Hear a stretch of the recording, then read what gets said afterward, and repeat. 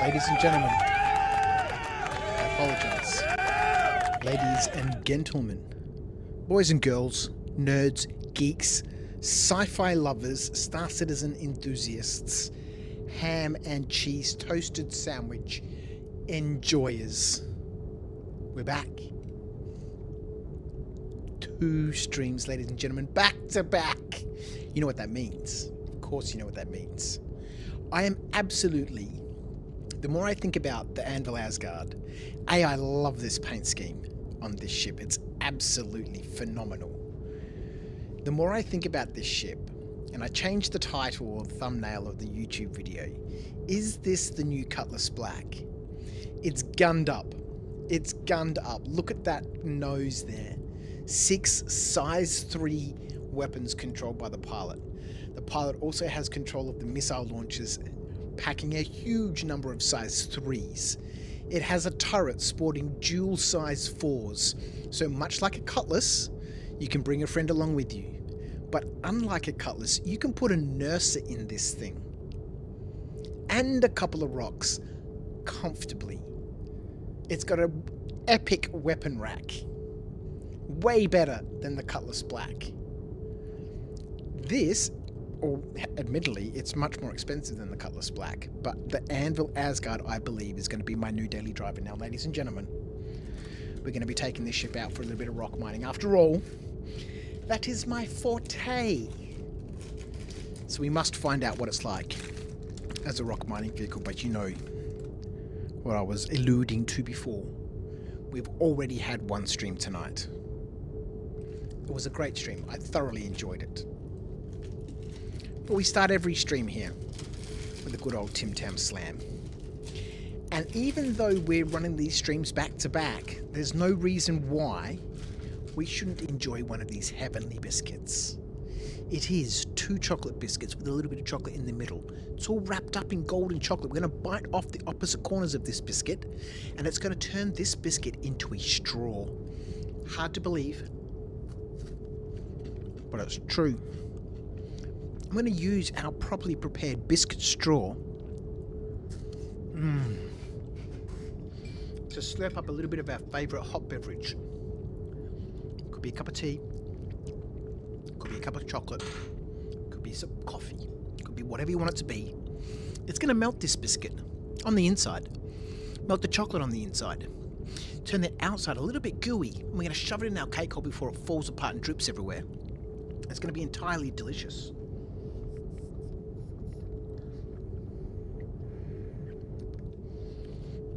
It is, ladies and gentlemen, the good old Tim Tam slam.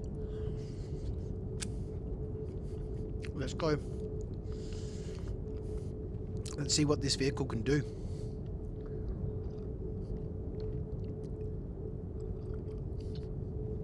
Oh yeah. Oh yeah. Let's get some music on.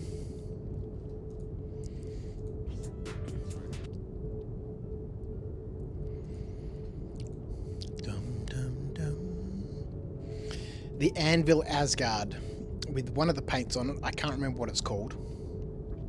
This ship is absolutely unbelievable. During the break, while I was having some food and recombobulating myself, I had a little bit of a wander around this ship. Now, immediately out of the pilot's cockpit, on the left-hand side is this weapon rack. Now, I say, is this the new Cutlass Black? Because the Cutlass Black has 4 weapon slots for long arms.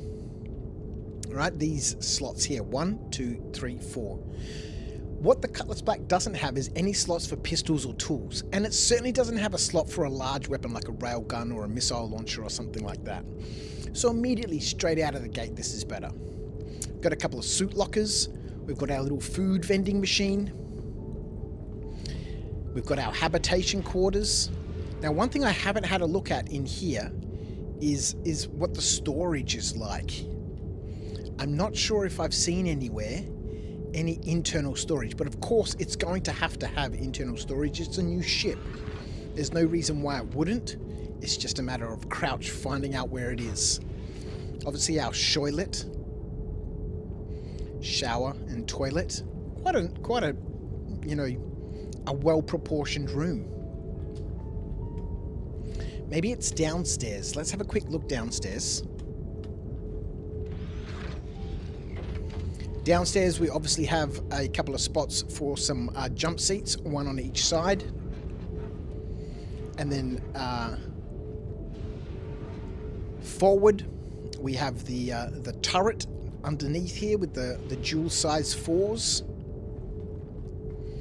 Weapon components, ship components. Now, where is our storage? Tarissia, yo, what's up? How are you? Oh, ha, Calypsia, we're back. We are back. Our second stream of the night in the Anvil Asgard.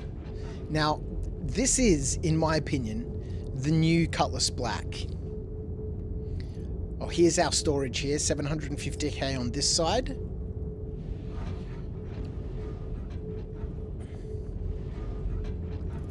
$750k on this side. Okay, so it lacks in storage.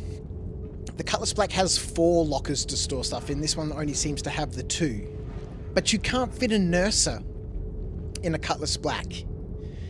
You can't fit you can't fit 180 SCU of cargo in this ship. You can still have 2 people in here, pilot and a turret gunner, like you can. What about me, Tarissia? I'm very well, thank you very much. We had a lovely stream before this one. A little bit of combat, finishing off Gilly's flight school. Jumped into the Discord with a few people. We ran around, did a few things. Boarded a Polaris, took it out from the inside as part of scenario number 8. And obviously, it's Anvil Day, right? So we're here in the new Anvil Asgard with one of the paint schemes on it. I can't remember what it's called. But it's absolutely gorgeous. I'm going to be doing a little bit of rock mining. Is this the new Cutlass Black? This is the upgrade from the Cutlass Black. So you start with your starter ship, you upgrade to a Cutlass Black, which is a very versatile ship. And then you upgrade from the Cutlass Black to this one? I'm not sure. We're going to put it through its paces. We're going to do a little bit of rock mining. We might even do a little bit of combat in this ship. So we're on our way to Magda. Can do all that in a Taurus. Skeet, skeet. But does a Taurus look like this beast of a machine? No, it doesn't. This game looks really epic. Teresa, do you play Star Citizen? Or are you just checking it out? There's a free fly happening at the moment. You can get involved. You can play the game for free right now. And if you haven't already created an account, cheeky plug, you can use my referral code, which you'll find in the description of this video, or you can put !code, I think, into the chat, and it will give you my star referral code. And if you use that, we both get a little bonus. And actually, I forgot, during Invictus Launch Week, which is happening right now, we're in the very last couple of days of it, as a referral bonus, we both get ourselves a fancy little bonus, a little P-52 Merlin snub fighter. So if you use my star code when you create an account, we both get that ship. You play this game sometimes? It's so good. I love it. What is my favorite ship? It's got to be the Carrack, the good old Carrack Expedition. My ship, the Charlotte Valentine. Absolutely love the Carrack. But as a daily driver, I've been flying the Zeus quite a lot, but we had a session last weekend, the great epic melting of 2025. I melted all of my ships, everything, all my pledges, all the way back to 2013, all gone, and we started again. So I don't have the Zeus anymore, but this ship here, I've got a feeling this might be my new daily. Look at those trails, man. Look at those trails. 1, 2, 3, 4, 5, 6, 7, 8, 9, 10, 11, 12. From all these little thrusters. This ship. And I love the front of it. Look how just chunky it looks. I love those guns underneath the cowling. That missile rack sitting on top. There's our dual size 4s, manned turret underneath. I wonder what it's going to be like in combat. It's obviously a drop ship, but you know, it doesn't have any guns that point down, unlike the TAC, right? The TAC's side turrets all point down. These guns all point forward. And I'm assuming that bottom turret will be able to, you know, rotate around all underneath the bottom of the vessel. But I think that this could potentially be my new daily driver. I mean, we can fit inside here, like I was saying, we can fit, let's take a little peek inside. We can fit in here a couple of rocks. You could fit a nurser. I'm sure you can even fit a snub fighter in here, like the C8R Pisces. Put a little medical rescue ship in here. Mobile spawn point. Be a good bunker runner. Not sure how it's going to handle in combat. We'll see, but with 6 size 3 pilot control weapons, I've got a feeling this could be my new daily driver. It flies well. It's relatively responsive. We're going to put it through its paces down here on Magda with a little bit of ROC mining. But I'm excited about this ship, and I absolutely love this this paint scheme on it. I can't remember what it's called.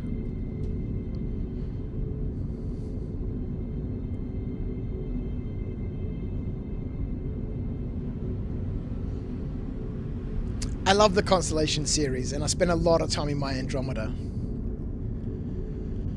So I can understand Skeet Skeet with the whole Taurus thing. You like the Aegis Reclaimer, Teresia? Oh, the big industrial ship. Munch and gobble, hey? Munch and gobble. We went out in the Reclaimer the other day aboard the Gabriel Knight. Scene! Scene! Thank you, my bad. Here I am showing off this amazing ship and talking about it. And, you know, I'm a pro streamer, right? I'm a pro streamer. I never forget to change my scene. How often do I stream, Teresia? Well, at the moment, I've been streaming on the weekends mostly, but we have just started recently streaming a couple of times during the week. After I finish work, I work a night shift, and my shifts rotate a little bit. And so I think we're going to try and start streaming a little bit more before work or after work. It looks like a winged turtle. I know, it's epic, man. It's epic. Alright, we'll get those VTOLs on. Let's slow down a little bit. Looks like a winged turtle. Look at this. Look at this ship. I'm absolutely in love with this ship right now. I love everything about it. Even those little fins at the back. Yeah, so normally we try and stream on Fridays, Saturdays and Sundays at 9 PM Eastern Standard Time here in Australia. That's UTC plus 10. That doesn't always happen, you know. I don't have a fast and firm schedule. Valk vibes. Well, you'd want to think so, right? What are these chevrons?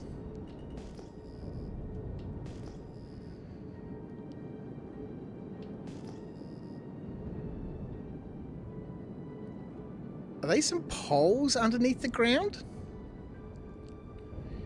New resources to mine, maybe?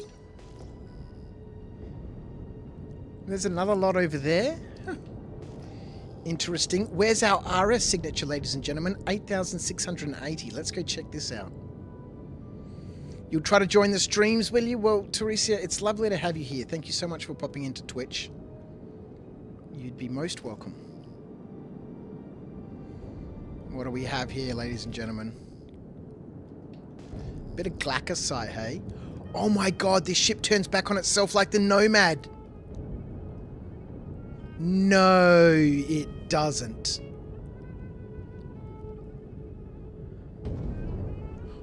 You throw this ship into a bank angle and pull it back on itself and it just stops.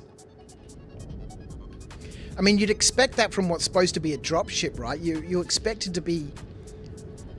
Whoa! I am... Yep. More and more am I enjoying this ship. Nice big long wide ramp. I'm gonna leave... What is that? Is that part of the ship? Let's close the doors up.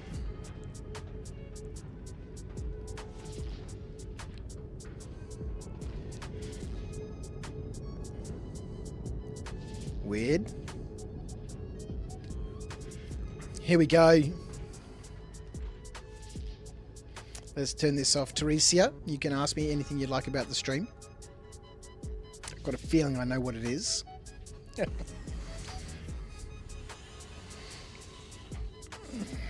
Let's go do a little bit of rock mining. I wish this hatch wasn't here. Oh, I don't mind using the stairs. I don't mind using the stairs. Let's go. We got our box for storing our gems. I'm so excited about this ship. So excited about this ship. That nice big wide ramp.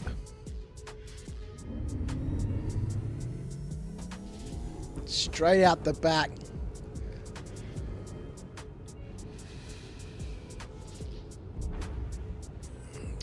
Thank you, Teresia, but I'm really not interested in it. Any of your wonderful services, I'm sure you're a very fine artist, but it's not something I'm interested in. Thank you so much.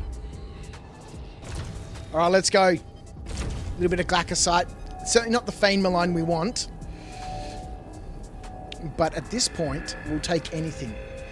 First off, I'm super impressed with how this ship turned back on itself and slowed down as we came up on this node. I guess as we fly around and we find some more gems, yeah, obviously I'm going to get a better feel for it. I've never flown the Valkyrie. I know that Star streams, although I haven't seen him on for quite some time. Another massive rock miner. Absolutely loves the Valkyrie, but I've never really used it. Whoa. It's just a little bit too expensive for me. Oh dear. Are we having this issue where we get no gems? Are we having this issue where we get no gems? We might need to make a trip out to Pyro.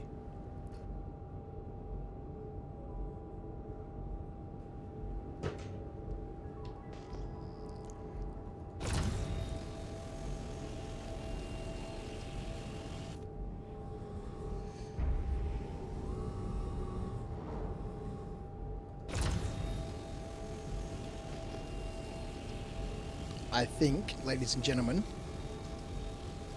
maybe some server lag. Everybody's on testing their freaking Anvil Asgards. Let's get out of here. Let's head into Pyro. It doesn't have a great fuel tank on it. It's reasonable. I think it's 1.65 or something.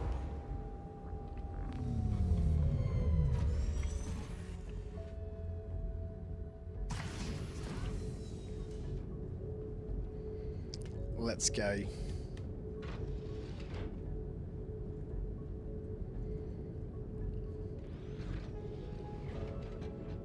Off to Pyro. Off to good old Ignis for a nice rock mining session aboard the new Cutlass Black. Whoops, let's get those engines on. Let's get out of here. Let's get those VTOLs back on and just boost straight up. Because this is one thing that the Cutlass Black is the master of, this vertical boost.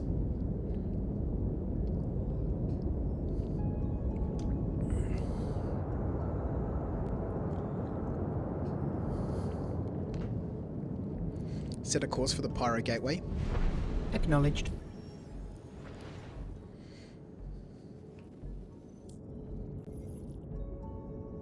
This could be a proper liverboard, you know? You know me, I'm always about the weapon racks and the storage and all that sort of stuff. And this ship doesn't disappoint. The lockers are small at 750k. It's a far cry from the 4 lockers that the Cutlass Black has, which are all 4 are 1200 each, I think. Are you leading me through an obstructed path? Atreyu. Standing by to assist you, Commander. Thank you. I'm on board for your convenience, sir. That's wonderful. Clear navigation. Clear navigation. Yes, Commander. Navigation cleared. Alright, we'll go around. Right, we'll set our own path. And we'll head on out of here.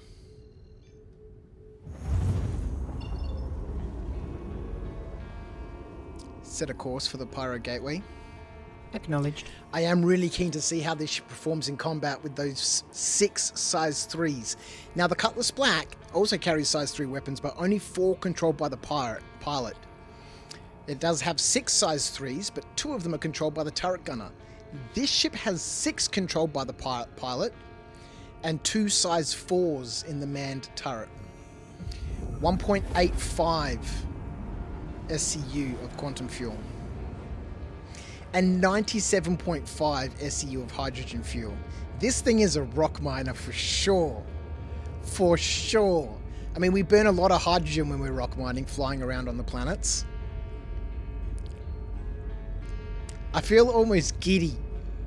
This ship. This could totally be my new daily. Throw a Nurser in here. A Nurser, 2 rocks. It's bigger than the freaking Star Lancer. It feels like it's bigger than the Star Lancer. I guess at some point we'll stop somewhere and throw a Nurser in the back of this. Because Nursers are big, right? But, you know, the hold in the back of this, you know, it's wide, it's square, it's flat.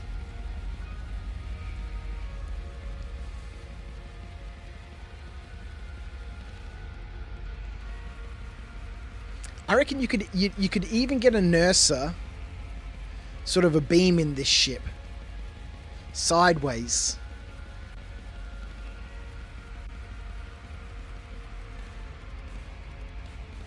I'm in love. I'm in love. Do we try and use that ladder in Quantum? That is the question. Maybe later. After we've done some rock mining and we've put the ship through its paces, maybe we try to, you know, get a little reckless. I'm loving this ship.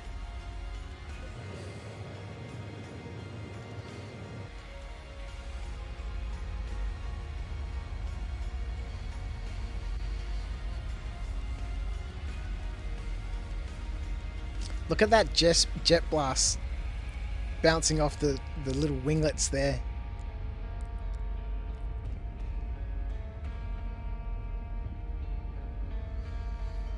The jet blast. Excuse me. And this paint scheme. What's it called? We got to find out what this paint scheme is called.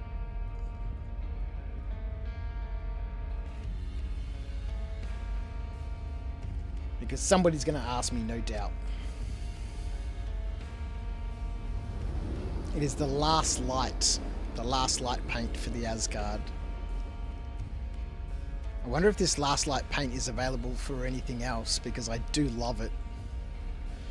I'd be surprised if it was available. Let's have a look. Let's go paints.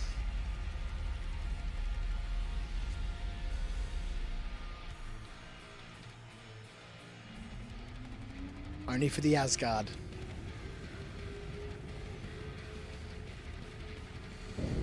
All right. Do we quickly top up our tanks? Let's top up our tanks here, and we'll see if we can get all the way to Ignis from the gateway.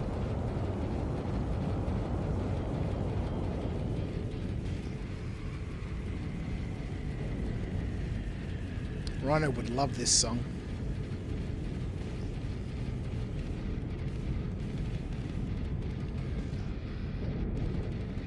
Right, where are our hangars? They're on the other side, aren't they? The pads. Oh my word!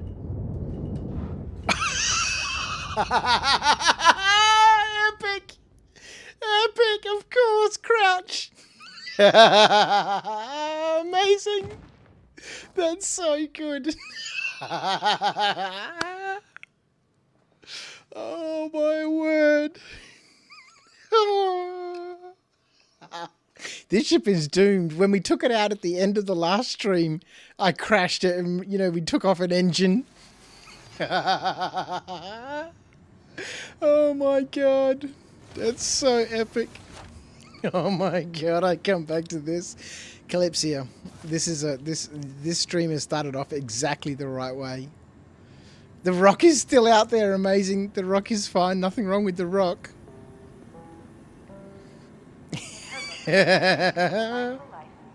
Indestructible, those things. Absolutely legendary. It's so totally appropriate.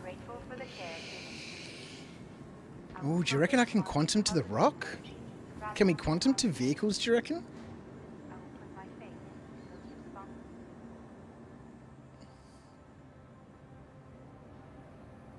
I think what we'll do is, whilst we're here and we've got time to mess around for a little bit, I think we'll try and put a nurser in the back of this.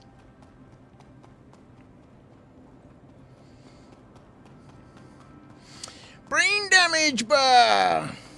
What's up, mate? It has been a long time. I have been very good, thank you, mate. Very good. I hope you also have been well. Welcome back on YouTube, my friend. We're taking out the new Anvil Asgard, which, you know, out on its maiden voyage, I destroy as soon as we get to the Pyro Gateway. CT, you switch back to this tab just in time. Hey, epic. Oh, so good. Classic crouch. Classic crouch. Classic crouch. Really like this outfit.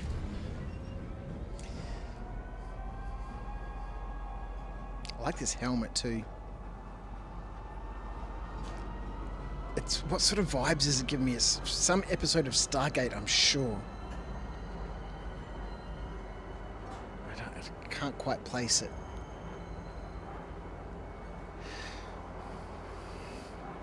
Alright, back to a claim. Brand new Asgard. Been around, have you? Lots of work? It's seasonal at the construction, so I understand that. I understand that. You get the work when you can get it, my friend. And there's busy times and slow times during the year. Unbelievable. Classic.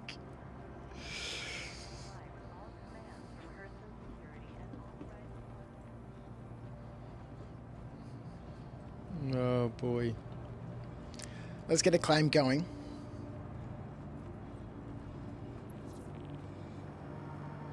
Oh yes, we must accept Hunt the Polaris mission as well.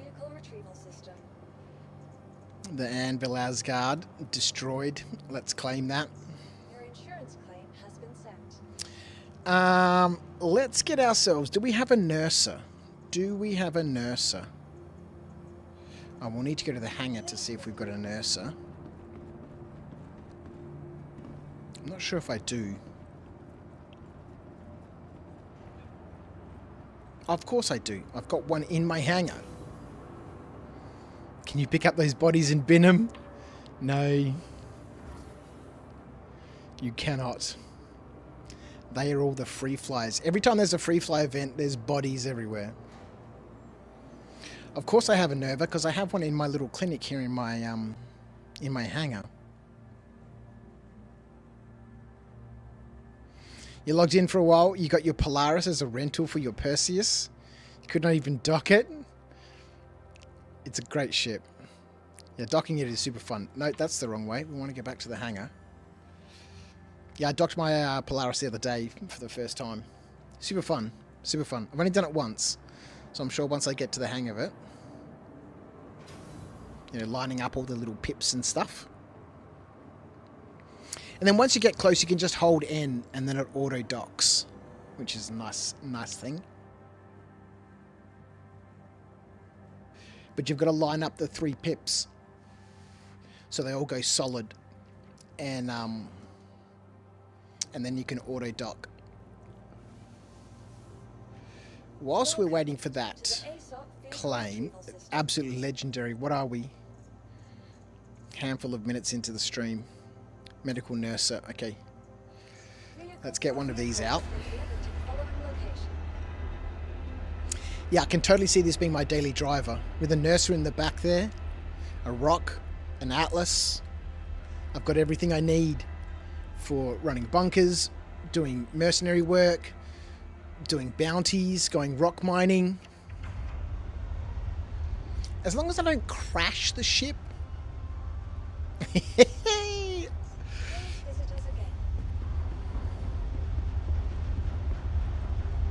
then we've got that respawn point available.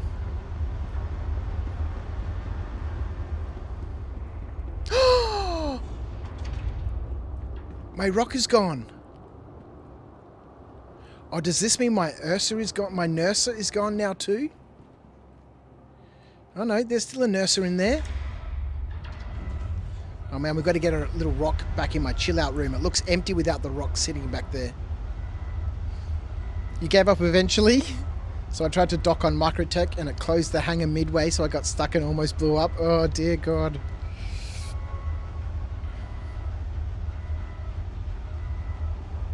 Yeah, this feels empty without the rock back there. We'll have to get one back in there.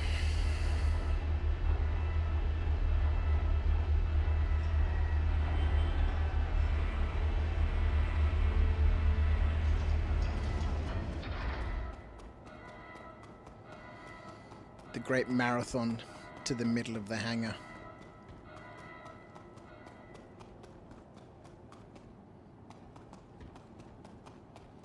I swear we just crossed the server mesh boundary to get to the middle of this hangar.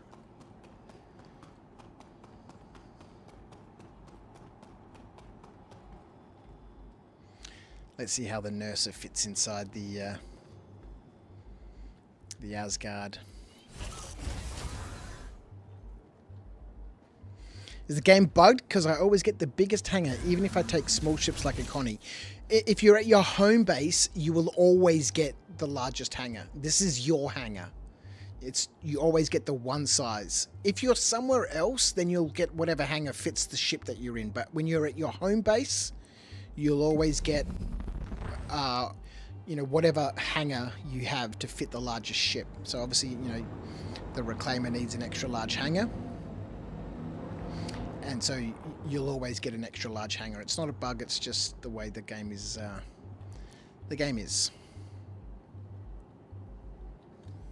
Yeah, it's something to do with your pledge. So if you've got for example, the Perseus, right? You'll get the biggest hangar suitable for your largest pledge. So the Perseus probably needs an extra large hangar. Or at least a large hangar. Welcome to the ROC vehicle retrieval system. Alright, let's get that Asgard booting along. Your insurance claim has Oh, been it's sent. instant. Your Lovely. vehicle has been moved to our storage facility. Do we get a rock just in case we can't retrieve the other rock? It probably would make sense, right? Vehicles Just in beyond- case we can't retrieve the other rock. Let's just get ourselves a rock and be on our way. This is where having a vehicle elevator would be amazing. Yes, Calypsia, just in case. I agree. I agree.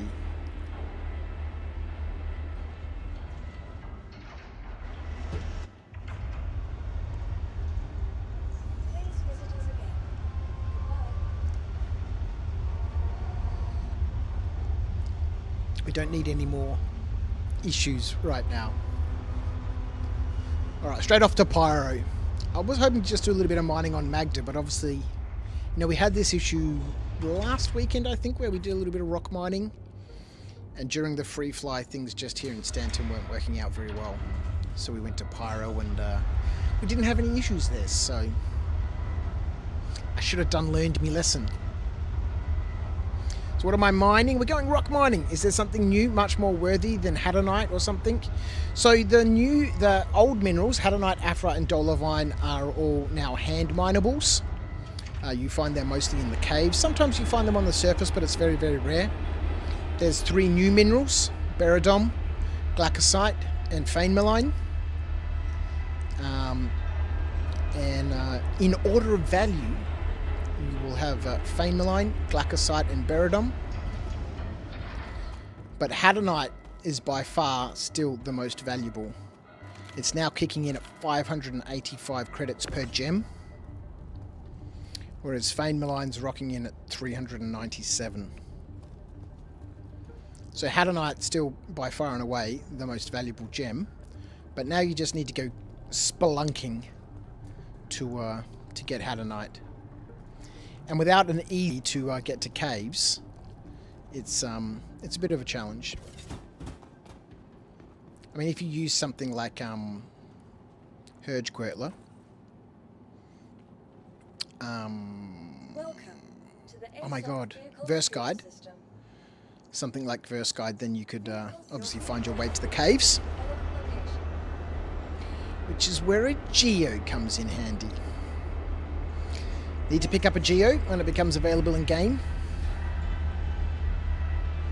Obviously, we did pledge for one when it first came out, so we could, use it for testing. Calypso, you don't know what Verse Guide is?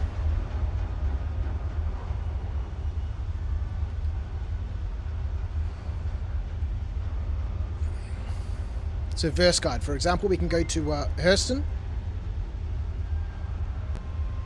Hold up, wait. Put the Tim Tams down. Rain Day and G-Bar fired up with a $16.20 super chat. Holy crap. Thank you for your support. Brain damage. You're a legend. So something like Verse Guide, right? We can show all the hidden locations. Yes, spoilers. Yes, please. Show me the spoilers. So this will show us every location on Stanton. Let's just turn off everything. Except for the caves. There's 108 caves on Hurston. This website is a bit of a beast.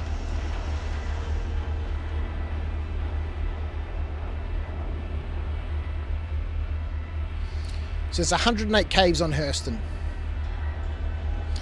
So say, for example, if we wanted to go to this cave here, it's got all the acidic caves, the rock caves, sand caves, everything is here. So let's say we wanted to go to this sand cave, which is where we can potentially find... oh my god, what's that other gem? The really rare one. I can't think of it right now. It's got a little screenshot of it. And it's got all the details about it. It'll tell us right now. It's morning there. The sun sets in 104 minutes from now. So if we fly over there, at least it's going to be light. There's no public quantum beacon. It's approachable on foot, so we can't drive a vehicle or anything into it. It's got stone bugs, Amioshi plagues, and Ranta dung as the harvestables. Janolite. There we go. Janolite. Hand minables, Hadanite, Aphrite, Dolivine, and Janolite are all found in this cave. And then we can click on directions and it'll tell us how to get there. So we can use several different navigation methods. So we can use the closest beacon. So fly as close as possible to Maker's Point. And then point your heading at 257.1 degrees. And fly for 12 minutes and 38 seconds at 250 meters per second. So, you could fly as fast as you want. The main thing is basically this bottom bit. Your destination should be right below you when you are 183.86 kilometers away from Maker's Point, heading 54.5 degrees. So if you follow these instructions, this is kind of like go to this place and then fly in this direction. Or you can use orbital markers, which will give you, fly to points in space. So go to quantum orbital marker 1, and then using your main engines instead of the quantum drive, fly towards OM1 until you are at least 100 meters from the OM. And then distance to the center of the planet or moon should be 1.44, etc., etc. And then fly forward until the distance to OM3 is 1.63. Fly forward until the distance is 1.85 from OM6, and then point straight down towards the planet and fly straight down, and you should fly straight on top of the cave. So yeah, Verse Guide is, and you can set up your own. Here's a triangulation method if you want to use triangulation. And you fly into a specific sector, and then you navigate and orientate yourself within certain distances of different OMs. You can use that method. This is originally how I used to navigate to specific points on specific planets. Way back in the day when we did little events where we'd hide boxes around the place, and people would have to go and find it and tell me what was in that box and stuff. And but yeah, Verse Guide. It's quite a good website. Looks like you can change your speed in the option, so you could get it to a calculated speed based on the speed of whatever ship you're flying. Yep. Whoops. It's a good website.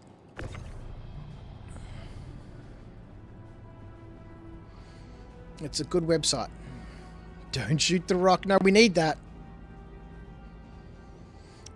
You tried to find those caves back when you were active, brain damage. It was sort of fun, but it's pretty difficult. And if you miss your way, it's pretty difficult. And if you miss your way, you're lost. Yeah. Once you get the hang of it, once you get the hang of using those directions, as long as you fly straight, use your right shift to lock your heading. So once you're on that heading of, it says 257.1 degrees. Now, you're not going to be able to get that exactly, certainly not to the decimal point. But when you're on that heading and you're in the air, right shift to lock the heading, and then just fly. And periodically, every now and then, turn around to have a look how far you are away from the starting orientation, or in that case, Maker's Point. And then just fly on that bearing until you're as far away from the starting point as it says you should be, and you'll be fine. Let's get the Nurser in first. You're too gay to fly straight, Calypsia.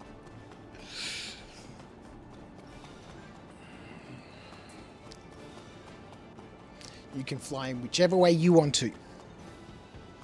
Just go in the same direction.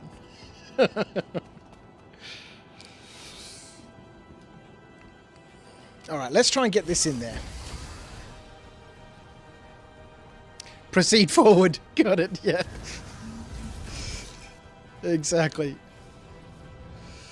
Alright, let's see what this Ursa looks like. It's considerably larger than a rock. I mean, we'll fit it in here, no problems. This is designed to carry a Nova tank. So this will go in here, no problems. Whoops. Unless you're crouching, you can't drive. Oh my word.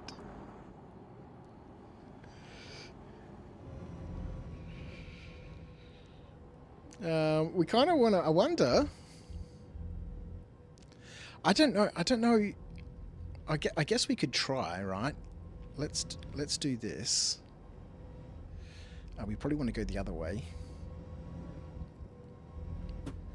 Do a 1,000-point turn. Oh no, if we do this, we'll lock ourselves in, won't we? And then we won't be able to get past it. No, it's no good, ladies and gentlemen. It's no good. We'll just stick it off to the side.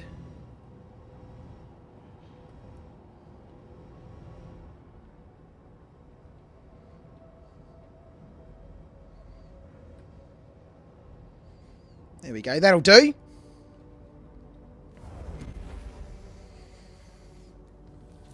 Crouch can't drive, can't pilot. Oh, we could jump out of the side doors, that's very true.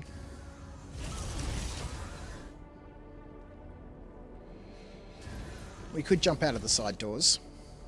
And then you'd have to run around the ship. Alright, let's get our box.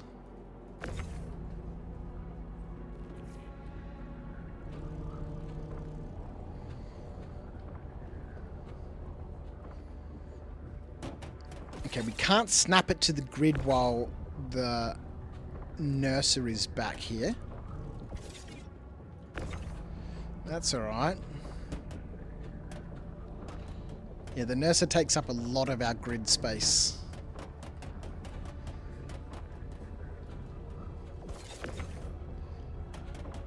It's taking up... Oh, nope, we can snap it back right there next to the Nurser. Oh boy!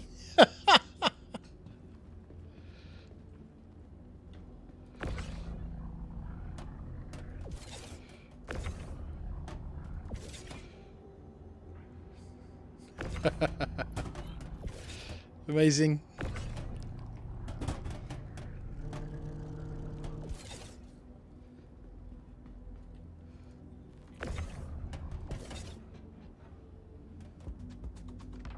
Oh, we can duck it back there. Plenty of room. Plenty of room. You like the style answer? The Nurser doesn't take up any grid space of it. Yeah, that's true. That is very true. You think the C8R is a little smaller than the Nurser? No way, man. No way. The Nurser is a ship. It's way bigger than a Nurser. We'll have to wait for Captain Foxy Loxy's video on what fits inside a Nurser to really, you know, see what fits inside a Nurser. Oh, it fits inside a an Asgard.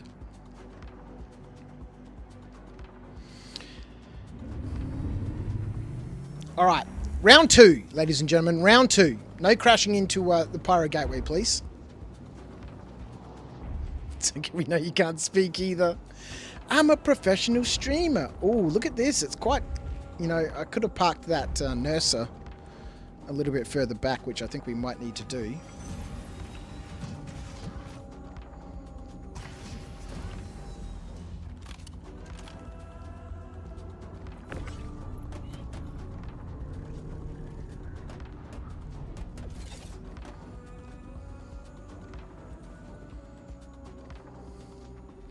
We'll see if we can move it all the way back.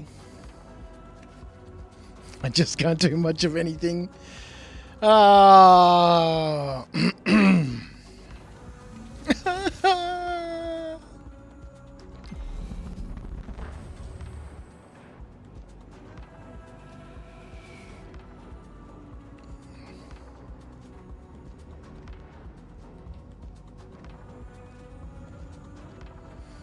So we kind of need to leave access to the... I mean, if we go all the way back, we're not going to be able to access...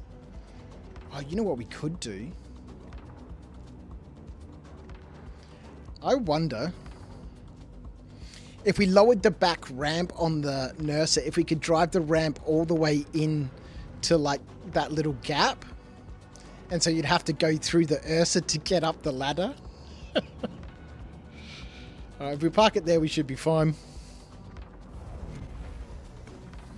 Alright, so once we get the Ursa in here, it becomes evident that it's not as big as it seems, right?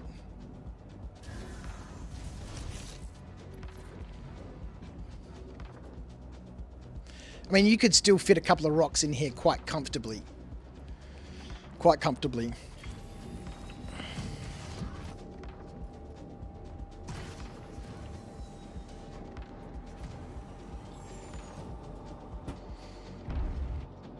I mean, you could fit one rock here and another rock on the other side. No problems. Little mobile spawn point.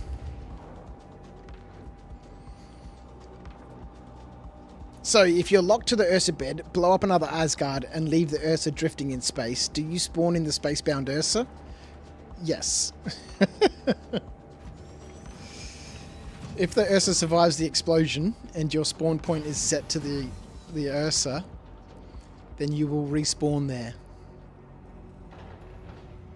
In space.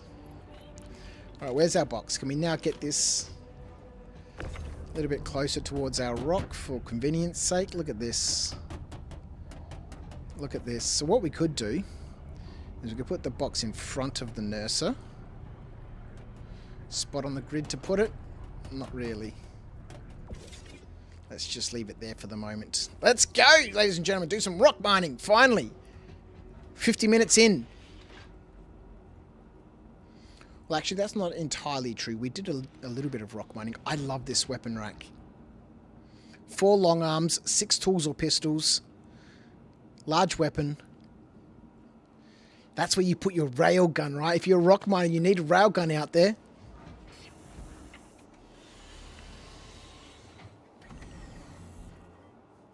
So don't do that. Well, look, it depends on what you're doing, I suppose.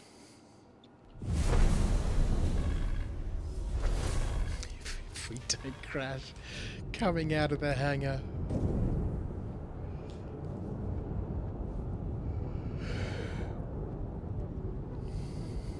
Vertical takeoff.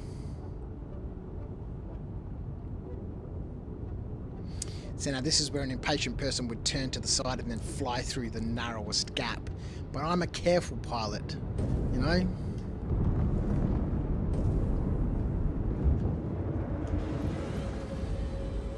Let's go.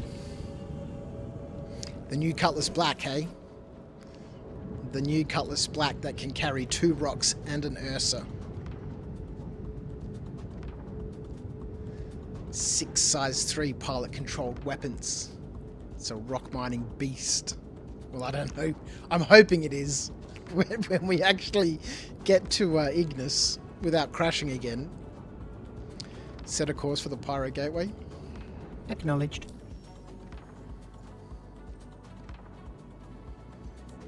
Alright, let's go.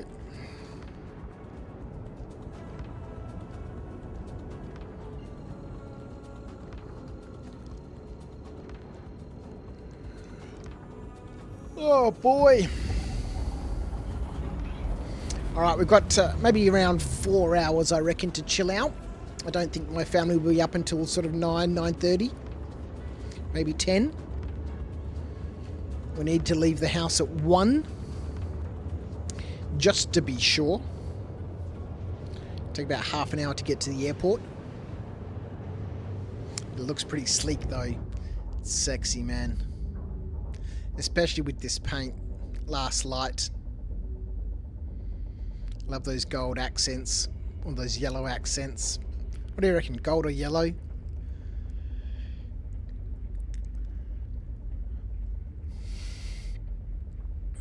I love the front of this ship, man. And I love all the you know, the 4 guns on top. Just the port and starboard of the cockpit. Covered by that cowling over them. That missile launcher on the roof there. Calypsy, you don't think you're going to jump on the Asgard bandwagon? You don't think you'd like it after you got it? Well, you know, at the moment I'm in love with it, but you know, that could change quickly. I mean, so far we've been out in it twice and crashed both times. So I'm not sure what that says.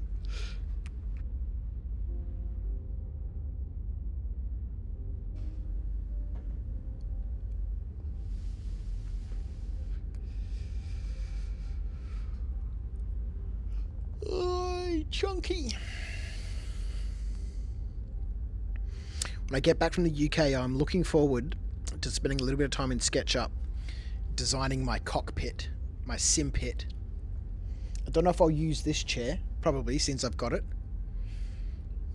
We'll take it off, put it on some rails and mount it in. Build a full enclosure. I want to get a second stream deck and at least 3 tablets for gamer glass with all my beep beep beep beep. It's too Spartan. You like the big double beds in the crew cabins in your Max. The Max is a nice ship. Oh, excuse me. I thought I'd love the tack, but I don't know. No, everybody's saying, you know, not very nice things about it. Glutrino, how are you, my friend? Hey, Crouch, didn't think you would be on tonight. Just got back from wining and dining Argo's X to get me a few attritions on discount. Amazing. Good old Amelia Hurston, hey? Yeah, well, I mean, it got brought up in chat that, you know, it makes sense for me to sleep on this plane, right? You know, what's the point of... Okay, let's not crash into the station again. What's the point in going to bed now and then just being awake on the plane? It's a long journey. It's at least 7 hours to Singapore from here. So I'll stay up all night, and then I can sleep on that first leg to Singapore, and then we've got the massive 14-hour flight or whatever it is to London.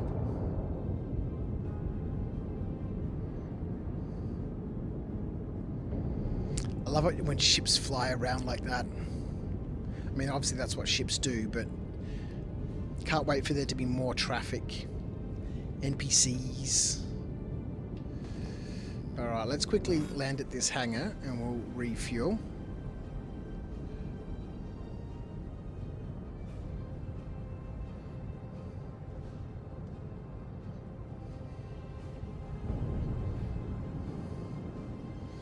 And then we'll make our jump into Pyro and see if we can make the distance. We got 1.85 SCU of quantum fuel.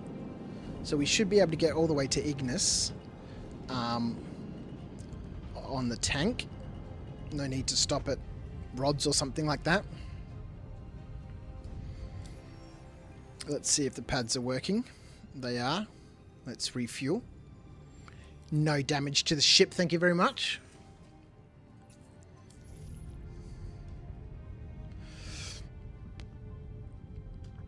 I think we're going to have to store the ship, aren't we? I'm already on a quest. Quest? Quests? No quests. We're going rock mining. We're going rock mining. How are you, Skeet Skeet?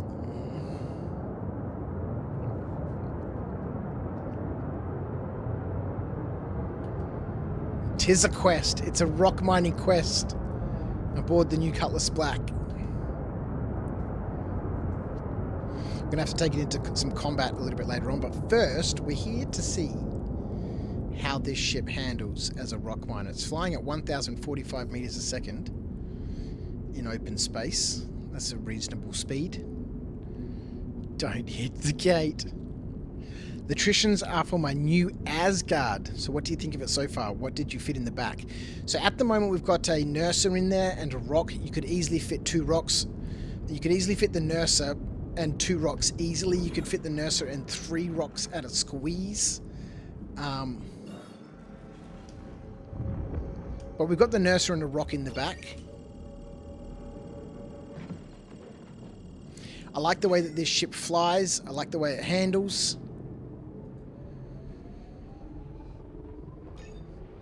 Entering jump tunnel! Let's go.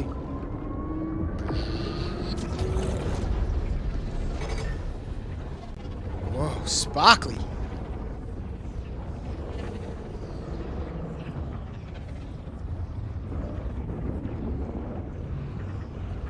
There's another ship just ahead of us. I love it when there's other ships in the tunnel. It gives you a proper scale of how big it is.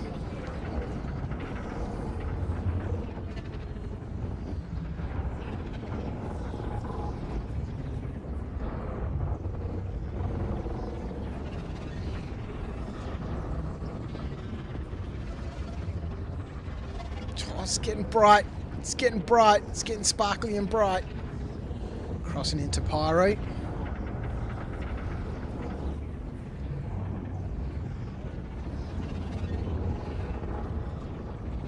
Man, we really needed some epic music for this. The music in here, the game music is beautiful. But obviously don't have the game music on right now.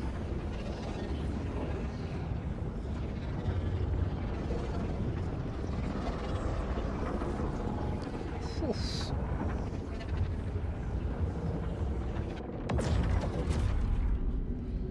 So we used a bit of fuel getting here. Set a course for Ignis. Acknowledged. This is when we crash into an asteroid. Alright, so we've got enough fuel to make it to Ignis. Do we have enough fuel to make it from Ignis to Gaslight? That's the question, ladies and gentlemen. I guess we're going to find out. Clipsy, you'd love to travel to Pyro, but you don't like staying there, so I'd have to go back and forth and back and forth. You're too lazy for that? What's wrong with staying in Pyro? I spent a lot of time out here mining on Ignis, just bed logging on the moon. You know, log in after, you know, it's nasty. Pyro is beautiful. Absolutely beautiful. Go mining for a little bit, then bed log and log off, and then log back on the next day, you know, a couple of hours after work, do a little bit of mining, fill up some boxes, go store them at Gaslight, and then when I've got a couple of boxes full, pile them all into the ship and head off. The planets are beautiful, yes. The stations are catastrophic.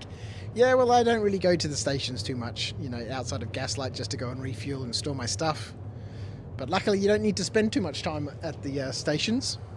There's not a great deal to do there, which hopefully at some point in the future changes, where we can go to a specific location and the game will keep us entertained there for an hour, complete some mission, and then it says, thanks for completing that. You know, now what about this? What about that? You've got these options. Go do this. Go do that.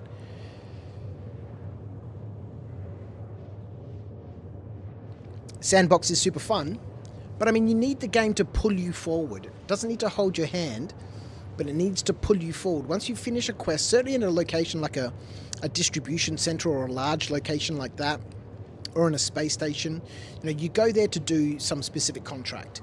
And when that contract is finished, the game entices you to stay there and spend more time and go do something different. And then when you've done that, the game says, hey, listen, there's a couple of different options here. Do you want to go do one of these things? Actually, yeah, I'll accept that and go do that. You don't want to go to Obituary and do delivery missions from the shops to the medical clinic or whatever? Man, that's the easiest. Is it 25 grand? Or 24 grand for each of those runs? Go downstairs, pick up a box, go back upstairs, put it on the shelf, 25 grand. Go back downstairs, get a box, go back upstairs, put it on the shelf, 25 grand. Go back downstairs, get a box, bring it back upstairs, put it on the shelf, 25 grand. Oh, sometimes you go to the other side of the station and put it on a different shelf. So, it keeps things fresh. I don't know, it gets boring after doing it once. Yeah, exactly. Exactly. That's why there's lots of other options. Lots of other options, especially in the big distribution centers and stuff like that.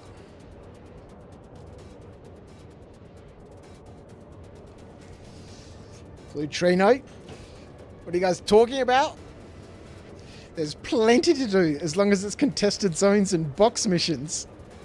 Choices, choices, choices.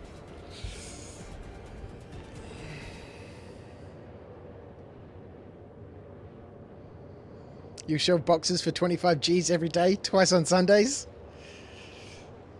Yeah, well, I don't think there's anybody alive who wouldn't.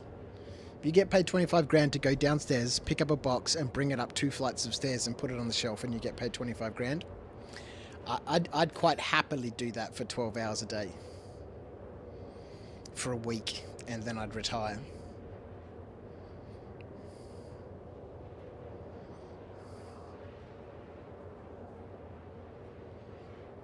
Those missions are crazy. They take like literally 2 minutes to do those missions. 25 grand, 2 minutes. I mean, let's just say you do 10 of them in an hour, right? One every 6 minutes. That's 250 grand. Guaranteed. No risk, no expenditure, nothing. Just go downstairs, pick up a box, take it upstairs, and you could do it in 3 times. $500,000 per hour of just running backwards and forwards. How much do you make per hour rock mining? Not as much as that dude at Obituary who's carrying boxes.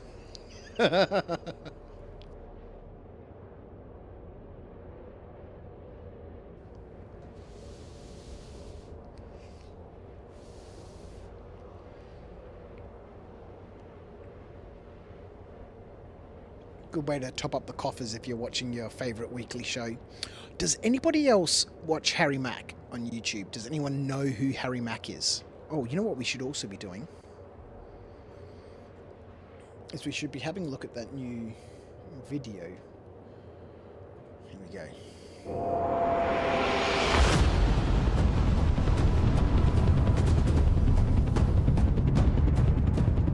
The Anvil Asgard is the Valkyrie on steroids. It's here to deliver larger vehicles than the Valkyrie is capable of, but without the troop deployment side of it. This is for the person with a Nova tank. It doesn't have a big enough garage. I would say it's a beast with tons of weapons. It's ready for action combat. I cannot imagine a ground vehicle that won't fit in the back of this ship, but I know where we work, so I think that's probably not a good idea. Look at that! Did you see that? Won't fit in the back of this ship, but I know. 4 cyclones. 4 cyclones, ladies and gentlemen. What has Foxy Luxy got left to do now? How many more cyclones can he fit in there? Where we work, so I think that's probably not a good idea to say. The big exterior changes are we've now got our missile rack on top of the ship. Lovely. It also looks more aggressive because of all... It's super aggressive looking. I love that. I love that so much. We've now got our missile rack on top of the ship. It also looks more aggressive because of all of its weapons now face forward. Yeah, gorgeous. We've got 2 new wings on the top. They are now supporting engines instead of guns. We have new rear thrusters to help it propel itself. Now it's carrying a tank. I think one thing to notice is the underwing of the thing. It looks structurally sound. We really tried to make that extra wing that's now carrying an engine look like it can carry an engine. We Look at that ship, extended and thickened the rear ramp entrance so that the bigger Nova can actually fit. If you're dropping into a battlefield for like a beach landing or something, you just like shoot everything at once, clear the area to let the tank or whatever come out the back. Ah! We also have a few cool paints. Yes. My personal preference is the copper paint. Oh, the copper one. Oh, I didn't know it was copper. I thought it was obviously red. Impressive. You don't really like get the full scope of how big it is until you like enter through those front doors and you see the roof just super far above your head. That big cathedral roof. The hangar interior, it's basically just like huge cavernous space. Like a very tall area. It's almost, I've heard it described as being church-like. Yeah. The side Very walls cathedral. repeat in a fashion that's similar to like a cathedral. And at the end of it is a window to habitation that draws your eye towards it. We've cut the crew complement down from 4 to 2 because there's only a pilot and a turret gunner / engineer now. So we have a full... There you go, Calypsia. Spartan. Very Spartan interior. This is not your double bed luxury accommodation in the Star Lancer at all. Are we crashing into a planet or anything? Nah, doesn't look like it. Good. bunk for the pilot and the gunner. We then have a Gotta have your luxury. bathroom off to one side. It's quite a spacious bathroom. Comfortable habitation, suit locker, decent weapon rack. Decent Like a weapon chow rack. line, I think is what we call it still. As a ROC miner, you can have It also your has a slightly bigger railgun cargo grid in there. than the Valkyrie. This one gets up to 180, but that's floor to ceiling in the back there, so it can be a little unwieldy if you do fill it up all the way. It's kind of in that weird spot where it's a military ship with an enormous cargo hold, so it kind of gets the best of both worlds. You can get your tank on the battlefield with ease. Providing as much fire as it wants to. You then close that ramp, lift it back off, and got the hell out.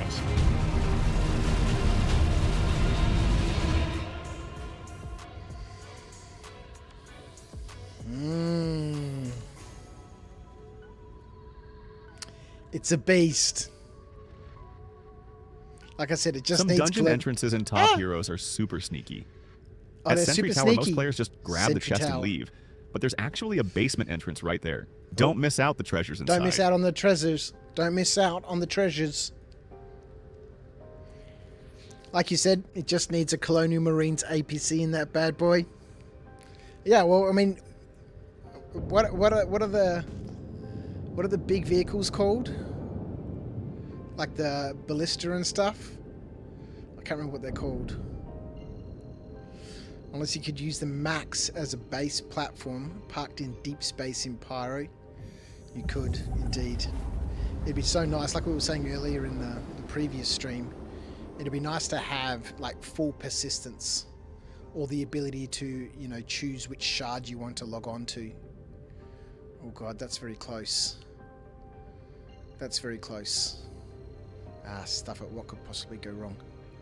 Pyro 5 and its, you know, clouds. What could possibly happen?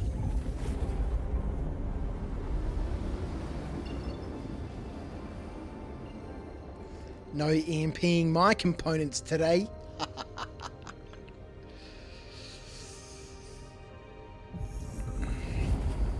Let's go. A little bit of rock.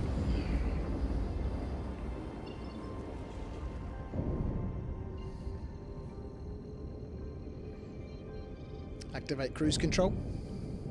Acknowledged. Yeah, it's a beast.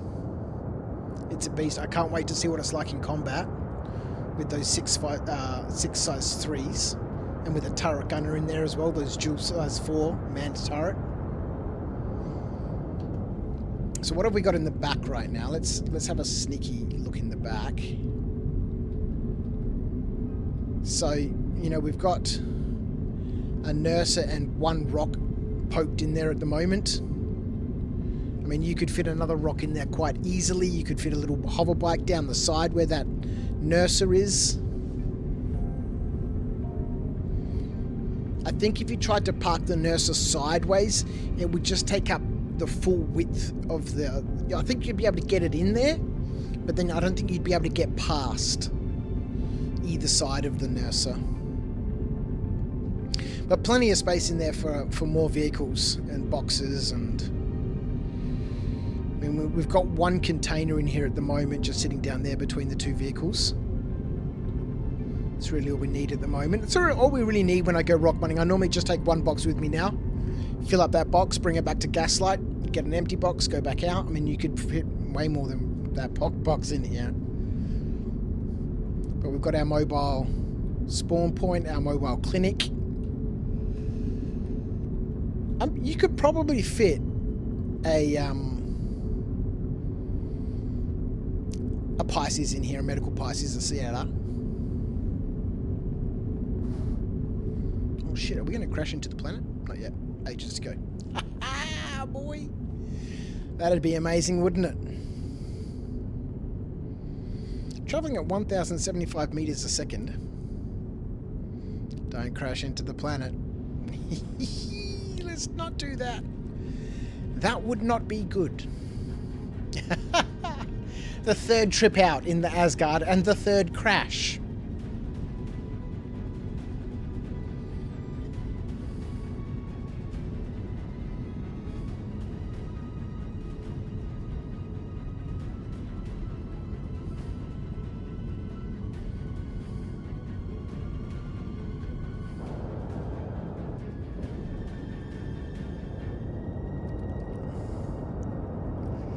Covers eyes and watches through fingers. Perhaps I should trade it in. Not yet.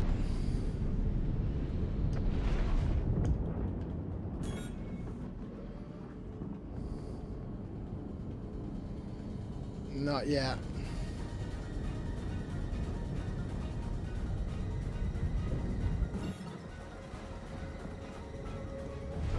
Let's go. Let's reset our view while we're here. Give us a little bit of distance, hey? Yes. Yes. Let's go rock mining, ladies and gentlemen.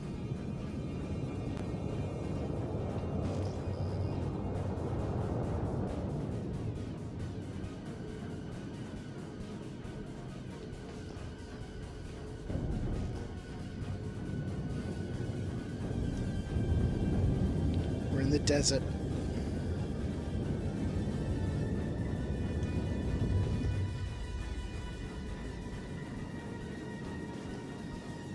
It's got a reasonable view.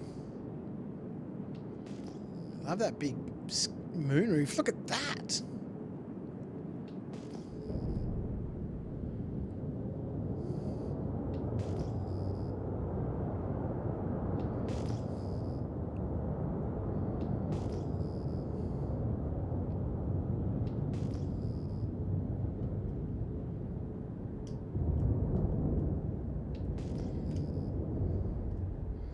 Does turn nicely. Motherfigure just CCU'd your Lancer to a C2. Bit of cargo hauling, hey?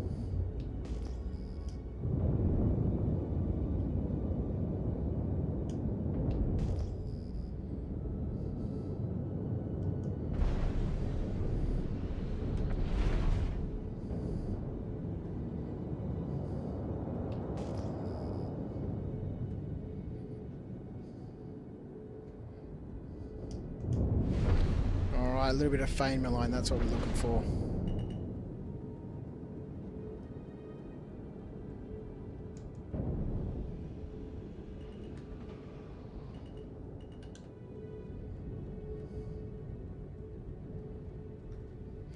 Those little stubby little legs.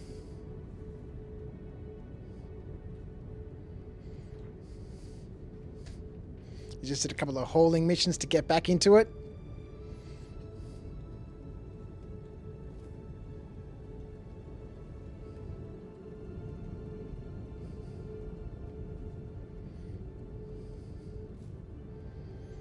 Little stubby legs.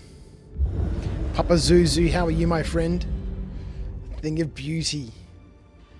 And Asgard, indeed, my friends. It's the new Cutlass Black. It is the new Cutlass Black.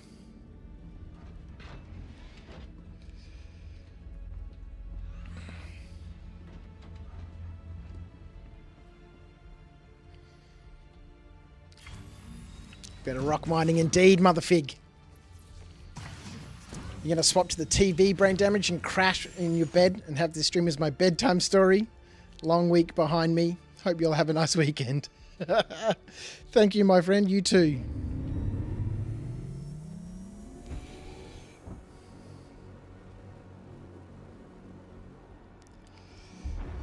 Let's go. Let's go mining. Actually, we need to turn the Toby off, otherwise the laser's going to go crazy.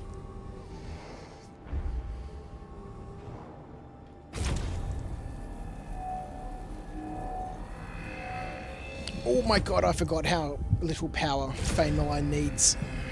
Gets me every time.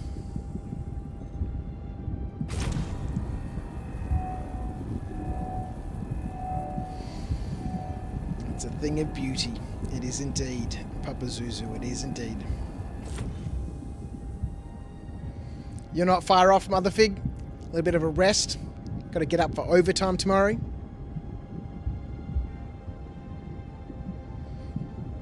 Well, I hope you enjoy your shift, man. Could fit quite a few Atlas Geos in that ship, hey, Grey Death? Heaps. Heaps.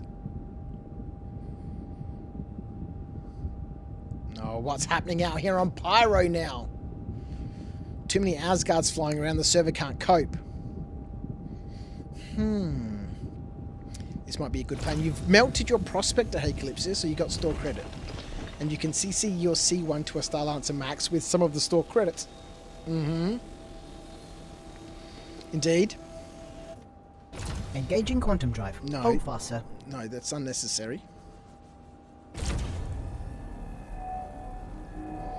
The Star Lancer Max is a lovely ship.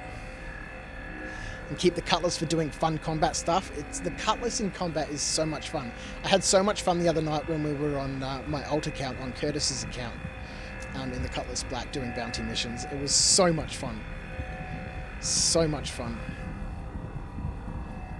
We'll see what this is going to be like. I don't think it's going to be as agile as the Cutlass Black, but you know, it's putting out a lot of firepower.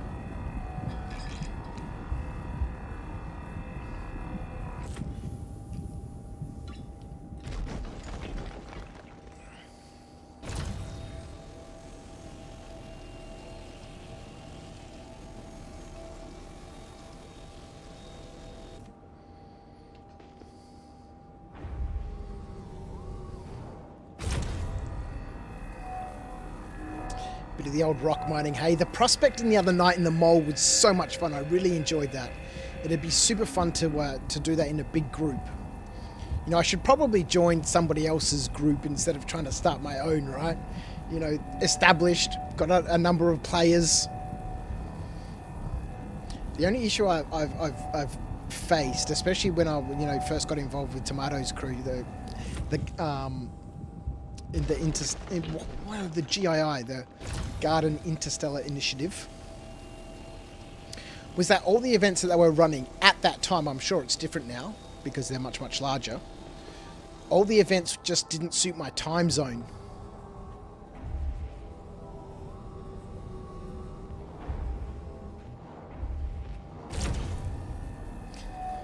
But I guess now that I work a night shift, it's slightly different, right? I can get involved in their events after I finished work, I suppose.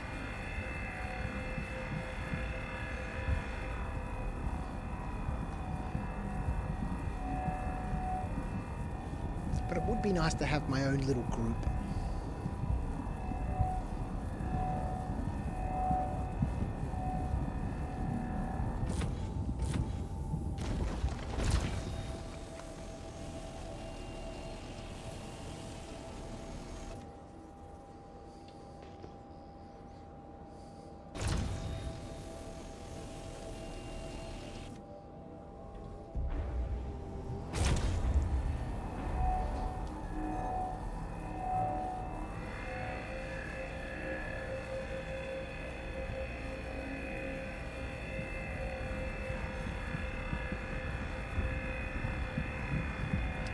chill.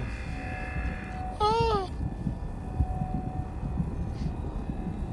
So it's a little bit floatier than I thought it was. When we first got in it just before over on Magda. And I was like, oh, it turns like the Nomad. Stops like the Nomad. On this little patch, it wasn't quite the same.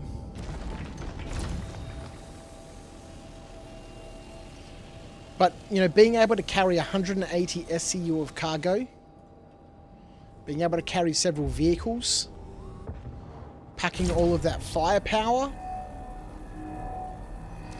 I don't need amazing crew quarters. It's got a bunk for me to go to sleep and log off. It's got a decent weapon rack. It's got a turret in case, you know, I ever get any friends and someone wants to come along for a journey.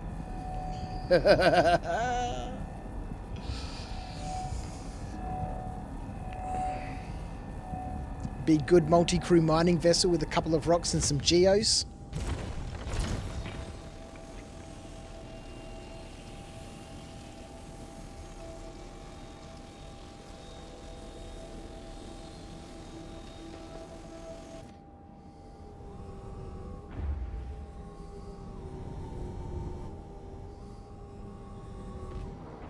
Geo is fun. Hopefully it comes out shortly in the stores in game. Wonder how much it'll be. Like the Atlas, I think is only 75 grand or something.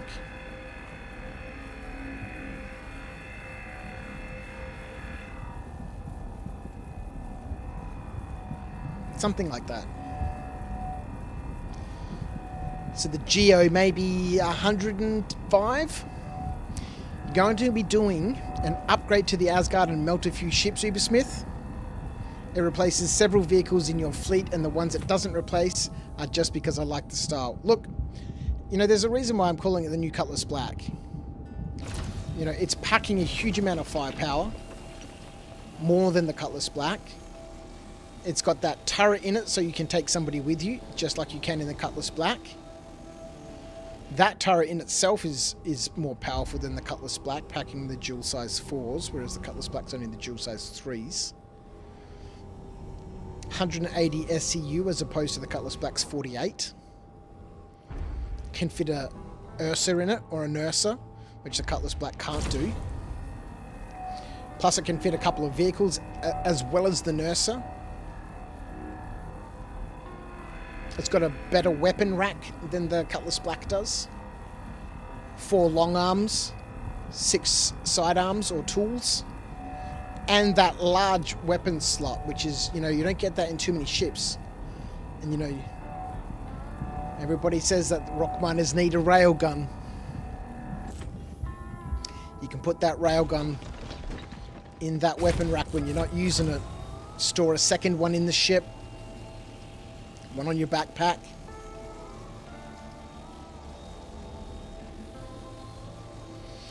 It looks, on paper, like a very good ship. Obviously, it needs to be put through its paces. I will take it out for some combat a little bit later on. But first, we're here to do a bit of rock mining. Cargo is comparable to the new Raft and almost beats the Starlancer Max, but its cargo grid is easier to work with. It is, what's the new Raft is 192 or something like that?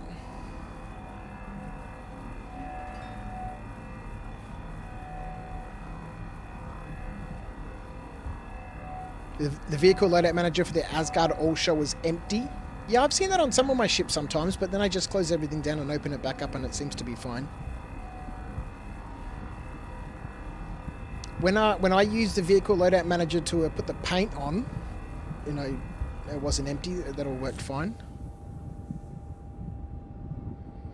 Yeah, Raft is 192, hey. So, yeah, 180 in the Asgard versus 192 in the Raft. I think the Raft, from a ease of use perspective, and certainly bundled up with a mole for you know, group prospecting. You know, loading from the mole to the Raft, I think, is a lot easier because they're both externally accessed, right? You just have a couple of people EVAing around, transferring things back and forward. Although I'm sure the raft, I don't know what sort of tractor beam it has. You know, you could probably just do it all from the ship.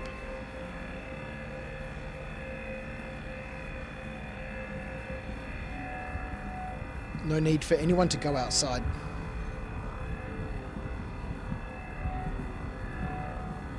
It's not currently available, the raft, is it? I wonder if it was available on Argo Day. I didn't even look. I hadn't even considered it.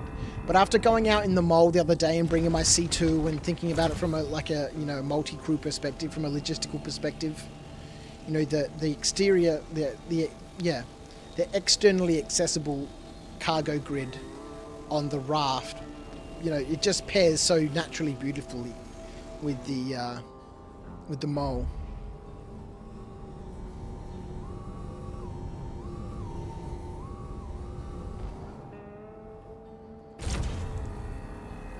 You love the new raft, Ubersmith. It does have an external tractor beam. Definitely keep it, but scary how close the Asgard is. I don't know, for me, I think the Asgard has a different purpose. I think the Asgard for me is just a daily driver. Something that I can do everything in. You know, all the things that I enjoy doing. Mercenary missions, UGFs, bounties, ROC mining, you know, just my daily activities. And then from a more industrial perspective, and certainly from a group perspective, certainly in relation to prospecting, the raft and the mole, I think, they're just like ham and cheese now, man. They just fit together so well.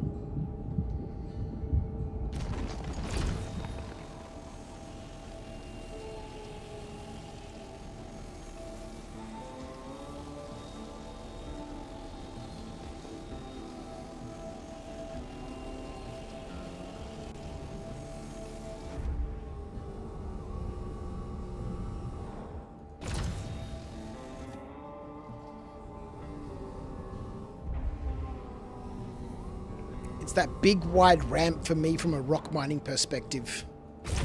That's just so beautiful.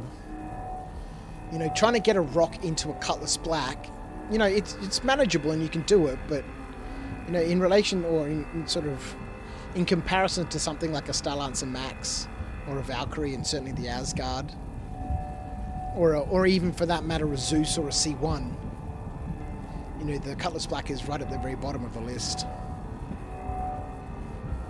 Yeah, Asgard is just a really strong multi-role ship. Yeah, 100%. 100%.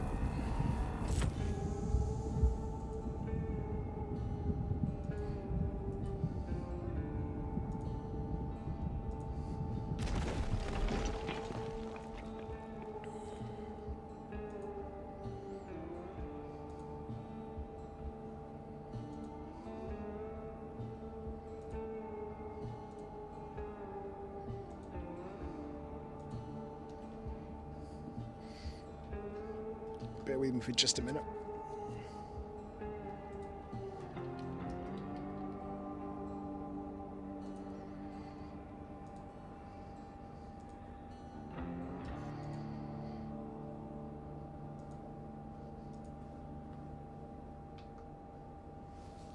Slash, my friend.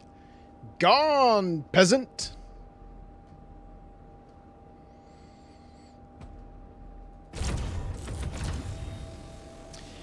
Slash, you missed the most epic moment. You joined just for that. You felt it in your bones. You missed the most epic start to this stream, Slash. You missed the most epic start to this stream. You missed nothing. I can't believe it. 2 times out in the Asgard and 2 crashes. One of them catastrophic.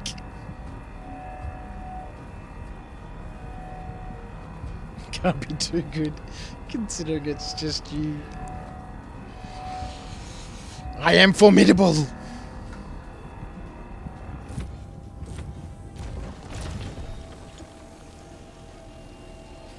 Amazing. Let's go. First patch of Faneline. Almost done. Well, I say almost, but this would have been a typical cluster of nodes that you would have stopped at before. from a quantity perspective. 6 or 7 nodes. Yeah, I'll stop and mine those.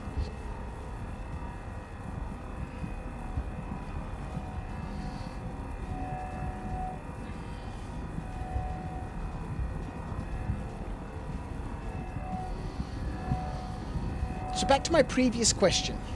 Does anyone follow Harry Mack on YouTube? He's a freestyle rapper. It's unbelievable. The latest episode of Omegle Bars was phenomenal. All 3 of them, phenomenal.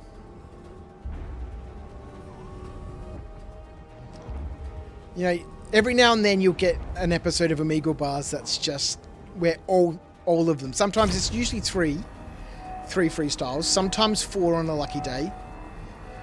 But when they're all just phenomenal and the whole video is just smiling and nodding and going, fuck it, this guy's insane, it's a good day. And the most recent episode of Omegle Bars was like that. I know he still calls them Omegle Bars, even though it's own TV or something like that. Omegle no longer existing.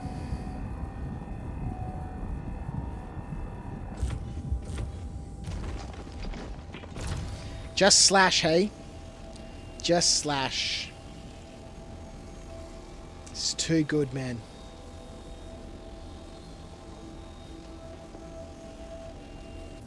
Chat is dead, man. Wake up, chat. What's going on? What's going on? Well, we're doing a very subdued activity right now, you know.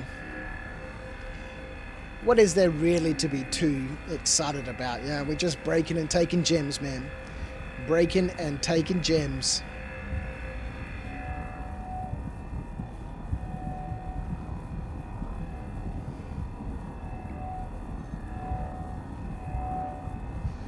We don't have all the usual suspects here to cause a ruckus.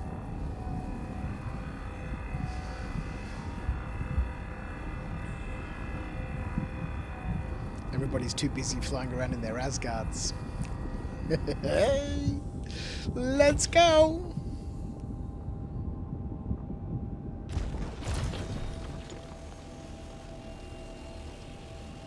I'm glad that I did that stream recently in the Cutlass Black on Curtis's account, because it's going to give me sort of a baseline or a good representation of what the Asgard is going to be like in terms of combat. Did we figure out a price? I bet it's more than $10 US. We did. It was $350. $25 less than the Valkyrie. I thought it was going to be at least $425. You know, I was saying it can't be less than the Valkyrie, right? The Valkyrie was already overpriced. Uber Smith, you're still at work, so you haven't got to check it out yet. It's a good ship. 350 USD. So I CCU'd my Terrapin, which I'm never going to use, which saved me a little bit of cash buck dollary dues. And then we picked up the last light paint for it. I didn't realize the concierge paint is actually copper. I thought it was red, so I went with the last light. But the copper paint, I think I might have to get that as well. I thought it was red, but it's not. Copper. We saw a very small glimpse of it in the was it Behind the Ships episode that we watched at the beginning of the stream. 3.5 minutes on the Valkyrie. We saw a very quick snippet of it with the copper paint on it. And it did look good. It did look good.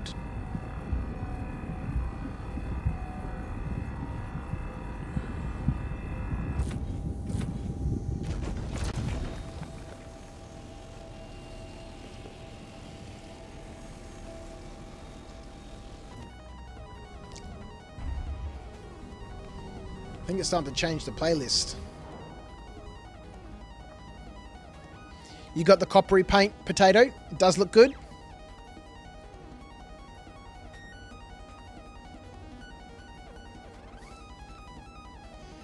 Where is the so-called cool sound alerts?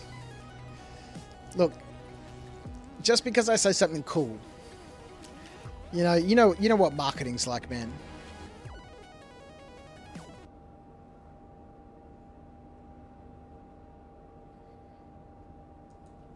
We say more than we promise. Ronnie, you just put attritions on the Asgard. Chunky, expensive.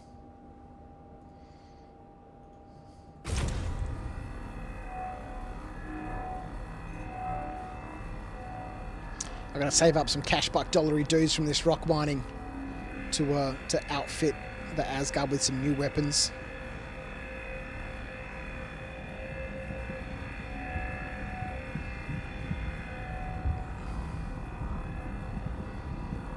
Don't even know what an Asgard is, Slash. You're out of the loop on the Starry game. The Anvil Asgard. It is the new Valkyrie, or the new ship on the Valkyrie chassis. It's just all cargo / open space. It is a wonderful vessel. It's packing 6 size 3 pilot controlled guns, a massive missile rack with size 3 missiles, a manned dual size 4 turret, big open storage space. So Valk, if you have no friends, perfect for Crouch 10. Yeah, 100%. Hey, let's go.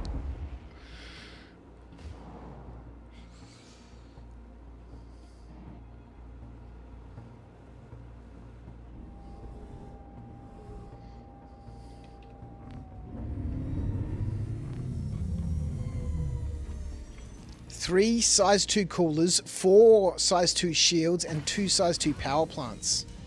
Wow, 4 size 2 shields. That's nice, man.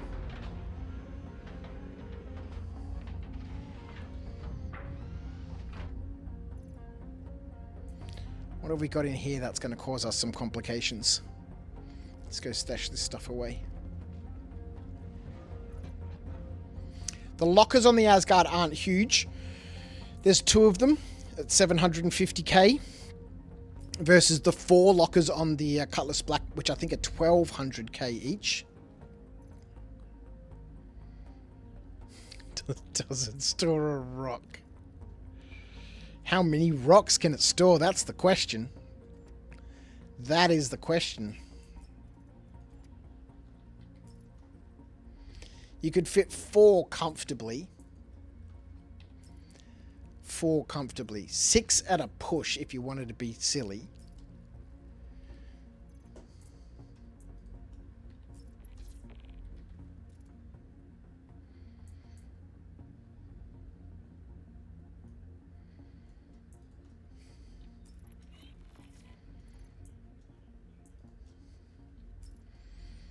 Alright, got my little medical clinic here. What's that getting all flashy for?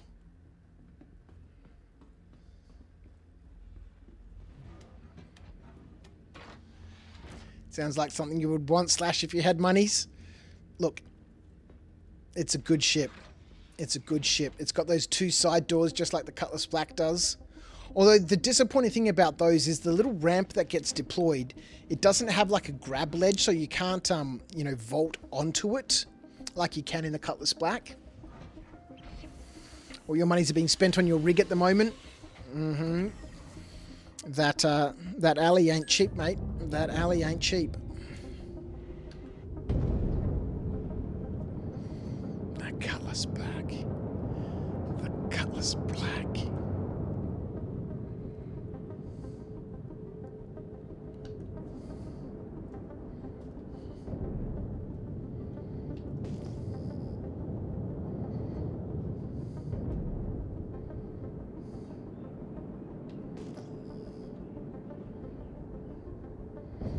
Some more Fane Malign.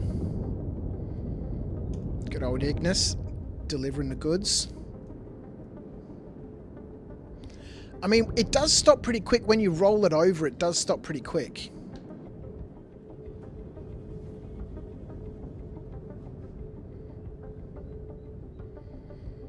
It may be just a tad close to the gems. Let's make sure that ramp gets down to where we need it to be.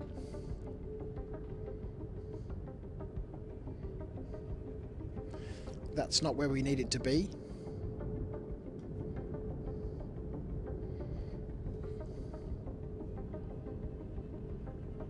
It has the same issue that the Valkyrie has in terms of its ramp, right? And its stubby little sausage dog legs.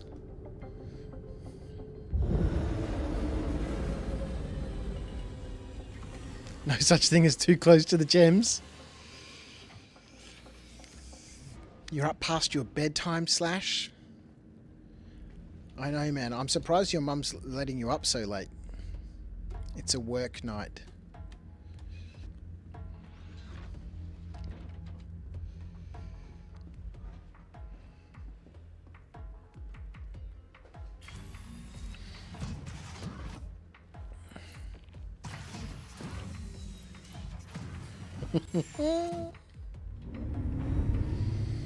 Let's go, round 2. Round 2. It does actually stop quite nice, but you've really got to roll it over. When you roll it over and sort of pitch back a little bit, it does come to quite a nice stop. But I don't think it's capable of doing that at speed like the Nomad is. But it's very nice to fly as a rock miner. I'd say it's sort of in between the Zeus, which I've spent a lot of time rock mining in, and the Nomad, which is the most legendary ship for rock mining simply because of how it handles. I would say that this sort of fits within the middle. It's not quite the Nomad, but it's better than the Zeus. You love your Zeus, Slash? I spent a lot of time in my Zeus. I do like the Zeus a lot. I do like it a lot. It's just lacking a little bit of firepower to get involved in a little bit of combat.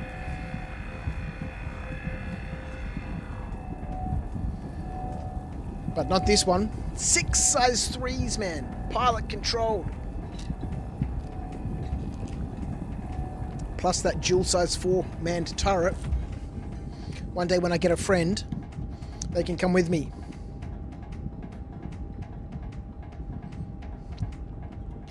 I'm not going to say anything, Slash.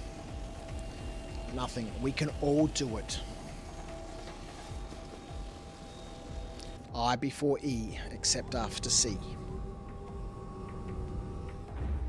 And a few other specific situations.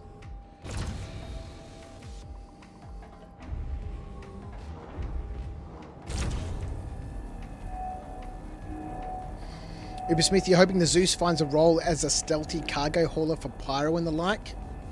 Or moving contraband? Yeah. Yeah. That would be sweet. Be able to kit it out in all stealth components. It's a good ship. It's a good ship. And because it lacks the ability to really hold its own in combat, then it needs to have some sort of benefit somewhere else. And as a stealth cargo runner, I can totally see the Zeus as a stealth cargo runner.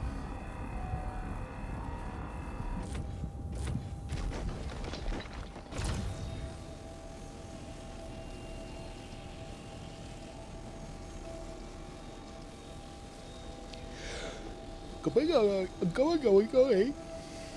Oh man, I'm going to sleep so well on that plane.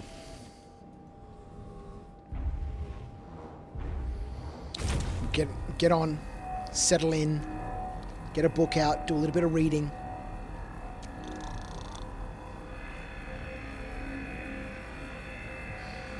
To be fair, English is my 3rd language. Not that I do much better in my native language, in my native tongue. 3rd language, hey? Well, Crouchy only speaks once, so, you know, I'm living up to the, you know, the reputation of being pretty much useless at everything. The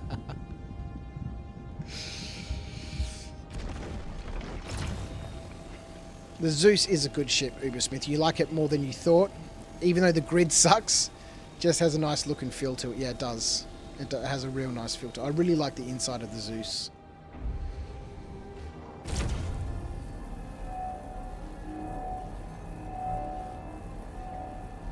The UK is going to be a long fight for me, even worse since it's going uphill. Well, the plane's doing that. I don't have to worry too much about that. But yes, it's a long trip. Melbourne to Singapore, Singapore to London.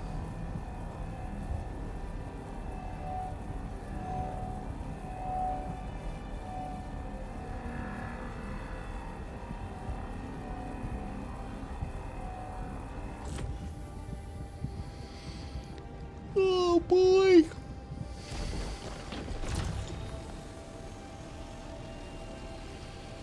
Seven or so hours to Singapore, and then 14 or so hours to London. The 1.5 hour layover in Singapore. It's a long trip.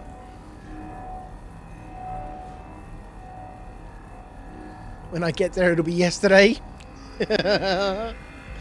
It's very true. When I come back, I lose a day. We sort of just teleport into the future. I just skip a whole day, man. Well, not a whole day, but, you know, a good chunk of it.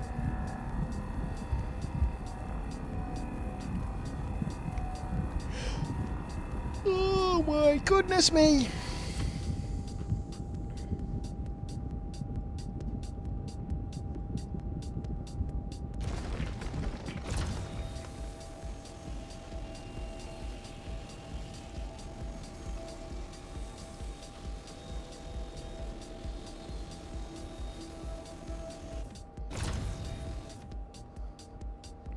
Ping.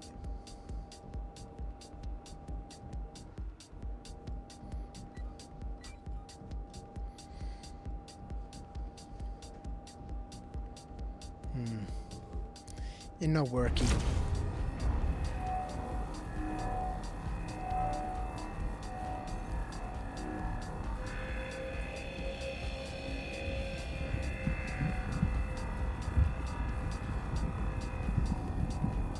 Yeah, I'm going to spend a little bit of time now in the Asgard, really put it through its paces for all of my little game loops.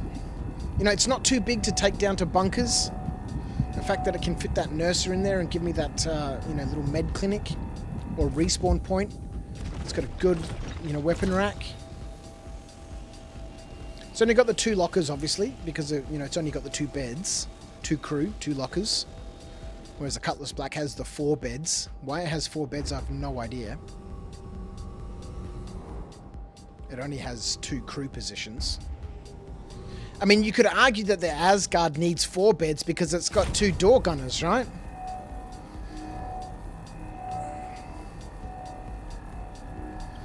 You're about to do a red level patrol mission in the Asgard, Rhino? Well, definitely let us know how it goes.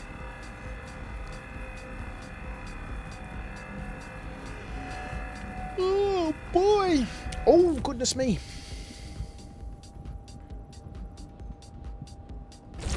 Oh, I thought I overcharged it for a second then.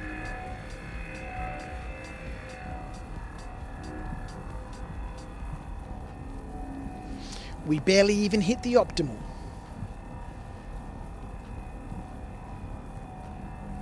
It's just a shame that I'm going today, so, you know, I'm not going to have too much of a chance to play with the Asgard, unfortunately. But at least I can take it out for a little bit of a rock mining expedition before I head off.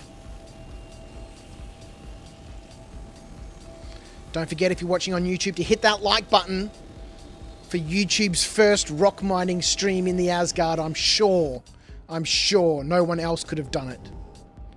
No one else could have done it.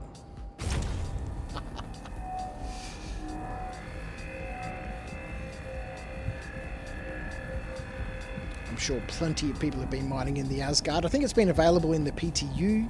I've seen streams of people who have been flying around in an Asgard. So I don't know if it was a concept ship at some stage or...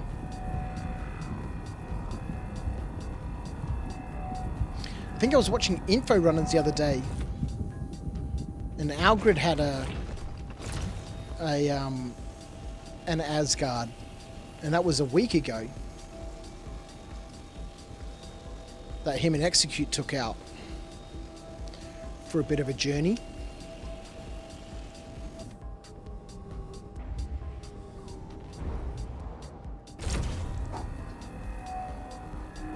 Gotta get to bed, Slash. Thank you so much, mate. Gotta do the whole adult thing tomorrow. I feel that. Have a good one, mate. Take care.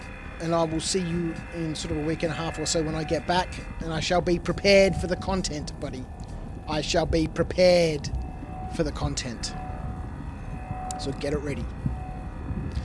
Barbelnarf, my friend, how are you? Joining us on the old Twitcheroo. What's good? We're in the new Anvil Asgard, man. Taking it out for its maiden spin. A little bit of ROC Mining. As we kill a couple of hours before my family awakens. And we finish our packing to aboard the Great Sky Plane. For a short trip to the land of the King and Queen.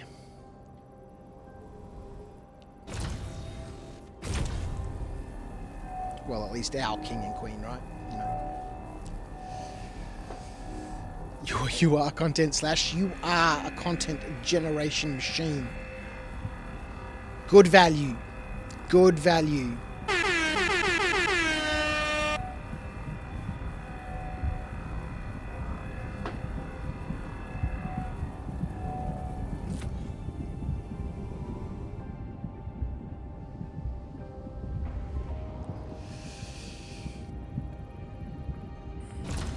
Do I like it? Well, so far, I'm loving it, Barbelnarf. Absolutely loving it. You just picked it up, gonna mow the yard, then hop on. I'm absolutely loving it. Is it the new Cutlass Black? I think it's the next upgrade from the Cutlass Black. It's got the turret in it, so just like the Cutlass Black, can bring somebody along. It's up more powerful. It's got more guns than the Cutlass Black does. It's got a bigger cargo hold, 180 SCU of cargo versus the Cutlass Black's 48. It's got a lovely weapon rack, a couple of storage lockers, fit a nurser in there, fit a couple of rocks as well. I think it's going to be a very good all-rounder. Not yet to take it into combat, which we'll do a little bit later on. But it flies very nice, it handles nice. You know, it's not as nimble or agile as the Cutlass Black. But, you know, it's larger, right? But, you know, I think, I said a little earlier on in the stream that, you know, you'll go from a starter ship and, you know, you'd level up to a Cutlass Black. And then from the Cutlass Black, I think you'd level up to the Asgard. I think it's going to be my daily driver. You know, I don't have my Zeus anymore after the great melting of 2025. That I'm lacking in my fleet what I would consider my daily driver, my Zeus. Something that I would just get in by default to go and do things. And I think the Asgard for me is going to be that. Right? Right? That's what you were thinking? If the drop seats were a med bed, I'd be in love. Imagine that. Imagine that. That's the upgrade module. That's coming out on the website later on. If the Asgard had a med bed where the freaking jump seats were, it would be the ideal ship. It would have been perfect. It would be perfect. It would be too perfect. Chris doesn't like doing that.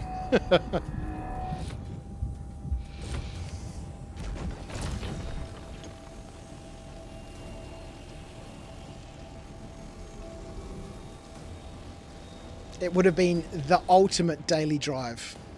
With a med bed, you couldn't beat it. I mean, that nurser in there is wonderful, but it's consuming a huge amount of space, right?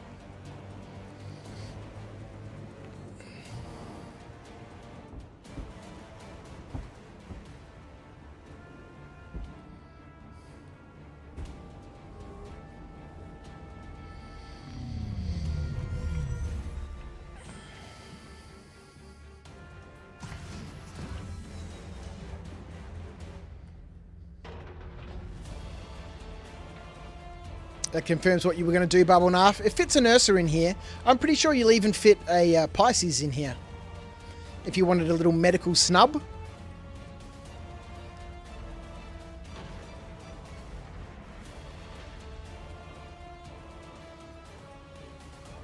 You can buy an Ursa for like 100k. Yeah, I know, it's crazy. They're so cheap in the game. Bill Crans, my friend, how are you? Isn't there one selling spot for those gems in Pyro? I am not sure, my friend. Oh, this might be one of those gems when they don't stack like this and you get one small little gem like this that doesn't stack. I think Skeet has shown me before that when you collect gems and you get one that doesn't stack like this, if you take this gem and put it on the ground, it actually becomes like a node. Right? Let's try it, right? Let's put it back here. We'll see what happens.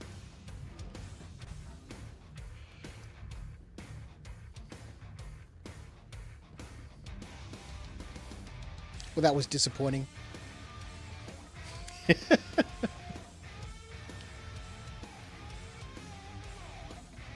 Mr. Potato. Pull a fuse, it kills the entire ship.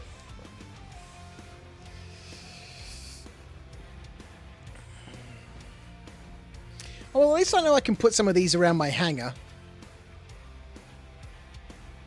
A little bit of hangar flare. I'm all about that hangar flare at the moment.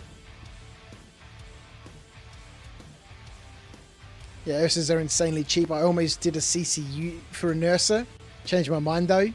Man, I'd never buy a vehicle on the website.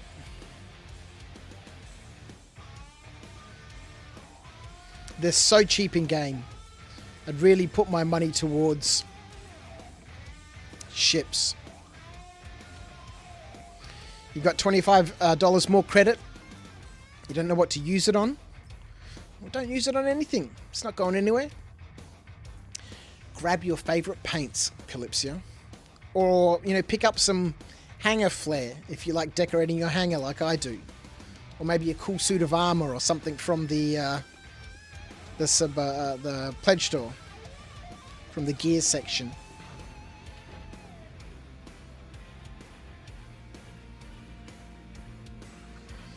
The STV, whatever the gold buggy's called. The STV. The STV's a nice little buggy, man. It's underrated, the STV.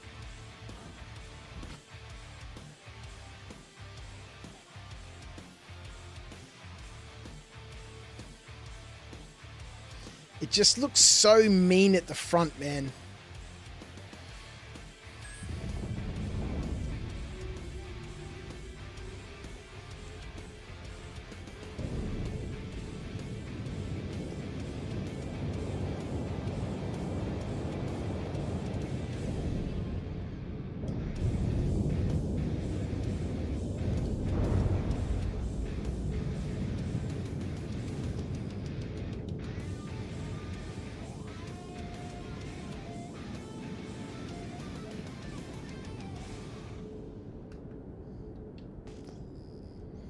And in combat, this big wide moon roof, I think is going to be so good.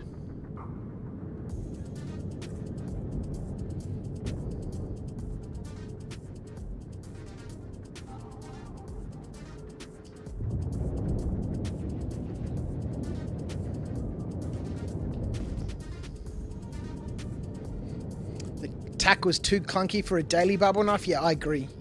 I agree. I thought it would be my daily, but it's just too clunky. Put the med bed in this, and that'd be the ultimate ship. The ultimate ship. I can hear the birds chirping. What's the time? 6:30. Simple accommodation. I mean, the tack is nice. Both the Max and the tack are both good. You know, I like the crew accommodations and, you know, the common areas. But, the tack is just so, yeah, clunky. It's cumbersome, it's slow.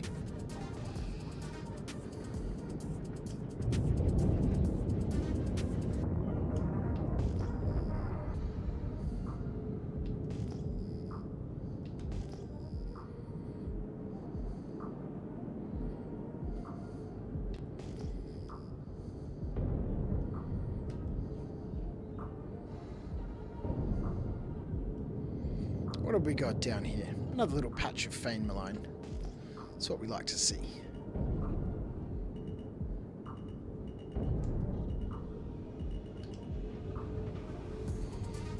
Where are those gems? There they are.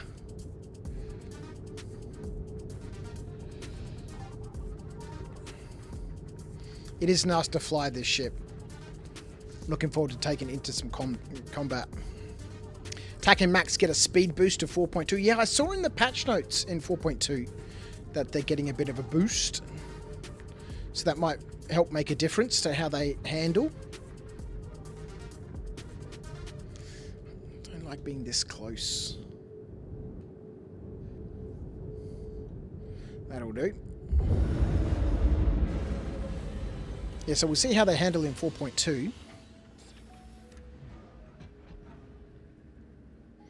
What did the patch note say? Let's have a quick look.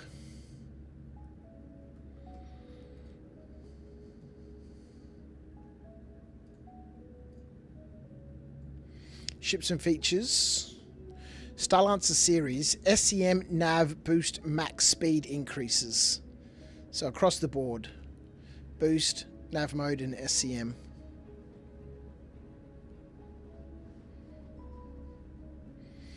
Anvil date. Arrow, Valkyrie, Asgard, the Pisces series, the Carrick. It's all available. The F8C, all the different Hornet series.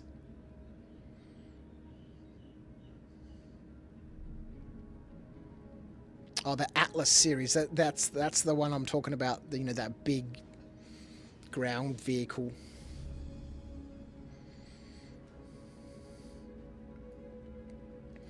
Right, posting up some details in there. So the SCM's gone from 110 to 150. It's not bad. Boost from 305 to 314. Nav from 915 to 960. Forward Gs, normal and boost, 2.9 and 3.9. Not sure about previous numbers if they have changed. Yeah, the biggest issue with the TAC was just its acceleration.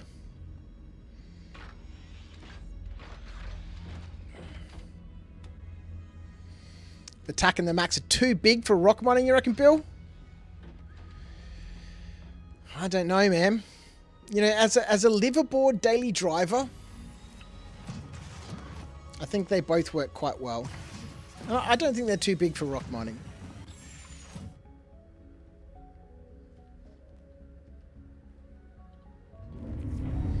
We did a little bit of ROC Mining in the Max when it first came out.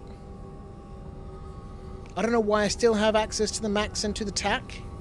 I don't actually own them anymore. And for some reason they appear in my CCUs. You know, I can CCU from a Starlancer Max to something, but there's no Starlancer Max in my hangar. So I don't know how that works.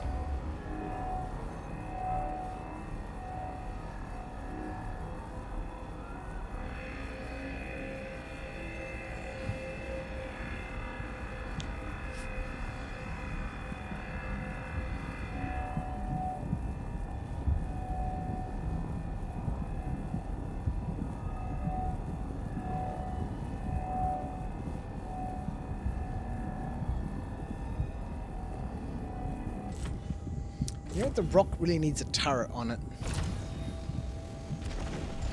Something to give it a little bit of self-defense. Or like a handful of missiles. It just needs 2 missiles, right? Something that you can lock on with and fire while you get back to the ship, yeah?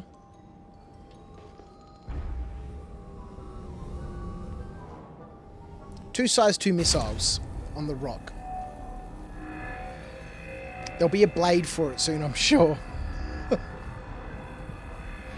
Be a weapon kit. Change out the light bar for a little for a missile rack.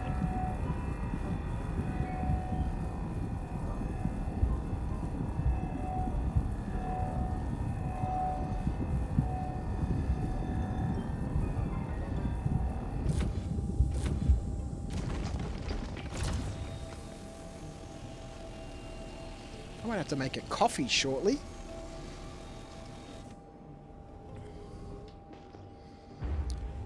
But I'm certainly going to sleep well on that plane. looking forward to this little trip. Yes, whilst we're going for a very sad occasion, but it'd be nice to see my family there. My sister from Sydney's also coming. My sister and her husband and her family who live there in London. It'd be nice to see them. I haven't seen them for a couple of years. It's going to be quite nice. It's a quick week away. Moons like Magda and Aberdeen, too steep or uneven terrain.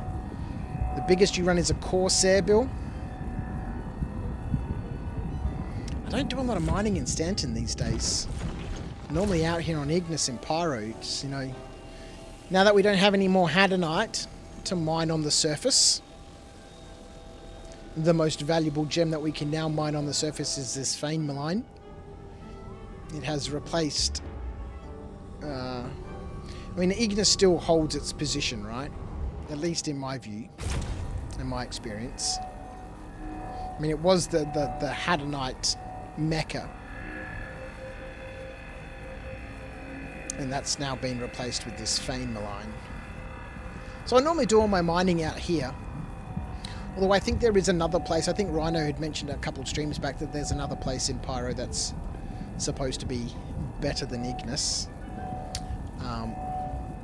And then I stash all my gems at Gaslight.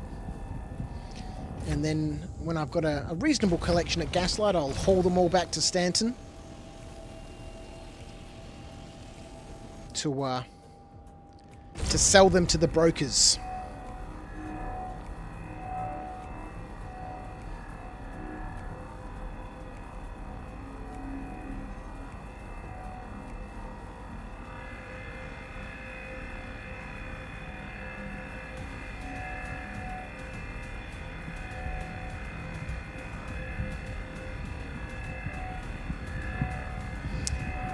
And I was never very keen on the Corsair when it first came out. I just didn't like its asymmetric wings, right?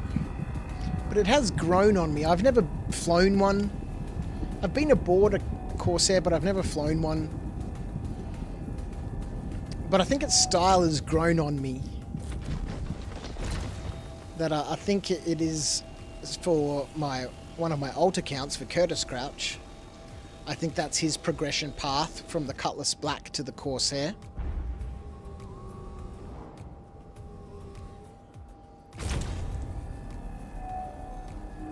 God, I enjoy playing on those accounts.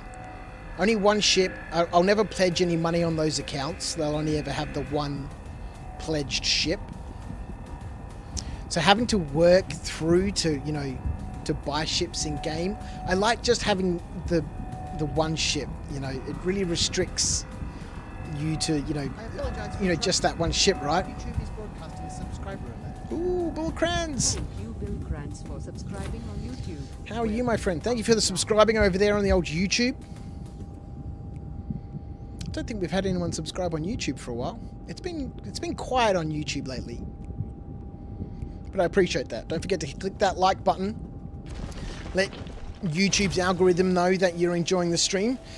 Maybe other Star Citizen players who enjoy a little bit of rock mining might find their way to the old After Dark and join us here, along with all the other Crouch potatoes.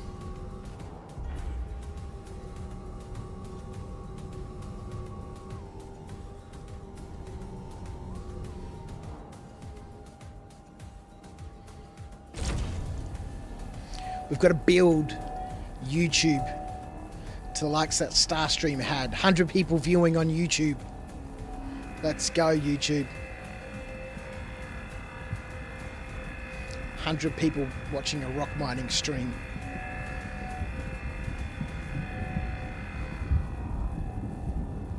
I do love it.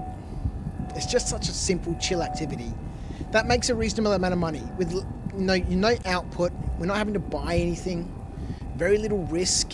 I've never been interrupted out here in Pyro, not once. And I don't know how many hundreds of hours I've spent rock mining out here. I say that and then all of a sudden, you watch. I say these things constantly and then something always happens. Somebody will turn up in a couple of minutes. But we shall quickly get aboard the Asgard and those 6 size 3s. We're going to put them to the test. We've got to put them to the test.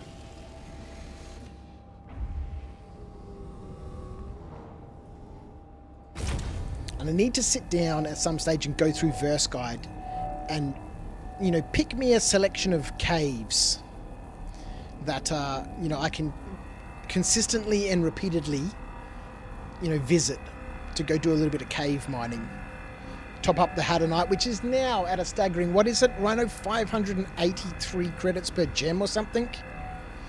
You know, Hadonite is crazy valuable right now.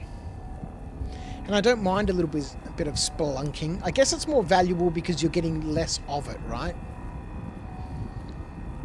Helenova, how are you, my friend, joining us on YouTube? You could fit an entire golem and a geo. You think you could fit a golem in an Asgard? I mean, we're all waiting for Captain Foxy Loxy's video on what fits inside of an Asgard.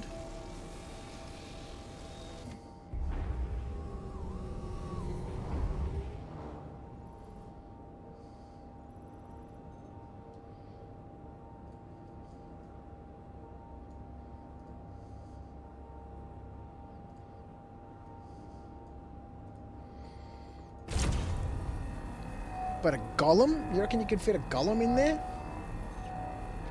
I would be impressed. Ah!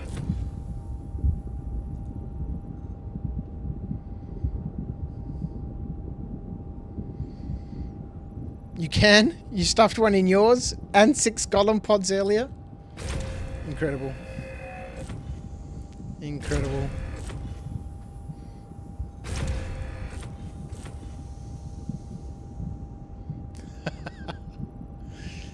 That's a proper mining vessel then, isn't it?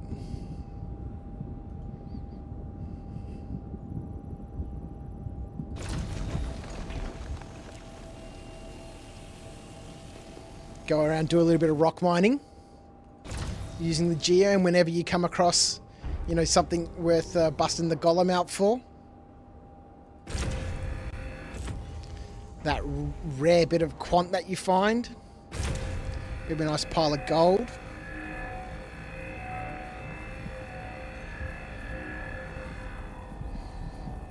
Fuego has more dramatic scenery and more rocks and trees around, and I only found single Fane Malign spawns, but that may have changed. Oh, what, like single nodes, no big clusters? I think that's the place that Rhino was talking about in the chat several streams back. Fuego is the new... I think we went there and I didn't agree with him. It's like Ignis is still the best for just these big patches of Fane Malign. Because yes, I've seen other places in Pyro where you just see one node and they can be spread out by, you know, a couple of hundreds of meters. Great Death. YouTube's firing up. Let's go, YouTube. Use a Cutlass Red and a Geo for rock mining. The Geo is good, man. I don't mind the fact that it's got a limited hopper that can only hold 100 gems. Because I'm normally emptying out my hopper in the rock anyway. And so I don't mind having to empty, you know, the Geo a bit more frequently. It is fun to use. And the fact that it can mine both types of nodes, both surface and FPS. Because you do randomly come across, you know, the older gems on the surface now. Primarily I see Dolovine, sometimes Aphorite. I don't think I've ever seen Hadonite on the surface. Which you just have to pass over in the rock. But with the Geo, drop down, what is it, Alt 4? Left Alt and 4 to change the power setting. So that you can mine the smaller hand minables. Yeah, it's a nice little vehicle, the Geo. You bring a 1 SEU crate, fits in most ships. This is true.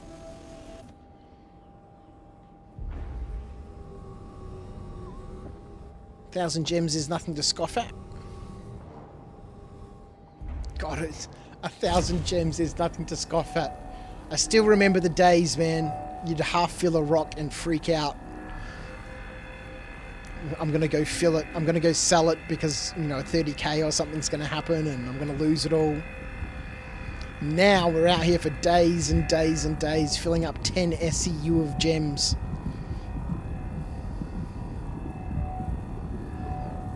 How times have changed, ladies and gentlemen. How times have changed.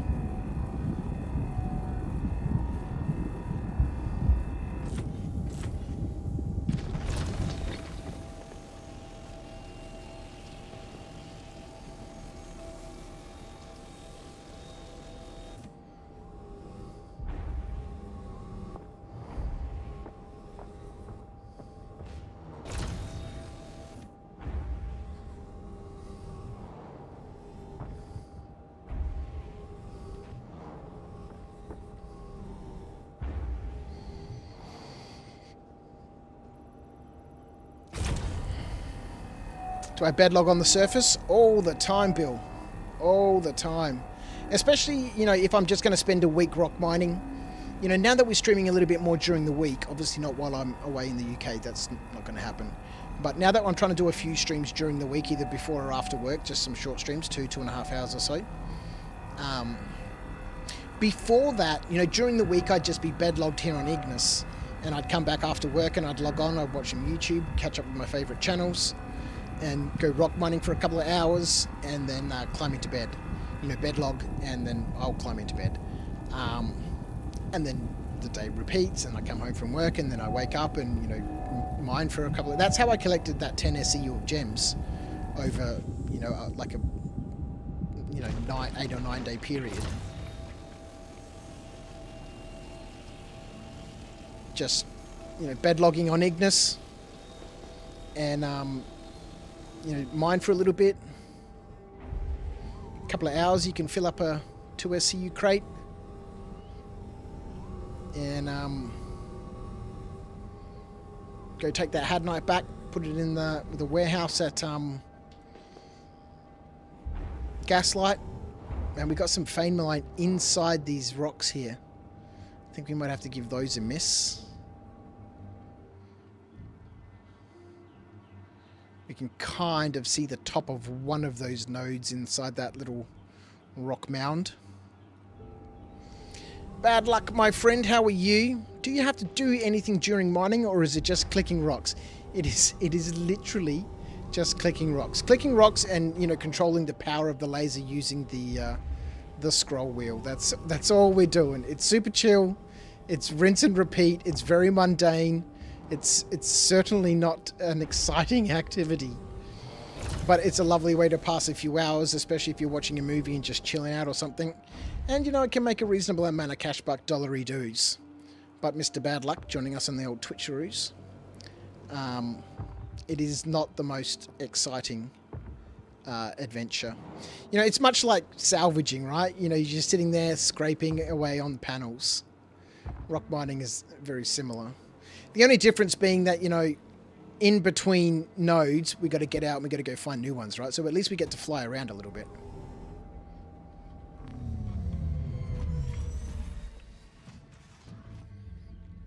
Bill, you've never owned the Red, but it's a nice ship, it is.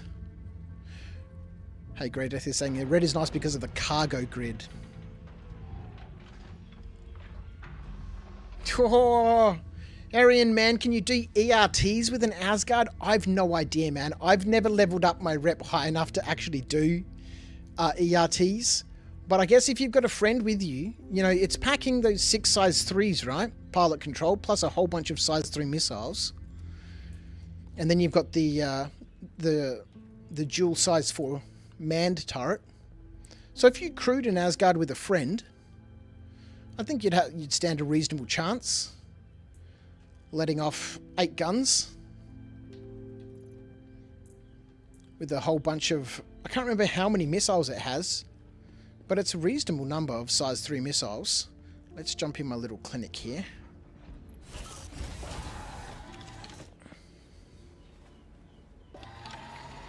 Arian Man, thank you for joining us also on the old YouTube. A name I haven't seen before. Welcome.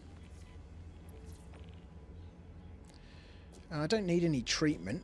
But whilst we're here, we might as well set our regen point to the Nurser.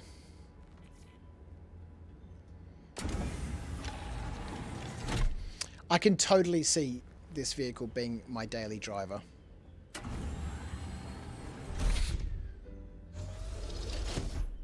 Oh dear me. Oh boy, I wonder if we could position this nurser so that ramp that... Oh no, there's glass there. That's right, there's glass there. I was thinking for a minute then we could sort of create ourselves a little ramp up there.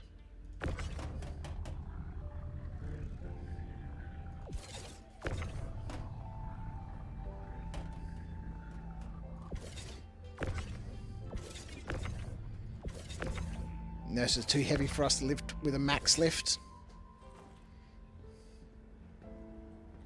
Might just move it forward a touch. Oh, I guess we could just close this back ramp. We don't really need it open.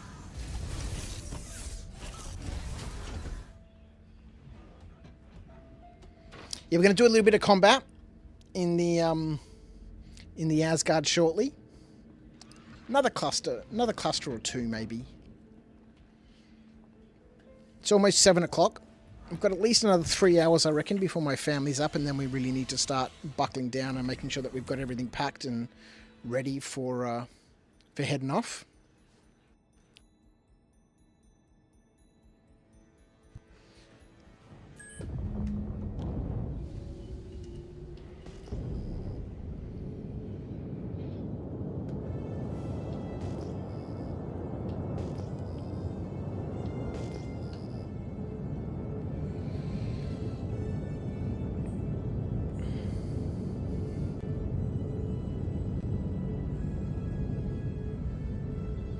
It is super aggressive. I mean, look at all those guns on the front of the ship, man. Chunky.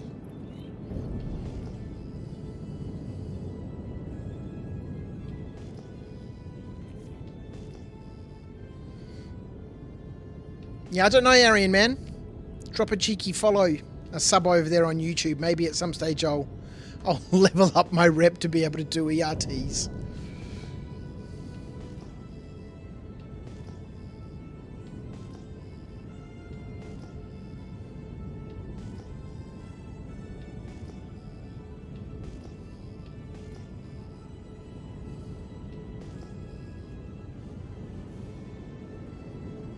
A little bit of shale. All right, let's have a quick look at this shale, right? We'll see if we can... Oh, I don't think I'll be able to... I guess we could scan them individually.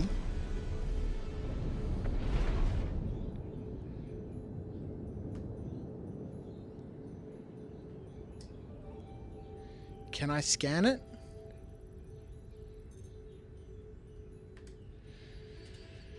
What does it have in it? Does it tell us? Aluminium, gold, and some inert material. 43% gold. Does it tell us the mass? It doesn't tell us the mass. But there you go. There's a chance to bust out your golem and grab yourself some gold. 43% gold. I'd have a crack at breaking that. The golem has a size 2 mining head on it, doesn't it? Versus the, you know, the prospector with its size 1 laser head.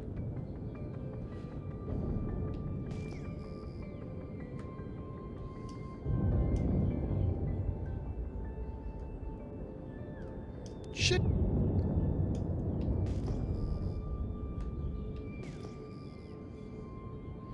Another little patch of fane malign. Lovely, that's what we're here for.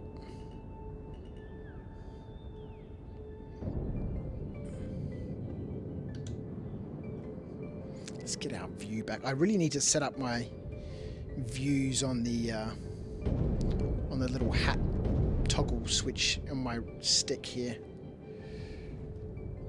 Make things a lot easier. I did have it set up once like that. Who knows when it changed?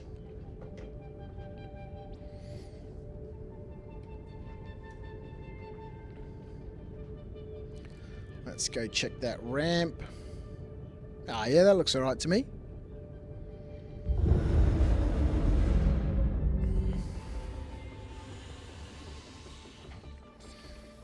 you do anything during rock mining, or is it just clicking? It's just clicking.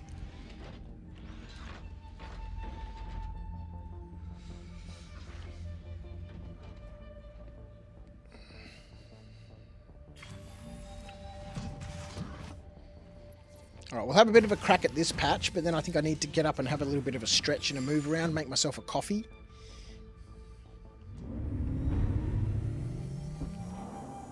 Two and a half hours here. What do we do? 7 hours in the stream before this one? We need a little stretchy walk aroundy. That was so good. I'm glad that I finished off Gilly's flight school. Huge thanks to the stream angel Dark Acorn for jumping on and helping me finish off the last 2 scenarios in Gilly's flight school. That boarding of the Polaris was amazing. that was good. I really enjoyed that stream. And a couple of bunkers there towards the end with potatoes rule on the old Discord. Got to do more of that. Midweeks now we'll just run an open Discord. People can jump in, come and say howdy, have a chat, jump into game if they want. And then I'll leave the weekends for my messing arounds. But when we jump on during the week for a couple of hours, we'll open up the Discord.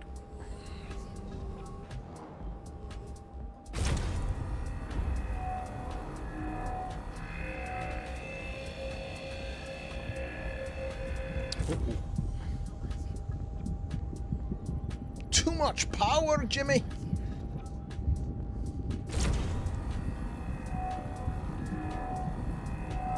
The other thing about the Asgard, and from a rock mining perspective, is you could fit a bunch of rocks in there. Even with that Nurser that's in there, I could fit another rock and a bunch of geos. So you could certainly go out with a group of friends in an Asgard. It flies nicely. It's not terrible. It's not floaty like the Starlancer series is. But you could have a couple of people in some rocks, a couple of people in some geos, just demolishing, these clusters way quicker. Obviously, if you have 2 people, you're demolishing this cluster twice as fast. And if you have 3 people, it's 3 times as fast, etc. Or you have 2 people and a couple of geos.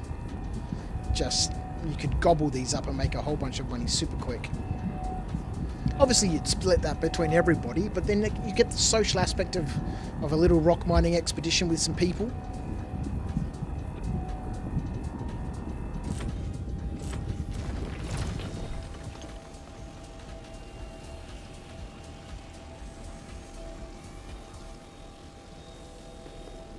You still chilling out there on Twitch, Bad Luck? I'm interested to know if you've used a Cutlass Black to do ERTs. I don't think I put that in the title on Twitch, but the thumbnail on YouTube says, "Is this the new Cutlass Black?" Because for me, I can totally see this being the daily driver for me. Now, I've never had a Cutlass Black as a daily driver, but as a good, all-round ship, the Cutlass Black is legendary. And I think if you're a good enough pilot, perhaps with the turret crewed, you could probably take on some ERTs in it. I don't know. Never gotten myself up that high.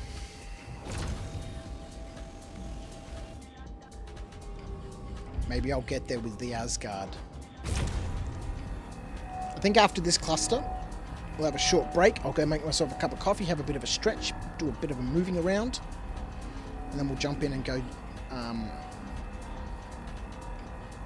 take it into combat for a little bit.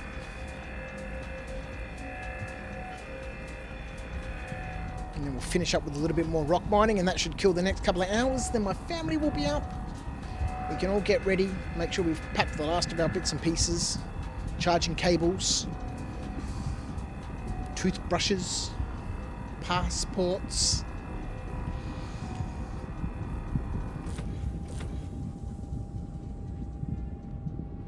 off on an adventure.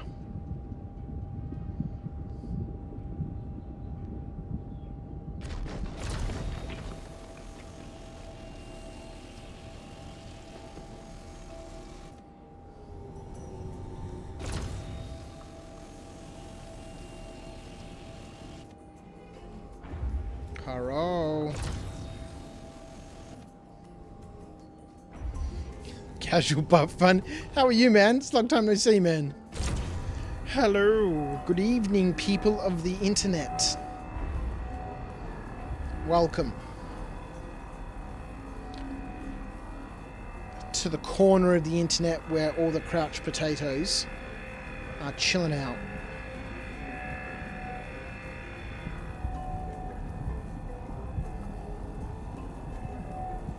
You did some stupid math, casual but fun, and found out how to make the Polaris not suck anymore. Just a little bit of extra power in there. It only required an escort fighter that does not suck and a watch. Just overwhelm the enemy PDC by synchronized firing missiles from fighter and torpedo at the same time, lapse between both depending on the distance of engagement. Well, you know, it's a frigate, right? It needs to have some escorts. Nice try, Skeet Skeet. Nice try, my friend.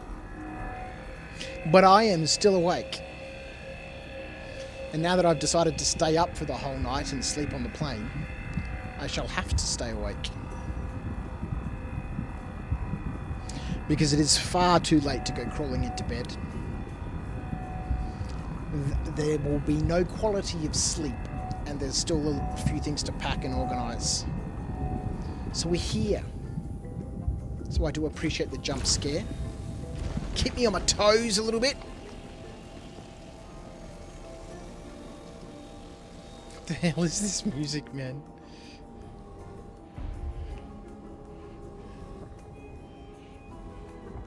I swear to God, there's the weirdest and most random songs in this playlist.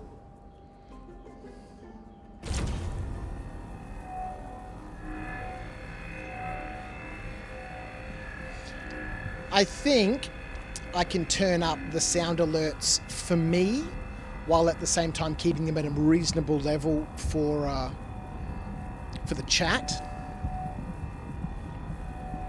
Which would then therefore have a more immediate and profound impact on my reaction to said sounds.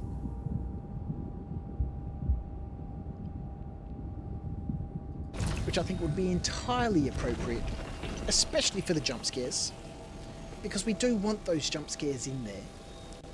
Sometimes they've been timed at the most inopportune moments, which is exactly when they're designed to be used for. But then sometimes there's little effect, you know? Especially in these moments of serenity.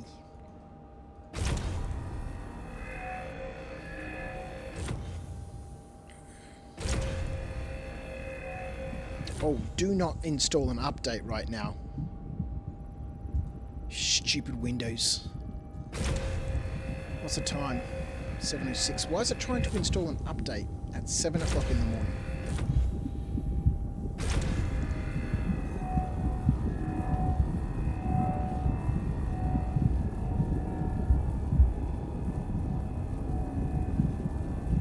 Mind you, the Stream Cube hasn't been restarted for a couple of weeks.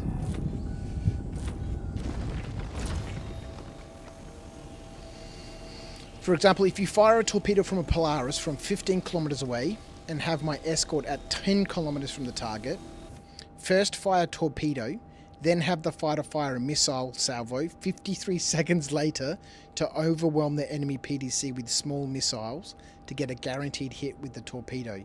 Man, you've been doing some serious maths, man. That's some proper tactical shit right there. Escort standby. Mothership, fire torpedo. Escort ship, ready your missiles. Fire on my mark.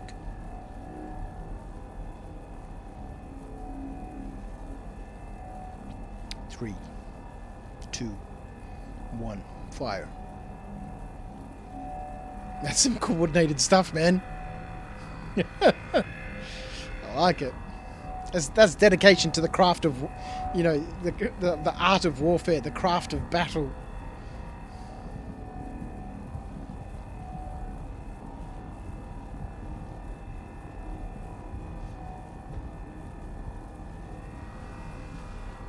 But that's exactly what you want to do, man. Overwhelm those PDCs, man. And then so you can get your big torps in.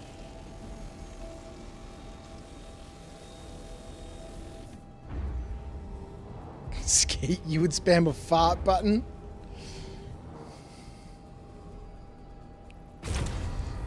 We need a fart button. We need a fart button. It sits right next to this one. We'll throw it into the sound alerts for people to spend their Tim Tams from the old Twitcheroo on.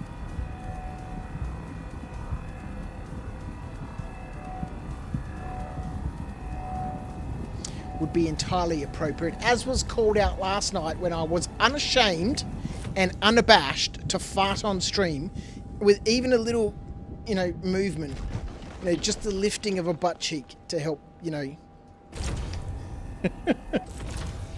and was called out in chat. I think he just farted. I did indeed, ladies and gentlemen, and I was unashamed to admit it. Flatulence is an issue we all deal with. Some of us embrace it.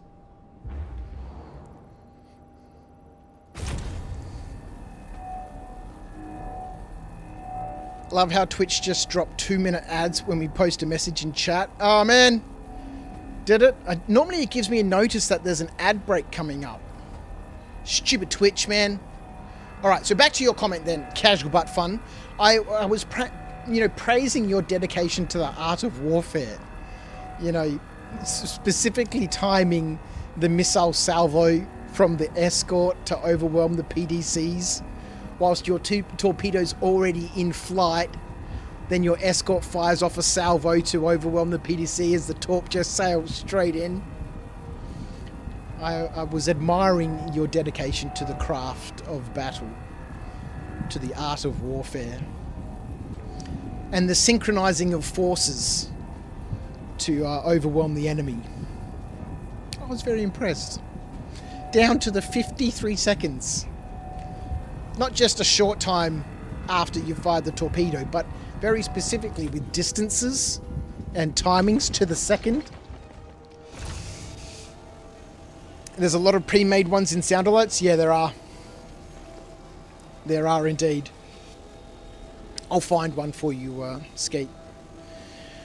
We'll add a fart into the sound alerts for people to spend their Tim Tams, their Twitch channel points, their good old Tim Tams, the best biscuit in the world. On the old, I need to add a bunch in there. I should probably just get a subscription for sound alerts, and we'll just add heaps in there. I think you get 10 with the free account. But you know, we get contributions to the Stream Snack Support Fund. We get a little bit of cash buck dollary dues from the people who are subbed over on the old Twitcheroo, so I think we can spend some of that cash buck dollary dues on less Tim Tams and more fart sound effects.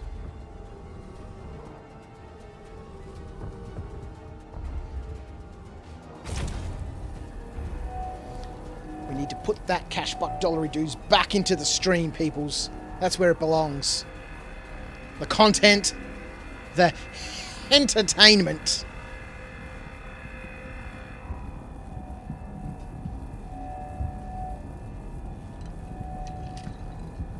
My water bottle is empty. And there's no ninja here. I can't send the ninja to go fill up my water bottle or get me a can of brown water. You know? We've almost finished this little cluster. I'll go and get myself a can of brown water. We'll have a short break. We'll find a fart sound effect on sound alerts.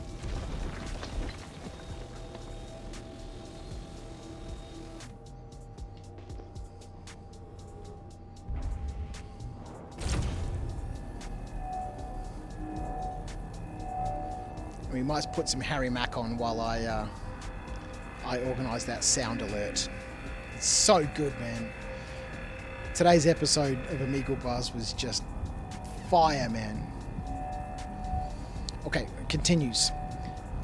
And if the escort flies too close to the Polaris at the same distance and firing the torpedo from 10 kilometers away, you can reduce the time. You can reduce the time to 47 seconds, but I'd go 46 seconds to get the missile in front of the torpedo. This is a highly calculated math. As you said, spending some time with a watch. This is dedication, people. This is dedication to helping the Polaris not suck. Mr. Potato, you're off to bed. Well, thank you for joining me in the previous stream tonight. 2 streams in one night. It's out of control, ladies and gentlemen. Hashtag 1SPSS. 1 stream per sub-cycle. Hashtag 1SPSS. Mr. Crouch, I'm off to bed. Have yourself a safe flight, man. Hope your week goes all right for you. Thank you, mate. I appreciate you, buddy.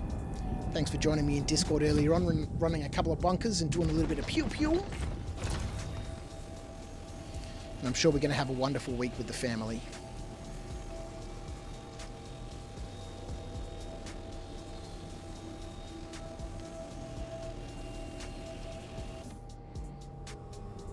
It was a good watch and a mini adventure. Yes, we shall have some more longer adventures. I would very much like that. I need to organise more activities on the Discord. I've mentioned it many times. And like I said, during the week now, when I'll try to get a small stream in either before or after work each day, and we'll just keep that as an open session, open mic if you will, on the Discord. I won't lock myself behind a locked channel where I then need to bring people into that channel. I'll chill out in the green room, and anyone who wants to pop in and say howdy, talk about Star Citizen, maybe join me in the game, be very welcome to pop into the green room and voice their opinions. Tell me how much they would really appreciate a fart sound effect in the sound alert options on the old Twitcheroo.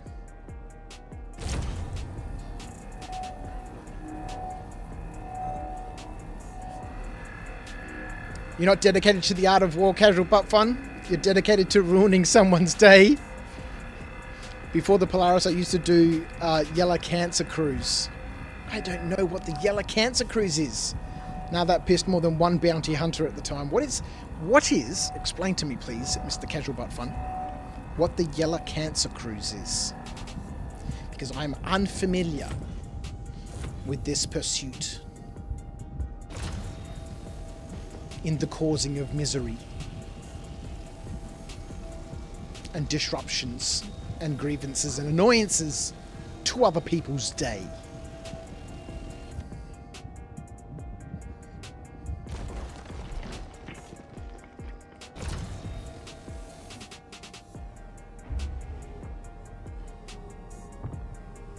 Bounty hunters, hey?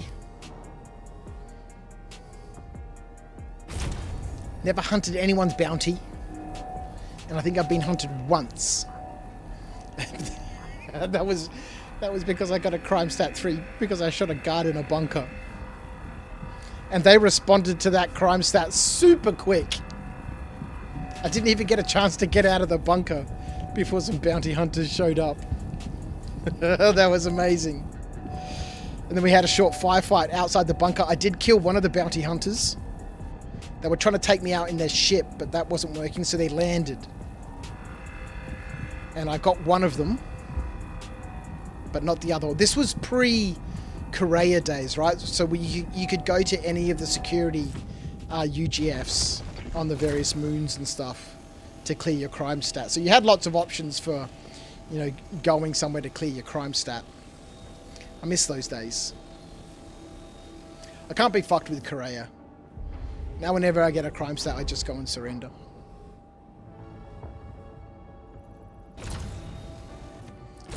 Log off for a little bit.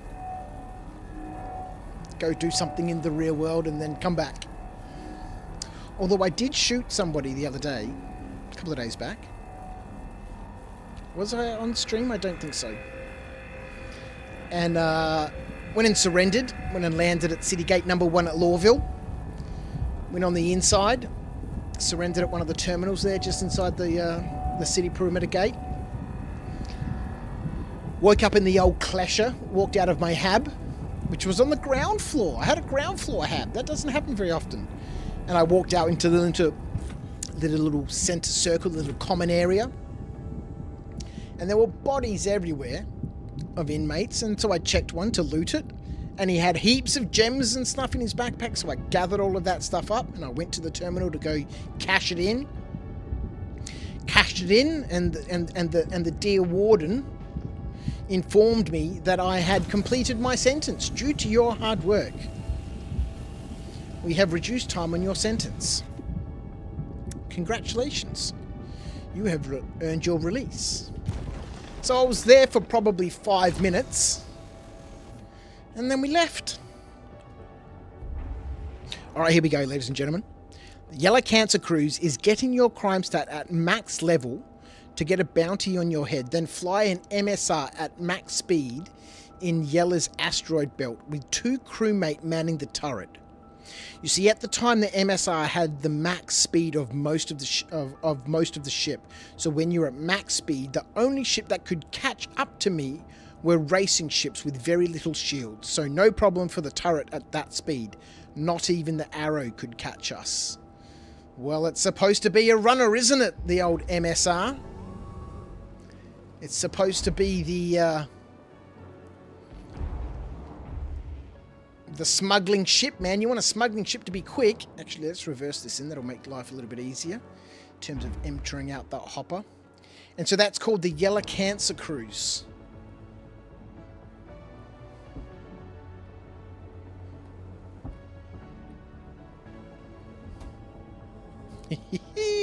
Those bounty hunters need to get better ships, man.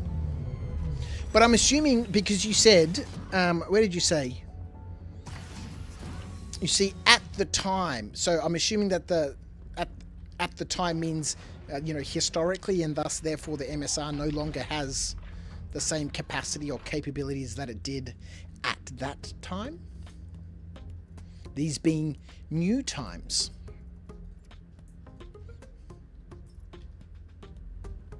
You have no hold over us here, Mr. Simpson. These are new times.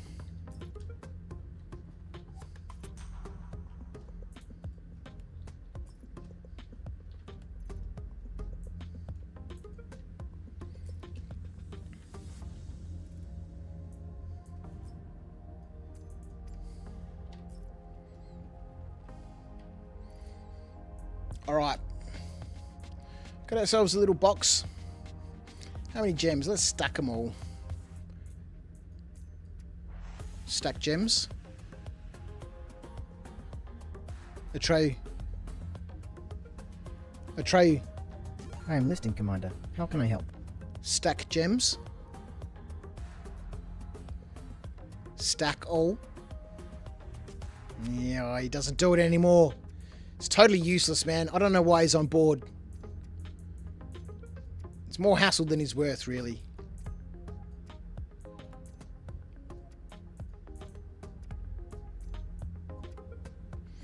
$1,315 gems in our little expedition so far. All right, ladies and gentlemen. 11 likes on the old YouTube. Double digits. I'm a real streamer. I'm a real streamer. We might have a short break. I would like to have a little stretch, make myself a cup of coffee. Every time you found something to ruin somebody's day, CIG tried to stop me from my fun. They had to develop a new flight model with quantum mode to stop my fun. Well, now you have to readjust, man. You have to readjust. The only constant in game development is change.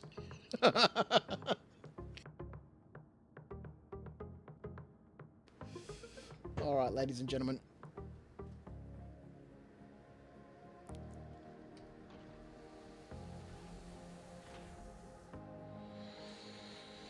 The good old Anvil Asgard, hey?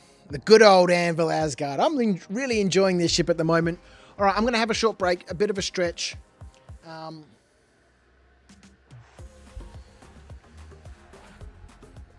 We called it Yella's Cancer Cruise because we were just cruising and watching Netflix while waiting for our next victim to try and catch us.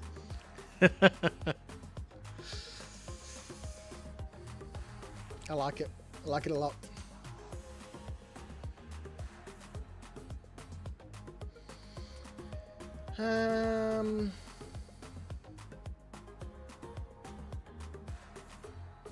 What have we got new from Star Citizen? Not much. Behind the ships, Anvil Asgard.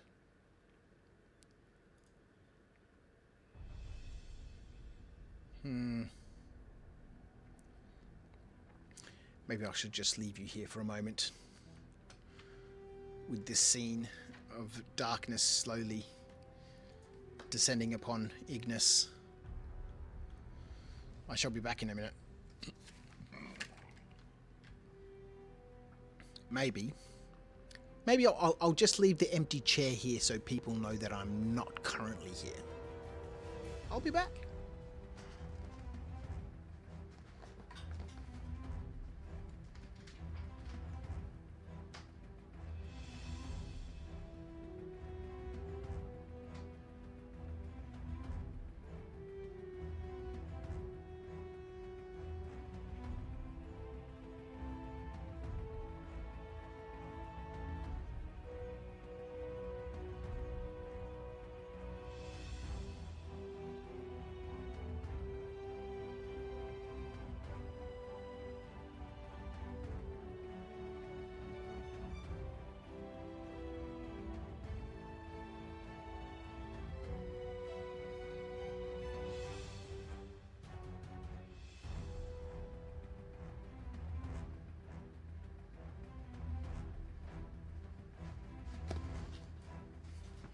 Actually, what I might do while I'm gone is we'll real quick,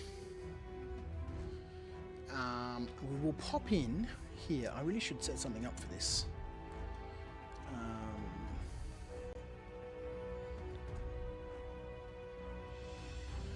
Oh, we'll add in a little text thing. I should make a proper scene for this.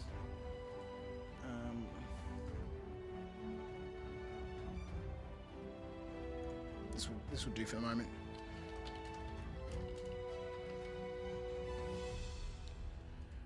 What we might do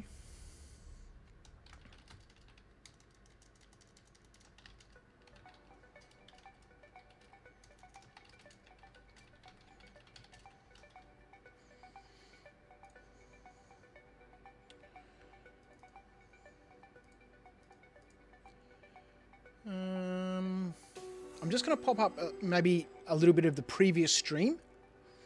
And why can I not resize this thing?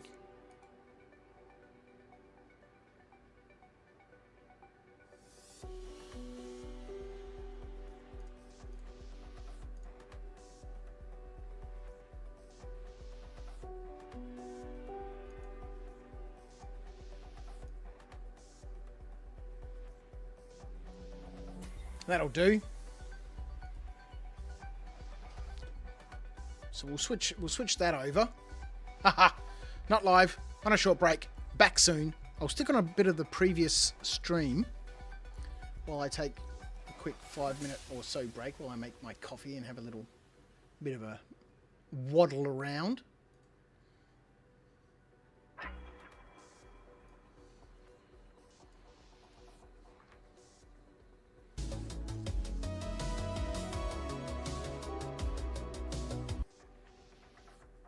We're gonna have issues with the turrets and stuff here, man. Here we go. I don't know. Come back down to the torpedo room and see what you reckon. This is perfect. The boarding of the Polaris. Here we go. Back in a minute.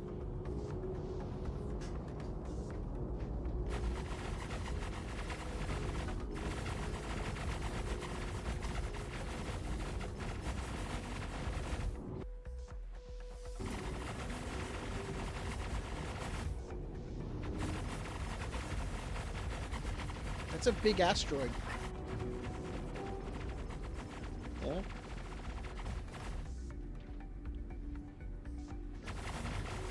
I can't see anything from here. Can't see anything. Okay. Alright, she'll be right. Oh no, don't worry about the turret, man.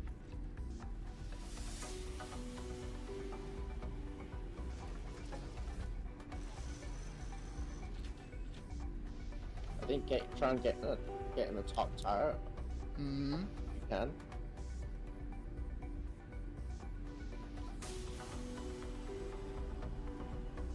Ooh, hunt Polaris.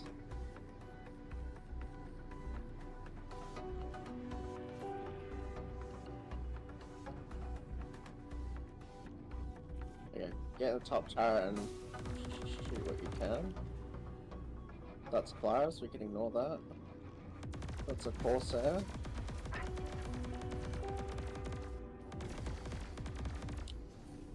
Let's watch the shields. All right, where are the top turrets? Is that on the bridge?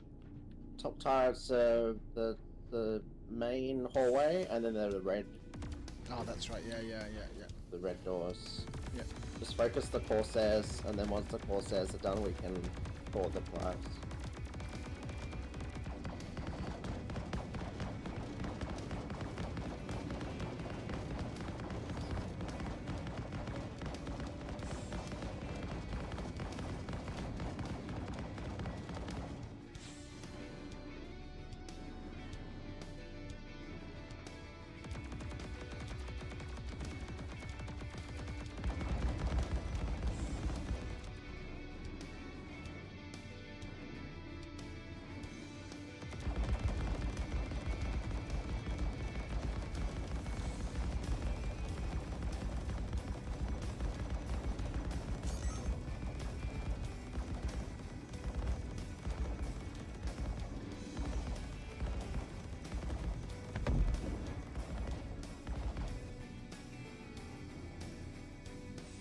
So we board the Polaris, we're going to bust in through a door or something, are we?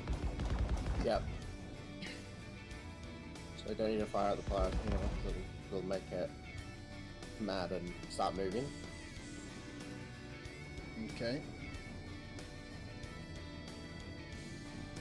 So if it's not being fired at, it kind of chills out.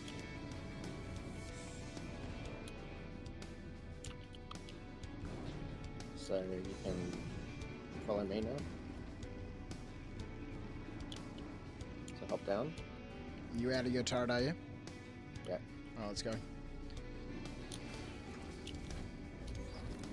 You've concluded that due to a computer crash whilst in quantum travel today, hey Meta, the VLPS is not causing the issue since it was disabled, so I wonder if it's the CPU overheating and causing a system shutdown.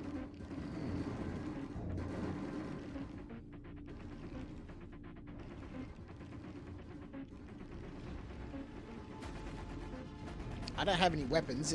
Are there people aboard this ship? Yeah, it's alright. There's like one or two, but I don't.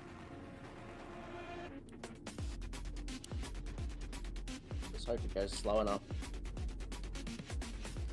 It's good to see I'm streaming this replay at the lowest possible Downstrafing quality. A little bit just so not caught in the crossfire. I think we left one of the ships alive.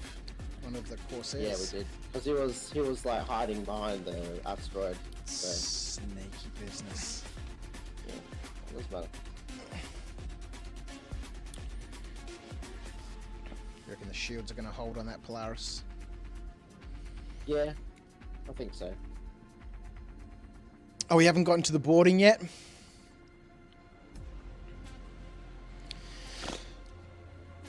So we This was so much fun. Shooting one of the doors open. I think if you shoot it, it goes ballistic. Right. So there's another hidden secret way in. A secret way in. Yeah. It was good fun. You'll have to go watch the rest of that, ladies and gentlemen. If you want to watch the boarding. moving about a bit. It was good fun. All right, so I think I might need to set up a little icon or something so that when because this happens rarely, where I'll have a little quick break during the stream that's long enough to warrant putting something else on while I have that said short break. And having something that I can just switch on using my old Stream Decks to let everyone know that what you're currently watching has been pre-recorded or is just currently not live. All right, let's get out of here. Set a course for Gaslight. The star map is being updated, sir.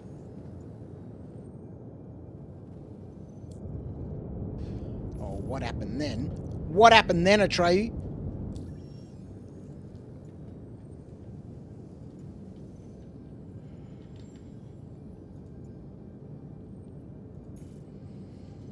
Lovely. Okay, so in the Asgard, we can come through the Pyro gateway, go straight down to Ignis, do a little bit of rock mining, and then come to Gaslight to drop off our gems and refuel. No more stopping at Rods, which is sort of somewhere out here.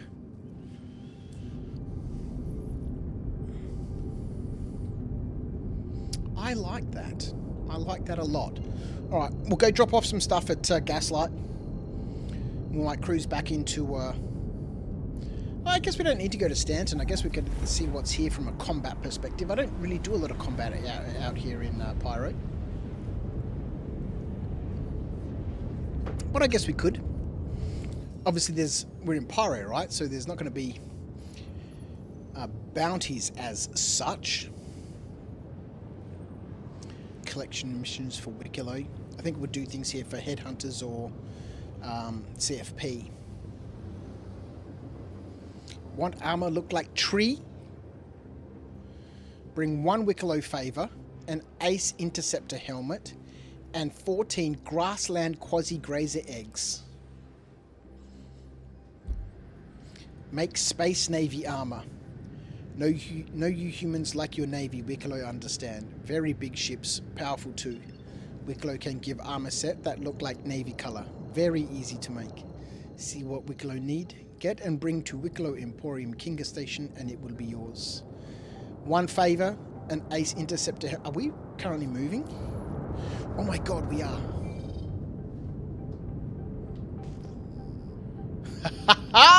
That totally would have been a crouch moment.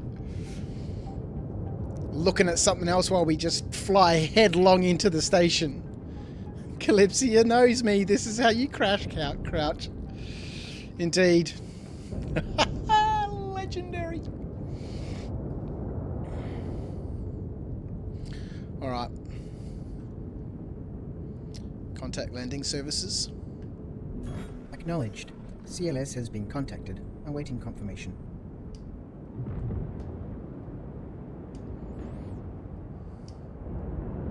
An available space has been located. Where? I'm going in a large hangar? Oh, because we're in a large ship.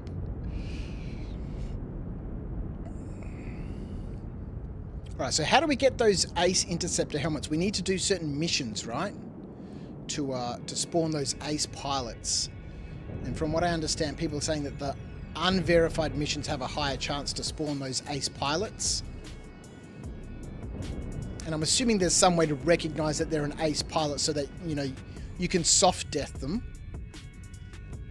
Or destroy them, I suppose, so you can, you know, go and retrieve the helmet from the pilot. Alright, where? Is that a freight elevator over there? It kind of looks like that's a freight elevator. Let's go in a freight elevator. And I'm so bad at flying in this sort of reverse sort of view.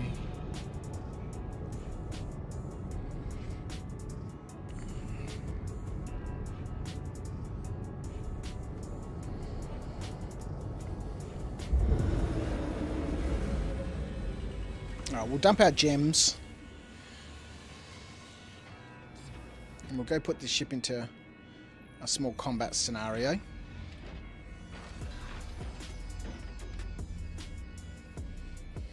And see how she fares.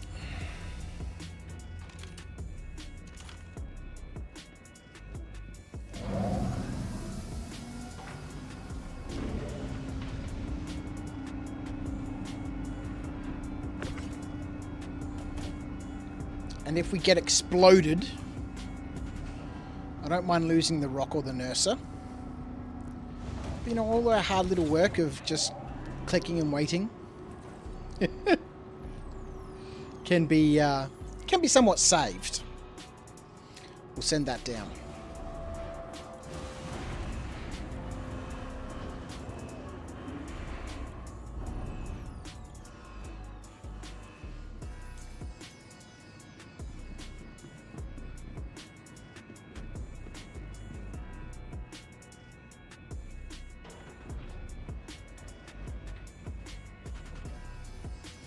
So I wonder, we'll have a quick look. There's no point in wondering. We can do something about it. Let's have a quick look on Urkel, right? We'll have a look at the components of the ship. We'll see if they've got the Asgard up there. Which I would be surprised if they didn't. Rhino gave us a little summary earlier on.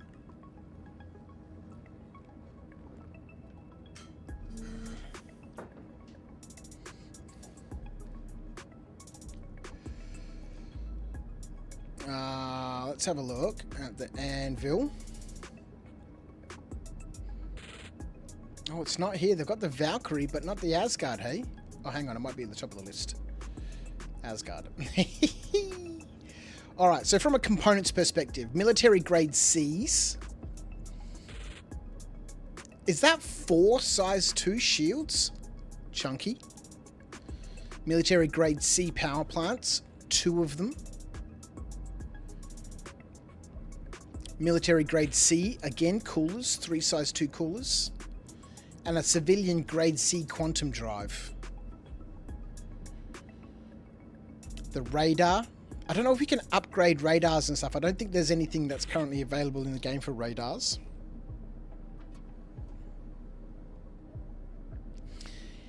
So grade C civilian quantum drive and jump drives. So military grade C across the board, hey, for our shields, power plants and coolers. That's not too bad stock. Again, I'm not a component person. I don't normally look into the nitty-gritties of the ships.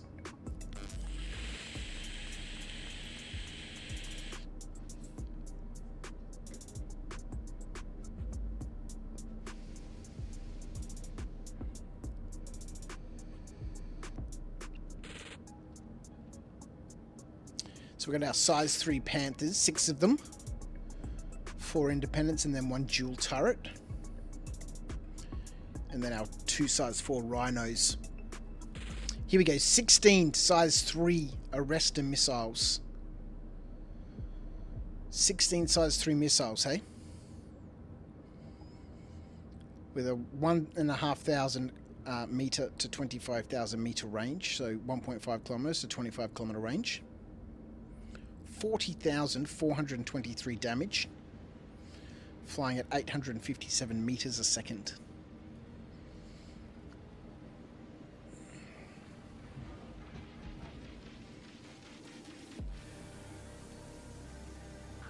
Now, ERTs, for those people who are, you know, combat pilots, the ERTs you level up by doing the bounty hunter missions, right? You gotta level up your bounty hunter guild rep, right? I'm still a probationary guild member. I think we might need to bounty hunter. Let's go do some of these. At an asteroid cluster. Who knows where this could be? This could be back in Stanton, right? Who knows where it's going to be?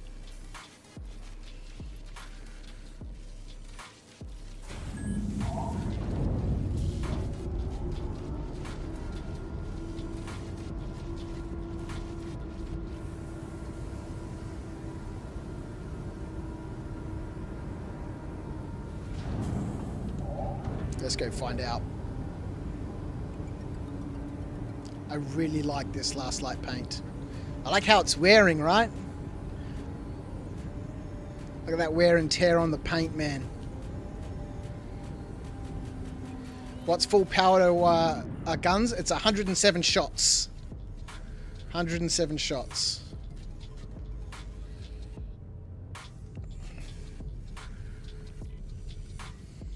I guess we could turn off a few things. Life support's off by default now. I don't know how much the coolers are doing, but I guess we could drop them down and put a few more pips into our shields. Yeah, 107 shots is pretty decent, man.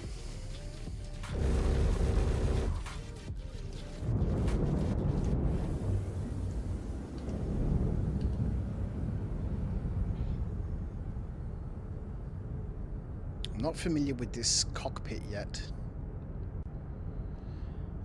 Alright. Where is this target, right? Let's go.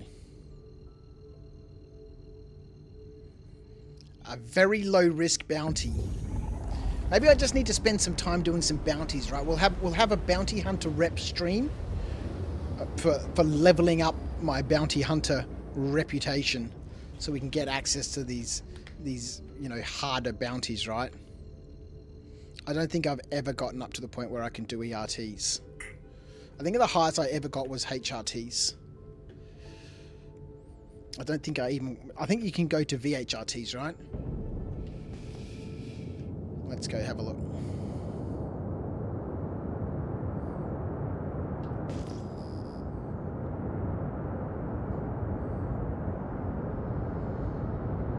Well, if I want to earn some cash buck dollary dues before we finish up, I guess I could go do some of the Gillies flight school missions, get me some of the machine gun script.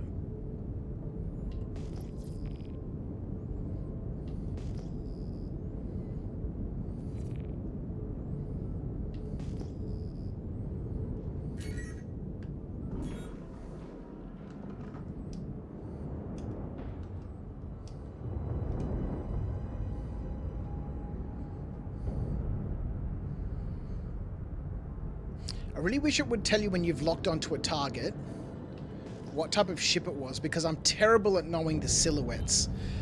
I guess that's just a matter of, you know, more experience and learning them.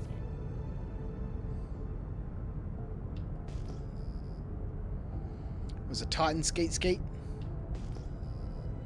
Hiding up behind this asteroid, hey? Let's see if we can find him again.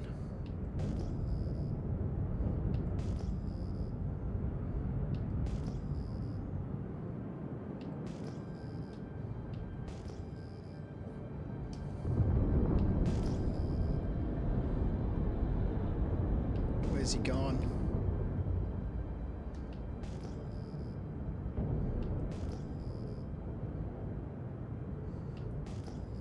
Are you kidding me?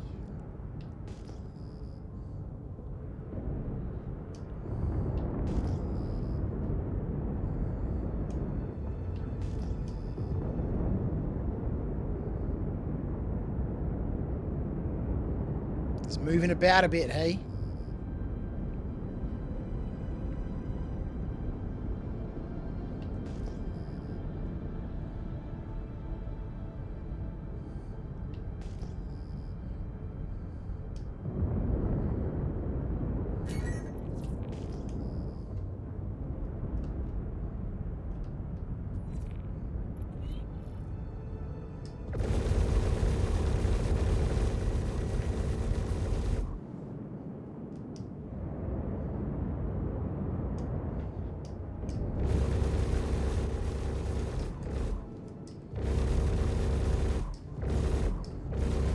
Ace combat skills right here, ladies and gentlemen.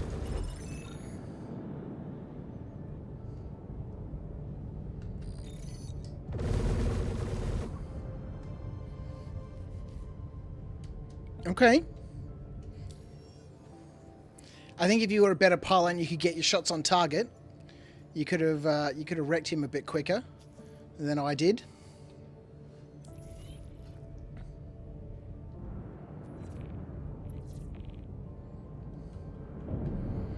Let's do another. Set a course for the objective. The star map is being updated, sir. It didn't work. Oh, because it's multiple lines. Atreyu can't read the multiple lines. Well, he's not really reading anything, but...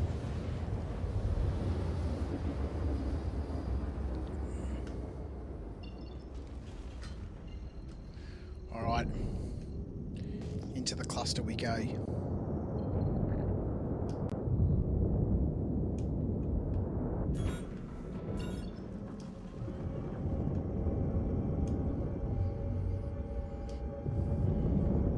That was relatively quick. What do you think?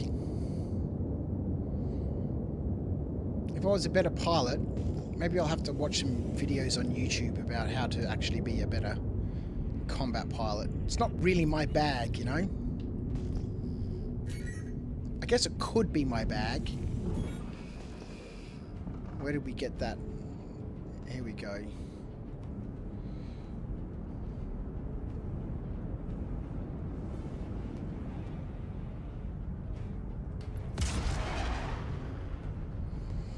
I don't know how to set more missiles.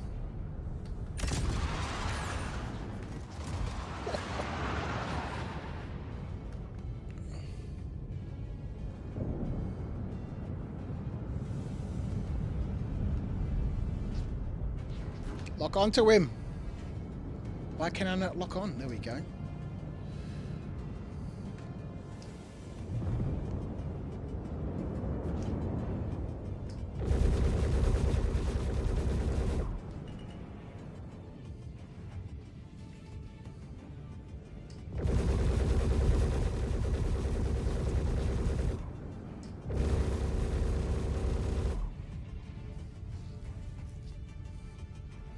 Knocked his wings off. Yeah, that second missile really got him quite close, hey?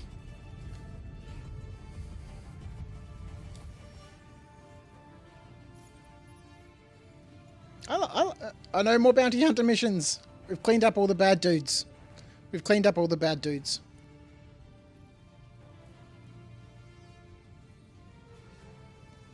Those are fun, those one little ship. Get in there, take them out. Let's do this pilot in distress for Citizens of Prosperity, hey?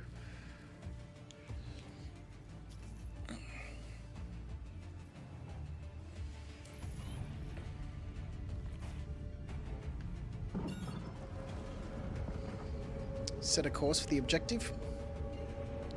Insufficient fuel?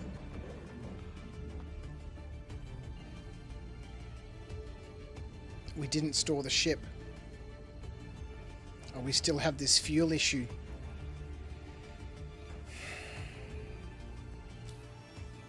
I think we are stranded in space. Yep. We can get back there. We can get back there. Luckily we didn't go too far. This is a frustrating little bug, ladies and gentlemen. We'll head back to Gaslight, we'll refuel, store the ship, recall it. And hopefully in 4.2, this bug is fixed.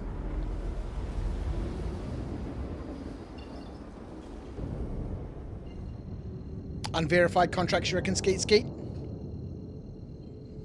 They're the headhunter ones, right?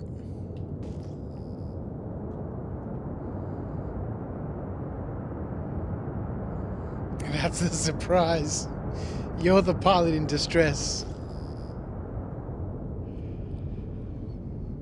Oh, where are those missions where you'd go and they'd be like, this is an ambush? Then you'd have to fight them. Fight! Contact landing services. Acknowledged. CLS has been contacted. Awaiting confirmation.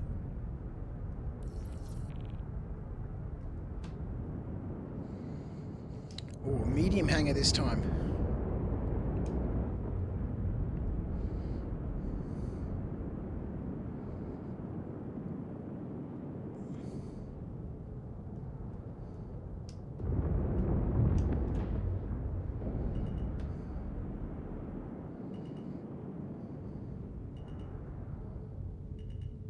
Switch the lights on.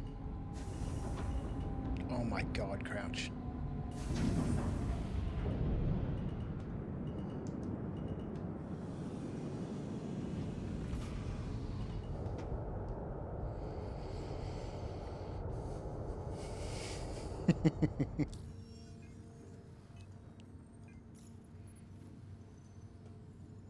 $23K to restock those missiles, hey? Not sure if it's worth it. How much did we get paid for the contract?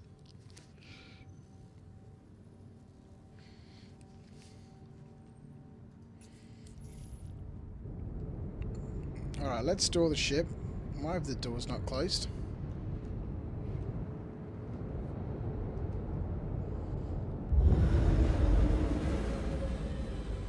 There's no need to knock before you go in.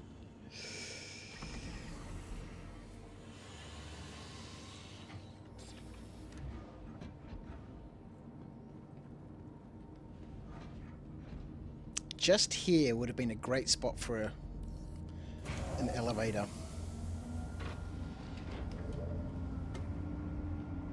Oh, maybe not. I guess there's a lot of stuff underneath there, right?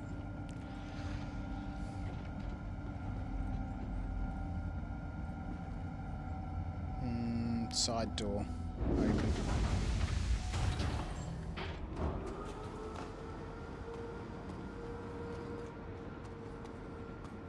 Hopefully this bug has been fixed in 4.2. This has caught me out so many times. So many times.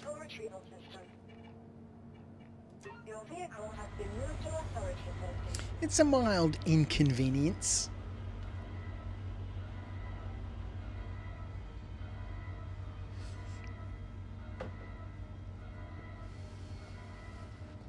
The shields on this ship are beastly. There's not enough power to fully charge the shields. So if you upgraded these components, I mean, military grade C, what could you upgrade them to? I don't understand how any of this, right? Maximum power generation is 21, right? And we're running military grade C, which gives us 20. So we'd get 2 extra pips by upgrading to a military grade A.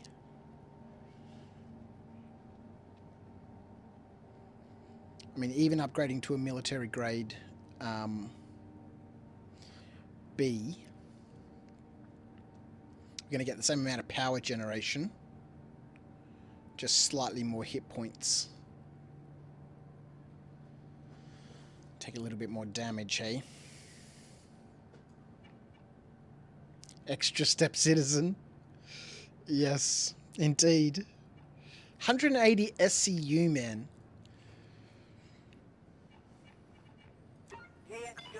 I can totally see this being my daily driver.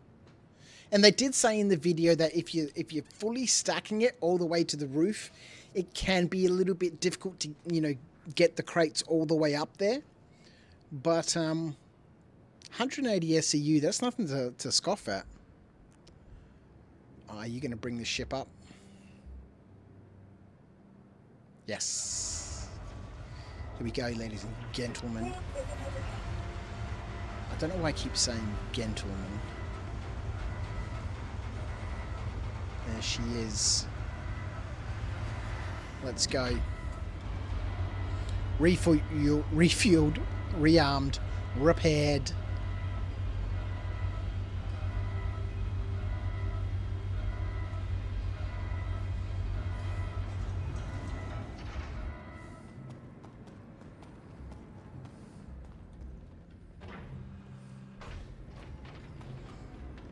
Can I do ERTs? I have no idea.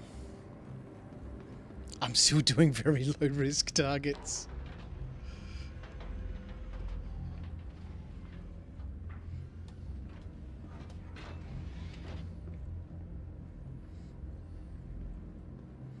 We'll do a couple more because they are fun.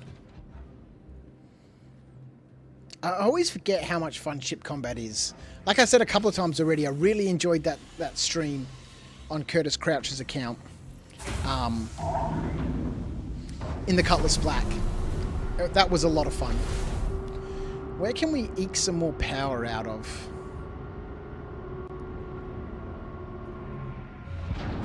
Guess out of this cooler, right? What happens if we turn off all the coolers? Are the coolers required?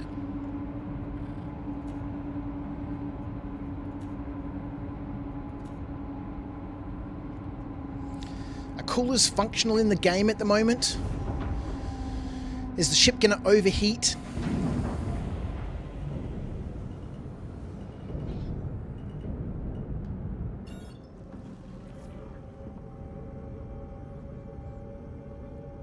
Clear navigation. Understood, sir. Accessing Skylink and clearing route. Set a course for the objective. Acknowledged. Still calculating the brute, hey?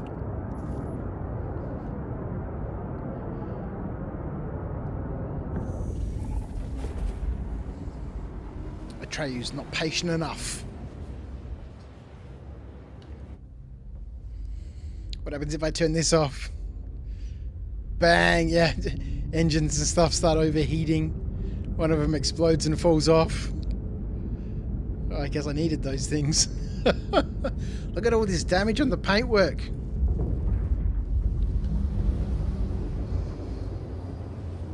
I love that.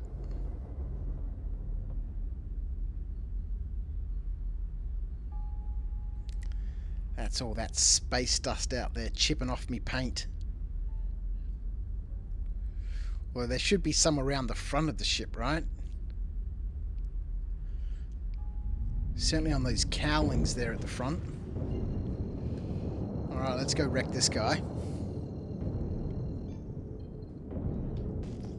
Wherever there are boats.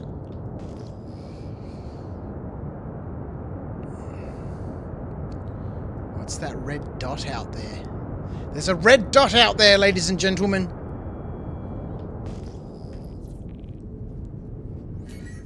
Yay. No more missiles, they're expensive.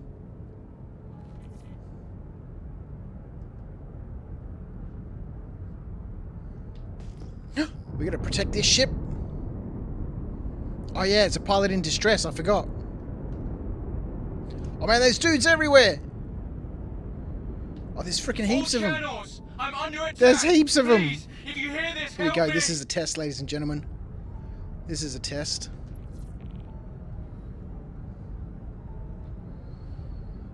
I'm coming, mate, I'm coming. I'm here to save you. You've got to keep them off us so we can work. I'll try my best.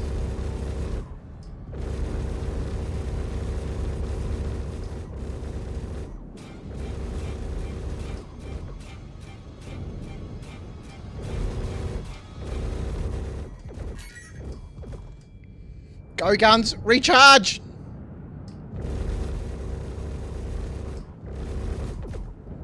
I'm no good, ladies and gentlemen. I can't keep on target. Could definitely use some support about now. Yeah, no shit.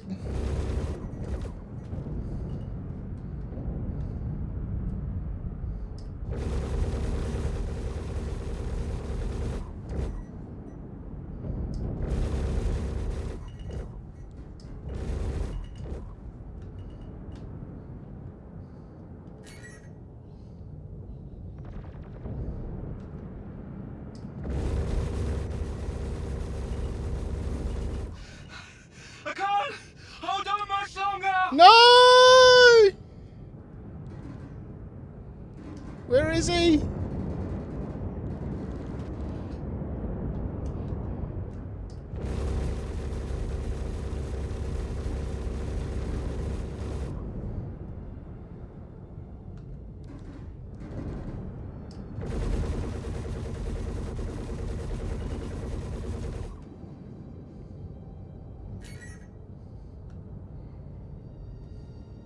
Who's still alive?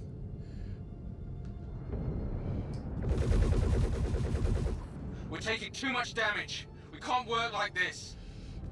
Mayday! Mayday! I'm going down! No! No! Man, there was a lot of planes out here, a lot of ships out here.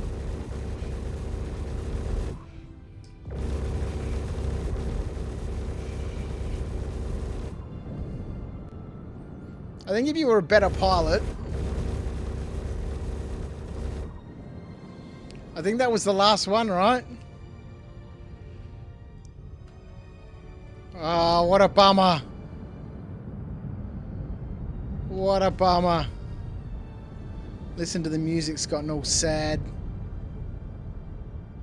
Oh, we're taking fire.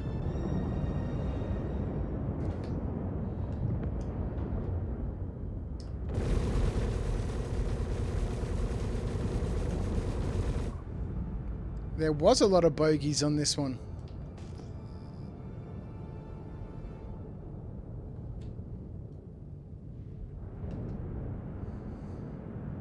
Might as well clean these guys up, hey?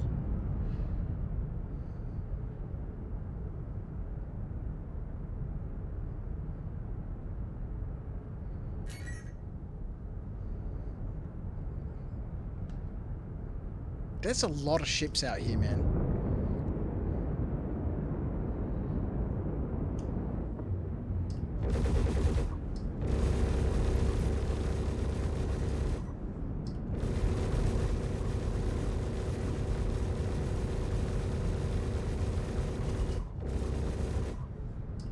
I think we're at like some asteroid base or something. We're in a hostile territory.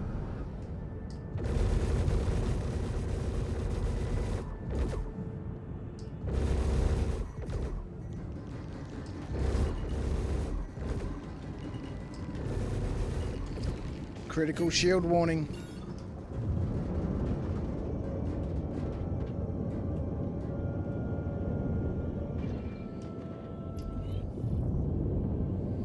Leaving private property. Let's get out of here.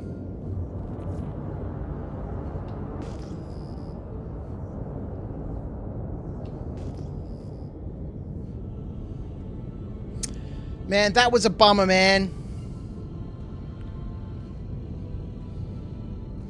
That was a bummer.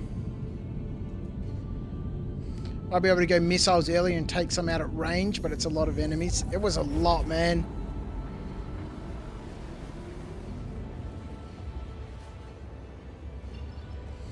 Yeah, you suck at these, Uber Smith, because you rabbit hole on one and the others take out the ship. Sometimes in Pyro, I swear, missions overlap with the random NPC spawns and you get more than you should have to deal with. There was a lot, man. Normally there's like 3 ships on those ones. I swear there was like 6 or 7. Plus that other group that we flew into, which was over by the asteroid base. But I swear there was 6 or 7 bogeys on that target. And we were so close. So close. I think there was 1 ship left.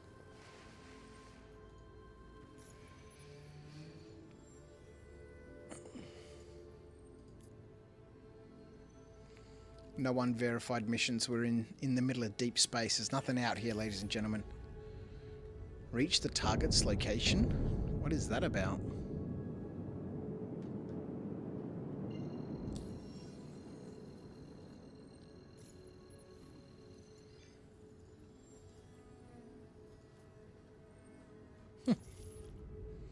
Somehow we accepted a mission.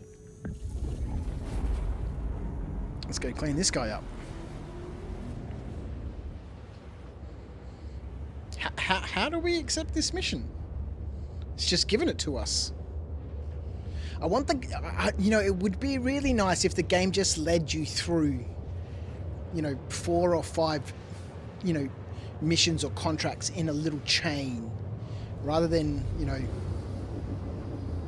here's an objective and that's it. Here's an objective and you've completed it. Now what about this? There's this potential, there's this potential, there's this going on in the area that you are in.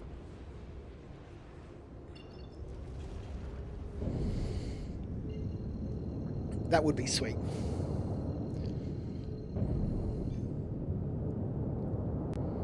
Cooldown takes a little while, but that's probably because I don't have any of my coolers switched on.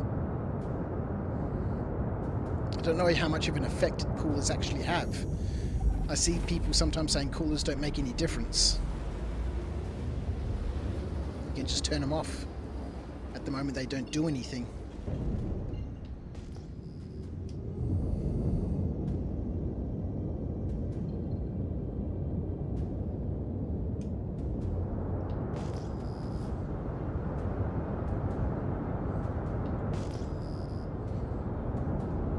need to figure out on these new HUDs. You know, on the old HUDs, it was easy to see how many missiles you racked up in a salvo. But even though I've got them keybound to one of the buttons on my sticks,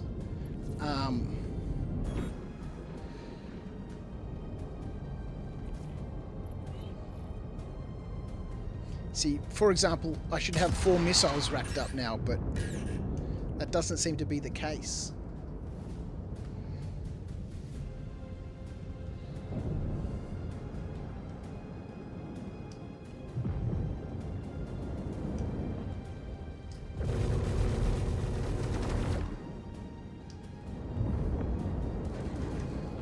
And I've got to learn how to use, you know, coupled mode and stuff better. Bind it to my stick so I can come around it a little bit faster.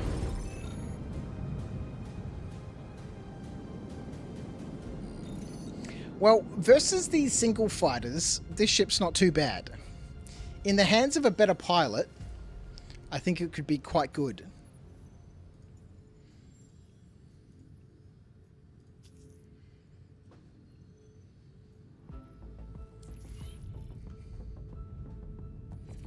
I can see how people would just, you know, just one, another one, another one, another one.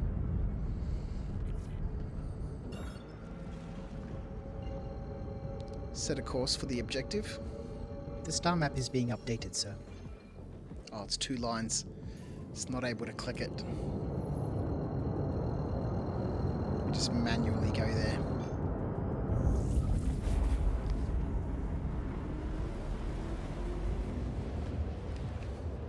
All right, we'll do maybe one more, and then we'll get back to a little bit of ROC Mining. What's the time? It's 8 o'clock. I am enjoying this though.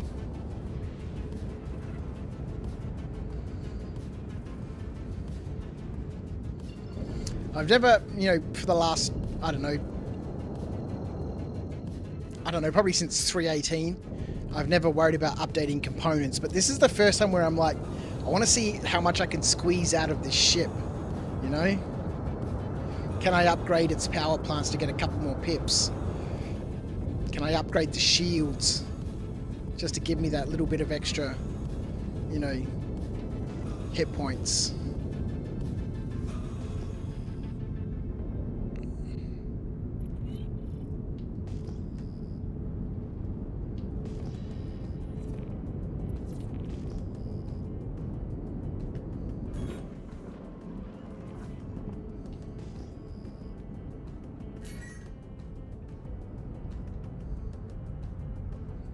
Is he in a Pisces? Oh god, no, that's the wrong way.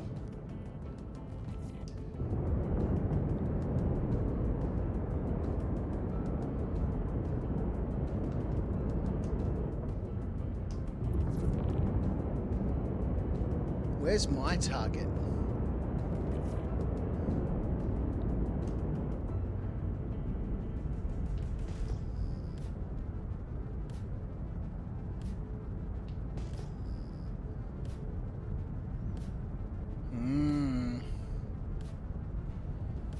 Those are all the guys at the asteroid base.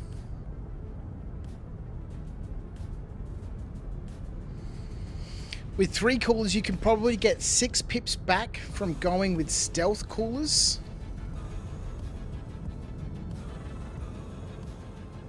See, this guy's right in the middle of this cluster.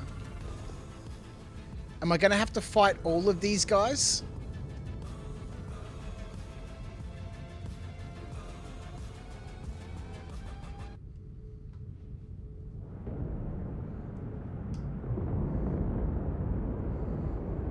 See, this is pretty poor, right? They've put this bounty right in the middle of this nest.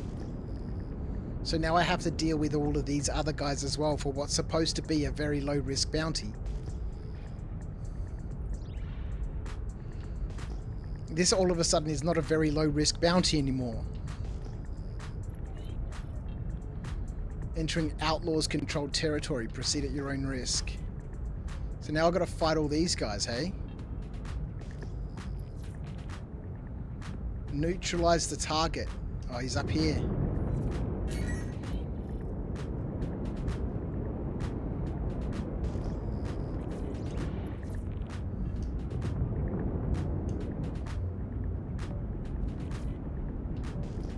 wonder if that's him up there.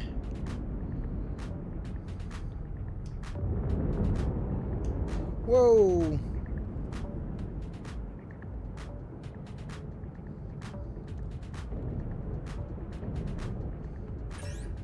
Oh god, see now we got other people to deal with.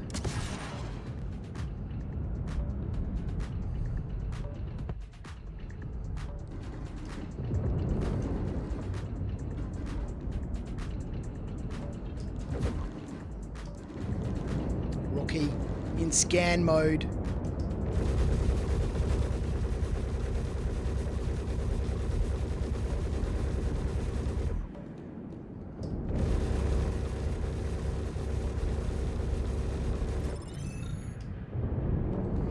Now we need to get out of here.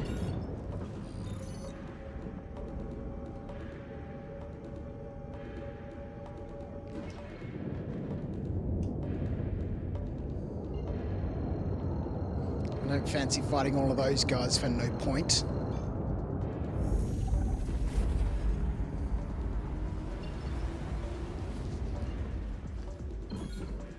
The cockpit really shows the recoil on those guns now. Oh yeah.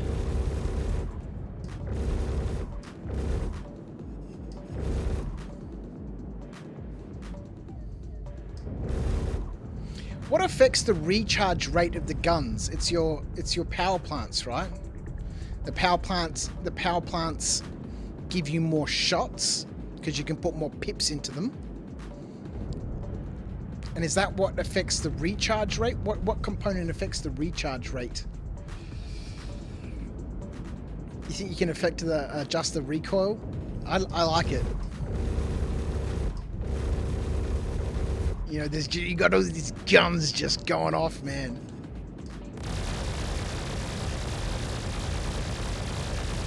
Although you'd expect on a big, massive spaceship that weighs hundreds of thousands of tons, you wouldn't expect those guns to be, you know, having such a significant influence. But, all right. Set a course for Gaslight. Acknowledged. I could do more of those. I could do more of those. And in this ship, I'm really enjoying them.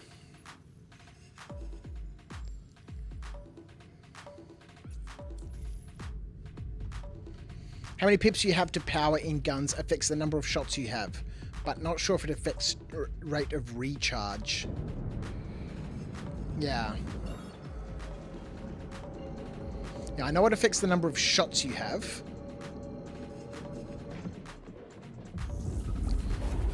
I mean, we can max these out at 107 shots with the power plants that we have.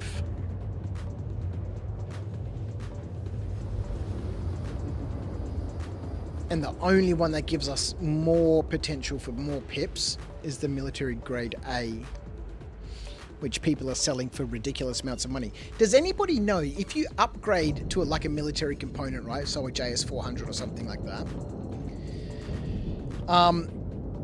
and you crash your ship and claim it, do you still keep those components? Is it like the old days, where once you swap out components and save the ship, they're the components in the ship? Or is or when you crash your ship, does the insurance now give you a stock one in preparation, I assume, for, you know, changes to the insurance system, and having to insure components and stuff. Contact landing services. Contact submitted. Stand by for confirmation. Uber Smith, if you upgrade components, it seems to keep my upgrades on a claim. Okay.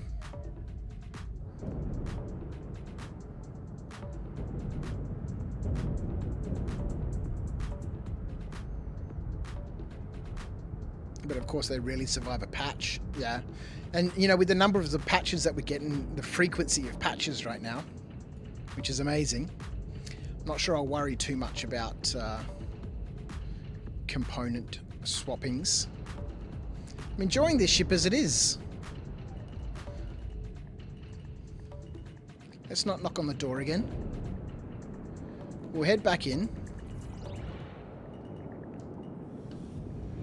And,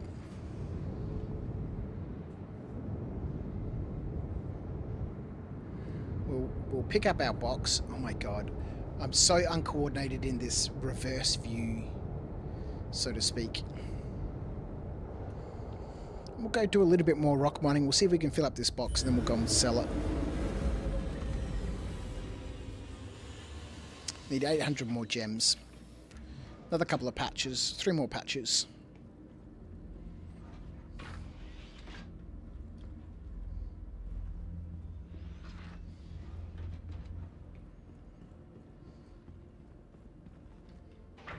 Look at this, it's evened out. 9 on YouTube and 9 on Twitch. Well, thank you for chilling out with me tonight. It's been lovely. Second stream of the night, taking the new Anvil Asgard out for its maiden voyage. Let's get back to some rock mining, which is what we're supposed to be doing.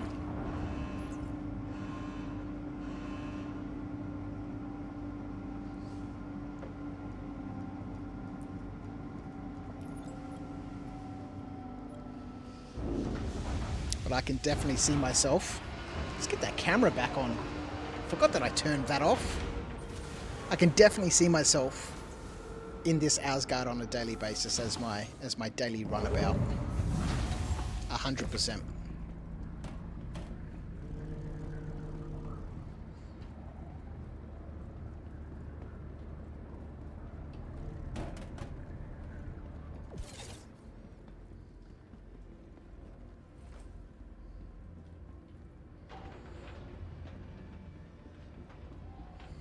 Really enjoyed those bounties just then. Let's jump in the clinic and just have a little top up of our physical condition.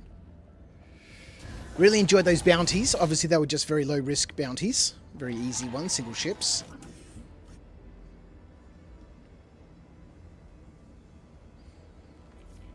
It's getting frustrating with the patches, is it, Ubersmith? Could care less about AUEC, but it gets annoying spending all the time shopping after every patch. I tend to upgrade right now, only as I use something. Yeah, see, it doesn't really affect me at all because I never upgrade anything. You know, obviously because I'm not aware of how much of a difference it makes, which may be considerable, I'm not sure.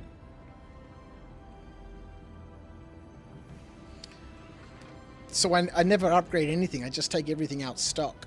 I might change the weapons from time to time, like if something's got ballistics on it, I'll swap it out for, you know, some sort of repeater.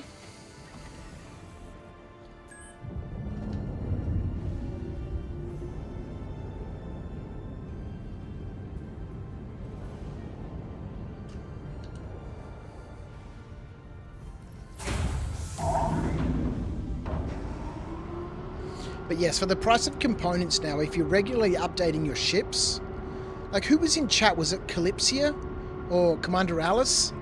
Somebody was saying they need 30 million credits to upgrade their ships. You know, it's crazy talk. And I'm always going on about how useless AUEC is, right? Because I never spend it on components. But I guess for those people who are spending it on components, it's kind of really not useless, right? Clear navigation. Yes, Commander. Navigation cleared. Set a course for Ignis. The star map is being updated, sir. Quantum drive seem the most noticeable and going... See, I don't even update the quantum drives anymore. I used to always put, you know, the grade A civilian ones in there. What was it called? I can't even remember what it's called now.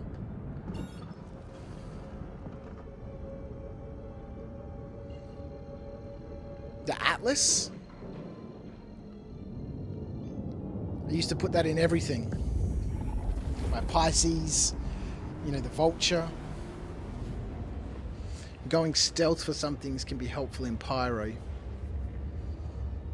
So let's have a look, right, at the stealth coolers. How do we know how many pips these are consuming, right? Power maximum. Okay. So right now we've got... Let's just sort this the other way. All right. guess it doesn't really matter. Here we go. We've got military grade B. Minimum power 1, maximum power 4, right? So if we go stealth, minimum power 1, maximum power 2. Okay, so yeah. How many coolers do we have? 3? So yeah, like Uber Smith was saying, it can save 6 points by going to stealth components on the coolers. Much lower EM. Much lower infrared. Not drastically lower HP. I mean, the ones that we've got in there right now...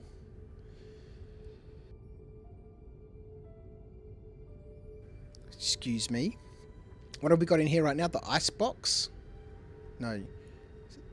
I think we had permafrost, right? Military 950. So we're going down to 500. So yeah, almost half. But, oh, Arctic. Arctic. Military grade. Hello? McFly. How do I change this back? Can't. It's a mystery.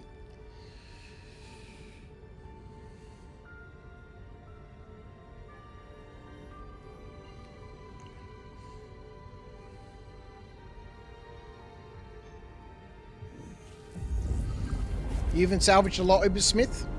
Last month, you even salvaged a lot of stuff last month. Size 5 attritions, NDB 30s, stealth components. Somewhat it's just fun to tune your stuff. Yeah, I can appreciate that.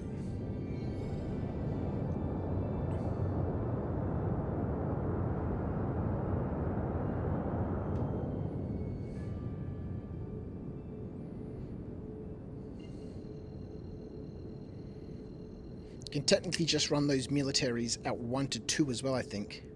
Pretty sure military coolers there allow you to adjust in increments of 1. Activate cruise control. Activating cruise control, sir. Activating cruise control, sir. Mr. Ramoyne joining us on YouTube. How are you, my friend? Hello, Krauts. So you think the Asgard replaces the Cutlass Black? I think so, man. I think so. Well, I don't know if it replaces the Cutlass Black, but I think it's a good upgrade from the Cutlass Black. So, you know, you go from your starter ship to the Cutlass Black, and then from the Cutlass Black to the Asgard. It's, you know, it's chunky, man. 180 SCU of storage. It's got a way better weapon rack. You know, 6 size 3 pilot controlled weapons, 16 size 3 missiles. A turret, just like the Cutlass Black, except this is dual size 4s instead of dual size 3s. You know, we've got a ROC in there. We've got an Ursa. You could fit 2 ROCs in here. You could fit a whole bunch of Geos. 180 SCU of cargo, good for just running some cargo missions, doing a bit of hauling. You know, it's definitely, for me, I think, going to be my daily drive. For sure. It's capable of doing everything. You know, we've just finished up doing, you know, admittedly some very low risk bounties, and I'm not a fantastic pilot by any stretch of the imagination. So yes, I think, you know, is this the new Cutlass Black? If you wanted to go another level up, then yes, 100%. Apart from intermittent tinnitus attacks, you're very well. Hearing is a touch wonky because of the tinnitus. Well, that's... I'm sad to hear that. Hopefully that clears up soon. We've got probably another hour or so. I think we've got enough time to fill up the box that we're working on. And then I might need to call it there. And then make sure that the rest of the stuff is packed for our trip. We're going to the UK today!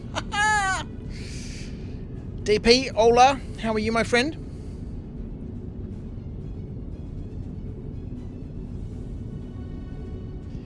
Nothing you feel, Ramoyne, replaces the Cuddy? Again, you know, this just covers so many bases. Am I going to get Arc Raider on June 6th? I am not. I don't play any other games other than Star Citizen. I'm slowly playing my way through, well, frickin' what's it called? Oh my god. It's just come out. The second one. Kingdom Come Deliverance 2. But I don't play any other games.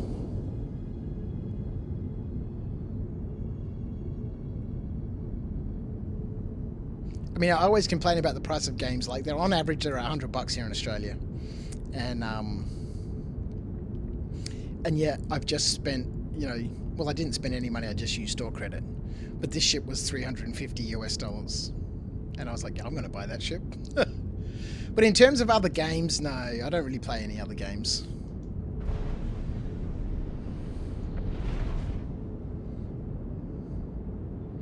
Never tried any of the Kingdom Come games, DP? It's so much fun, man. So much fun. Where it has an Arc raid is free to play. I used to play Arc back when it was Arc, and then it got all freaking crazy, and I was like, yeah, I'm out, man. No, I'm a Star Citizen player. And that's it. This ridiculous game.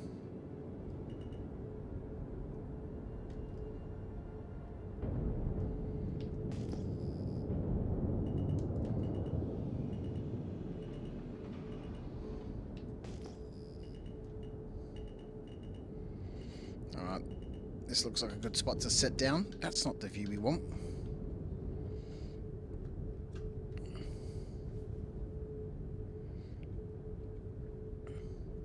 Yeah, Ark is Dinosaur Raiders, yeah. Is Dinosaurs, yeah. That's what I really enjoyed. Raider is a extract, loot, and shooter. Nah, no interest. No interest. I really enjoyed Hurge Queller. What's it called? The Division.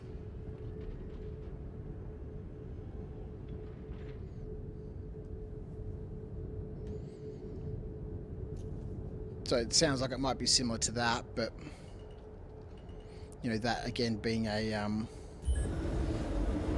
extract looter sort of game.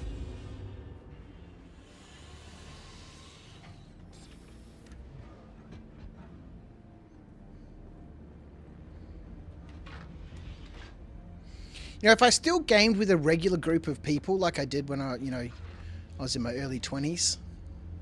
When I used to game with the 19th Battalion, we'd all be playing always different games and stuff. That would be different. But, you know, now that I'm almost 50 and, you know, I have a family and... Nah, this is the only game I play. Oh my god. We've hit an invisible barrier. Oh, there we go. Oh my god. Is that an Asgard I'm flying? It is, Ramoyne. It is. That's why I'm saying it replaces the Cuddy Black, man. It's a monster, man. It's a monster. What paint on it? It's called the Last Light.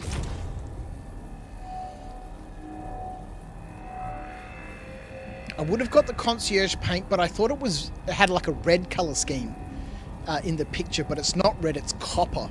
So it's got like a metallic sheen to it. So maybe I'll pick that one up.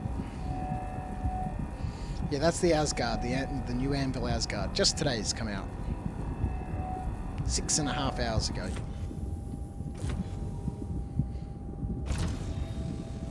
And I'm loving it. Absolutely loving it. Like I said, the new Cutlass Black. It's so similar. It's so similar in its capabilities. It's just better.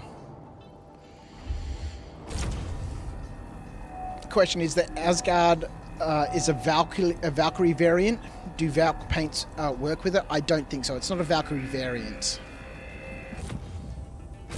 The Valk paints don't work on it, no. I don't think so.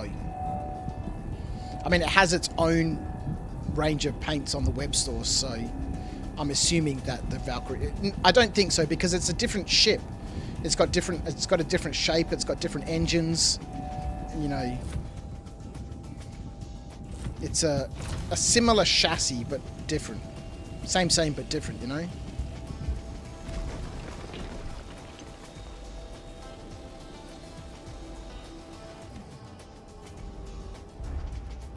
So unlike, for example, let's say, you know, the little Pisces, right? The C8 and the C8R are the same ship on the outside, so the same skins work on that ship. Whereas this is different.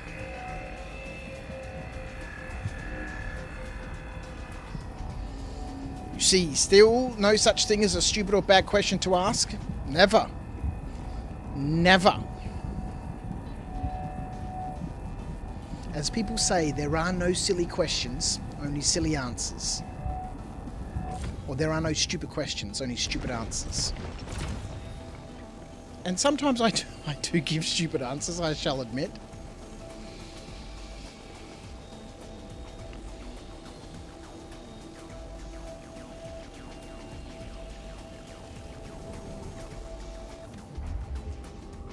But that's mostly out of my ignorance when I don't really know the answer to a question. Which is frequent. What about the pledge price for the Asgard? What do you think of it? Look, honestly, I thought it was going to be more expensive than the Valkyrie. The Valkyrie being $375. It's well overpriced for what it is. And, you know, everyone's, you know, always said that the Valkyrie is way overpriced for what it is. So I was thinking, look, you know, CIG can't make it cheaper than the Valkyrie, right? It's going to be more expensive. So I was thinking it would be somewhere up around $425. So coming in at $350. Look, it's a chunk of money. But is it worth it? Well, it's a very well-rounded ship from what I've seen so far. And mind you, we've only been in it for a couple of hours. All we've been doing is flying around, doing a little bit of rock mining. We did go out and do some very low-risk bounties. You know, with 180 SEU of cargo, the ability to carry a Nurser, and vehicles at the same time. Look, it's expensive. But, you know, what is it in Star Citizen? Do I think it's worth $350? Of course not. Do I think anything in Star Citizen is worth the prices that they're asking us to pay for it? Of course not. But from a Star Citizen perspective and from a CIG perspective in relation to other craft that's available, look, it's probably a little bit steep. But, you know, it's carrying a lot. It's carrying a lot.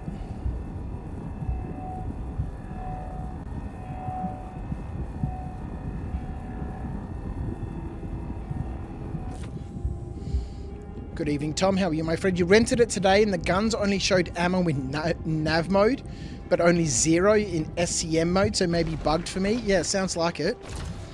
You know, with full power to guns, you're getting 107 shots per recharge. Out of 6 size 3s controlled by the pilot. You know, that's pretty intense.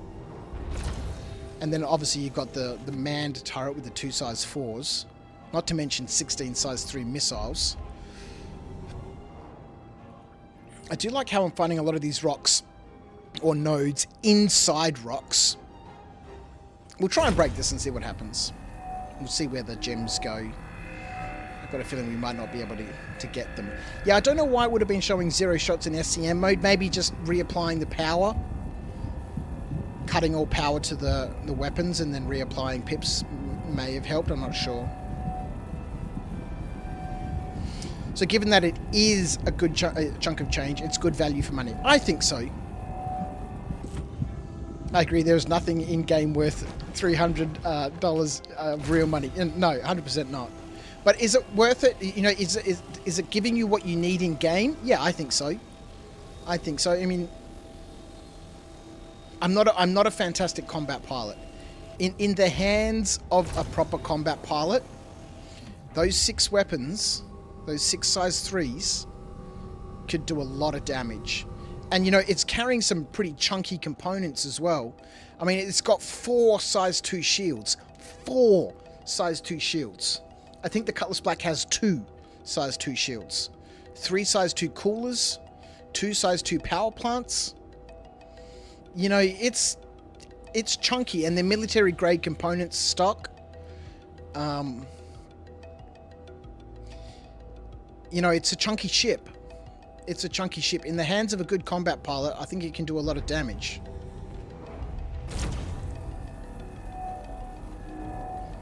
But as a daily driver that's capable, for me at least, of doing some rock mining, doing some bounties, chucking a nurser in the back and doing some, mercenary work, doing a little bit of hauling, 180 SCU of cargo, that nice big wide ramp, you could easily fit 4 rocks in there, plus a whole bunch of geos, and go out with some friends, and have a demolish these clusters of 15, 16 nodes of gems in minutes. Remind me how long before, again, in-game for AUEC? I don't know how much it's going to be in-game. Who knows? It'll be, 3 months before it hits the stores in-game? Oh, remind me, how long before available in-game for AUEC? Oh, yeah, it'll be 3 months. It's normally 3 patch cycles. And given they're doing patches every month, I'm assuming it's going to be in-game in 3 months. That's normally what it is. Will you use it more than the Zeus and Nomad for mining? 100%. Tom, 100%. I no longer have access to my Zeus. That was lost in the Great Melting of 2025. When I melted my entire fleet. All my pledges, including all the way back to the OG pledges from 2013, everything's gone. And I've rebought a couple of new packs and stuff and rejigged my fleet. And so I don't even think I have a Nomad anymore. Or maybe I do. I would have bought a Nomad in game.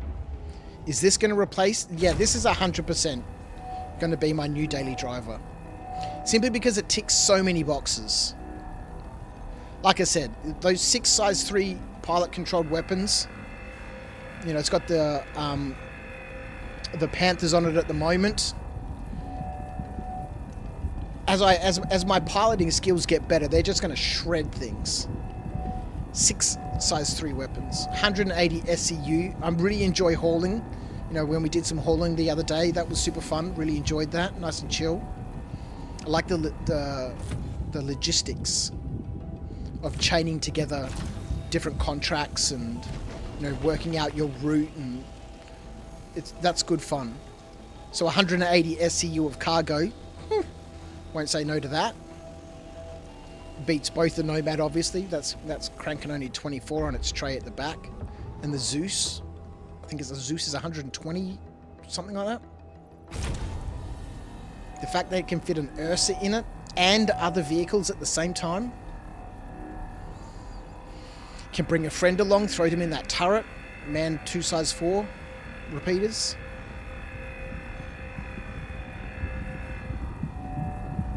Like I said, is it the new Cutlass Black?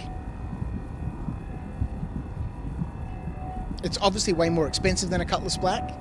3 times the price. But is it the new Cutlass Black in terms of its overall roundness, its capability to do multiple things? Like they said, the Cutlass Black is a jack of all trades, master of none. But, is this a jack of all trades and master of them all? 4 size 2 shields, 6 size 3 guns. In the hands of a good combat pilot, that's chunky, man. 180 SCU, that's almost on par with a raft.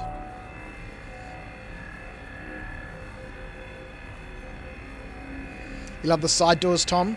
Same as the Valk. My only complaint so far, and it may get fixed as or updated as time progresses, is that you can't vault up into that door. You can't grab hold of the ledge and vault up into it like you can on the Cutlass Black. That, at this point in time, is my only grievance with this ship.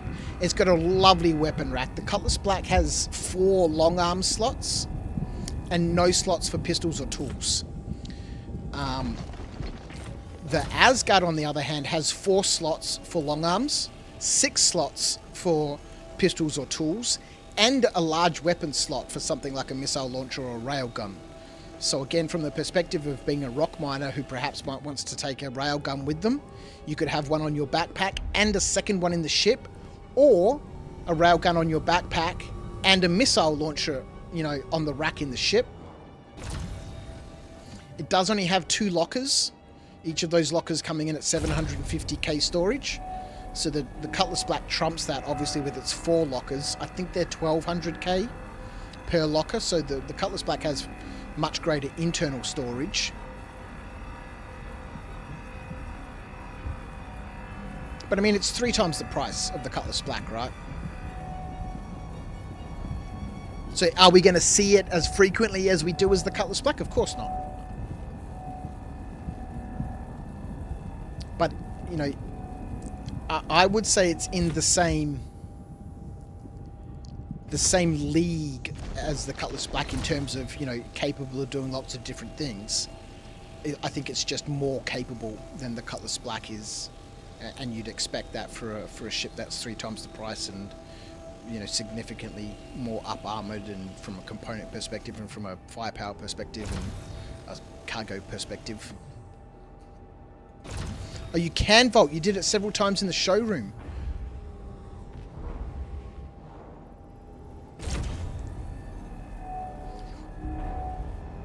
I tried in the showroom. I wasn't able to do it. Maybe I wasn't trying in the right place. Okay, well, if that's the case, Tom, then yeah. I don't see me flying on a daily basis any other ship, really. You know, outside of ships that are specific to, you know, their industry. Like a salvage ship or a mining ship or something like that. Mr. Paul Morgan on YouTube. How are you, my friend? I don't think I've seen your name before. Thank you for joining us here at Crouch After Dark. Chilling out with the rest of the Crouch potatoes as we chill out and do a little bit of rock mining in the new Anvil Asgard.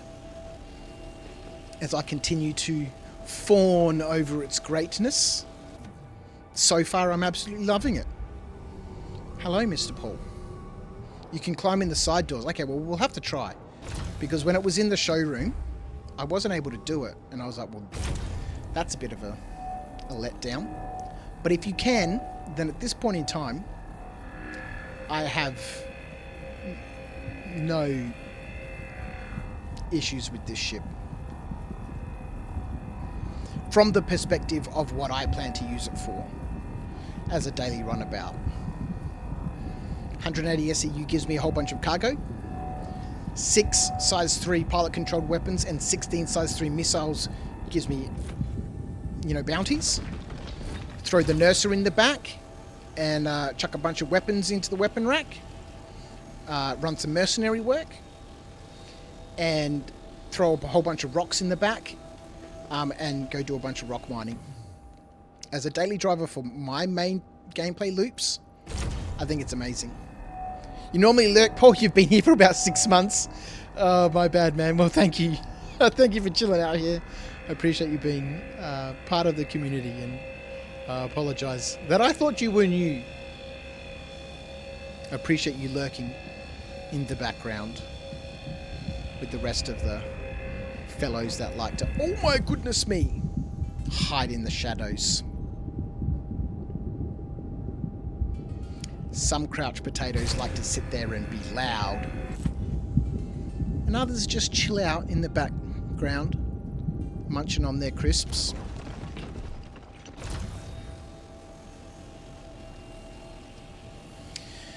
You are all appreciated.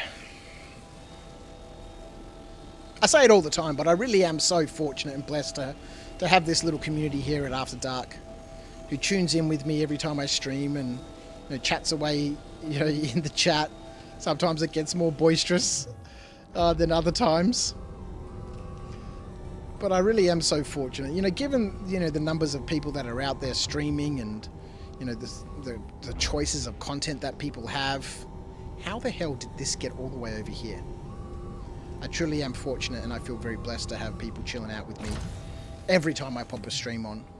And we've been really random as of late. You know, I don't have a fixed schedule, and we've been all over the shop. Midweek streams this week, that's going to try and become a norm. A couple of hours each day, either before or after work. I really enjoyed those. And as I've said a few times, I'll open those up into the Discord. I'll just jump into the Discord in our midweek streams chill out in the green room. Anyone who wants to come and join me is very welcome to do so.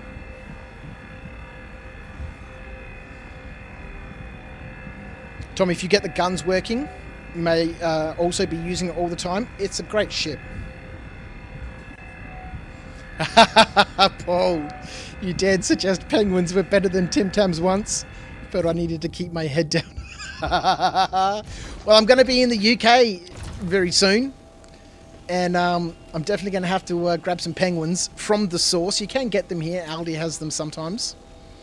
I'm definitely going to be picking up some Tim Tams.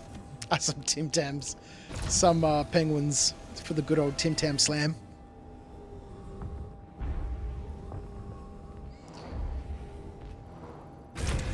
Pick up a penguin, hey?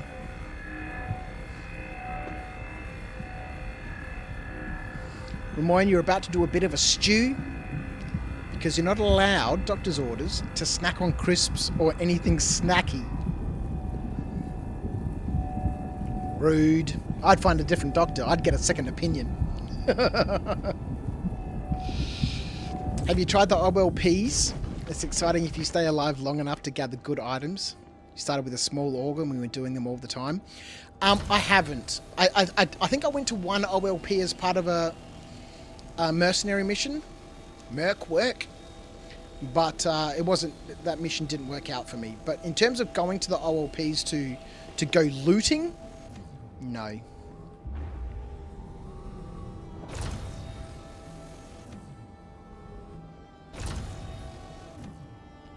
No, I don't game with any other orgs or any other groups of people. Despite the fact that I'm sitting here talking to everyone tonight, I'm rather, you know, I'm quite an introvert, right? I like my own space. I like my own time. And I don't really have the commitment to be part of somebody else's crew, so to speak. So, as I have done with many different things, I shall build my own little crew here. And maybe that crew, like other clubs and stuff I've started in the past, will grow to the point where it outgrows me. Yeah, there's an invisible wall here. I don't know what the deal is. There we go, we busted through it. Like when I started the Axes and Owls Gaming Club, which is a tabletop board gaming club. You know, I did that when I ran my business Knights of Dice. Because I couldn't get to any of the other gaming clubs. Because, you know, I had my own business that was constantly consuming my attention. And that I couldn't get to those gaming clubs at the times those clubs met. So I started my own club that, you know, suited me. And that club is crazy now. You know, I ran that for a couple of years, pretty much single-handedly, every week. And you know, eventually, you know, there were enough people interested. You know, we had 50 people a week coming to the club. Other people interested in accepting responsibilities.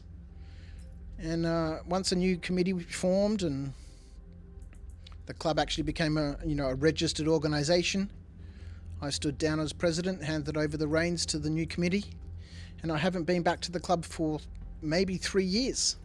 Because now I work a night shift, and I can't get to the club that I founded. Because it meets at night. During the week, when I work. Which is why I set it up, because I couldn't get to the clubs on the weekends, because I was busy working on the weekends. So the club that I founded and set up, which now has hundreds of members, doing very, very well from a financial perspective and from a social perspective and from an activities perspective, I can't go to anymore because I now work at the times I set that club up to originally go to. So, but if I had a regular group of people to play with, then, I'd love to be doing more of that sort of activity. And I guess that's what the midweek streams will be about, you know. Not so much about me streaming, but more about playing with people on the Discord and streaming that. So rather than as I am right now, you know, we're talking to chat, we're interacting with each other. Those streams will be more, you know, about hanging out with the people on Discord. And I'll stream that in the background, and the stream will kind of be secondary, right? I'll be interacting with the people in the group, right? We'll be playing together, and I'll be streaming it and, you know, interacting here and there with, you know, the people on chat. Just like you see many other people streaming, they're constantly on their Discords. I'm streaming constantly, you know, to an audience, rather than playing a game with some friends and hanging out in Discord and streaming it to Twitch or something like that. So that's what the midweek streams will be about. All right, that monologue over. Rusty Nuts, you think Tim Tam chocolate is smoother than penguins? Yeah, me too. Me too. Penguins are a bit more crispy. They're a bit more crunchy. If that makes sense. Man, I've rubbed sweat in my eye. I've been awake for ages now, and I've rubbed sweat in my eye. Sanya, how are you, my friend? Hello! Would like to try Star Citizen, but I don't have enough powerful PC to do so. Currently saving for new parts. Enjoying watching streams of Star Citizen to learn the game. I think I would like to do mining with ROC. Well, look, there's a free fly at the moment. I'm assuming, you know, have you tried to play the game on the PC that you have? There's a free fly running at the moment. You can get in, play the game. There's a couple of days left in the Invictus launch week event that is happening now. You can rent heaps of ships in the game for free. You can get in, test it, play it out. And if you haven't created an account yet, !code, or have a look in the description on YouTube, you'll see my Star Citizen referral code. Short little plug here, because there's a benefit for both of us. Because during this Invictus launch week, and I'd recommend this to anybody else who's trying to get their friends into the game, that right now, if someone creates a new account with your referral code, and then subsequently at any point in the future they decide, okay, well, I'm actually going to buy the game and I'll get myself a starter package. As long as you referred them during this week and they used your code during this week, you will both get a P-52 Merlin. Or maybe I might be lying here. I think maybe they might need to actually buy a starter package by the 28th of May. I'm not 100% sure. There's conditions that I'm not 100% aware of. But I do know that if you use my star code or anybody else's star code, everybody gets one when they create an account. If you use someone's star code when you create your account and subsequently purchase the game in the future, you get a little bit of extra starting credit.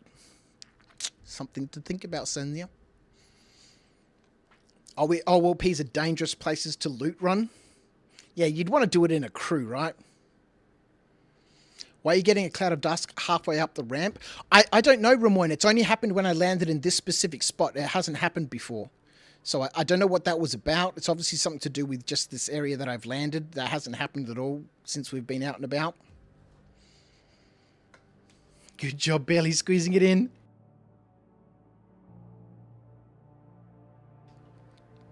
You sad to hear that, Ramon?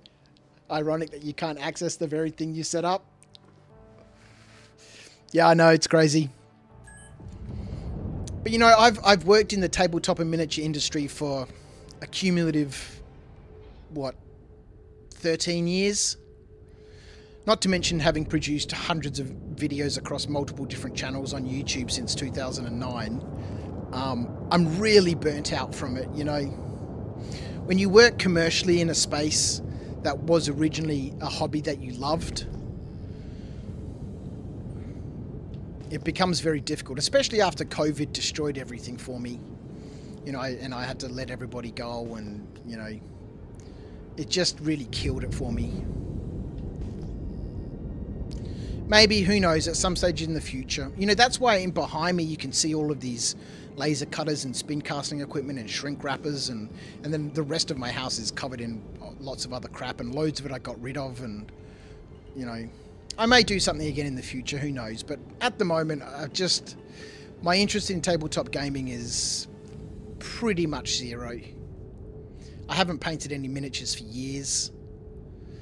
In fact, all the equipment is up against my cupboards where all my paints and everything are in my painting station. I can't actually do any painting because there's hundreds of kilograms of massive machinery here.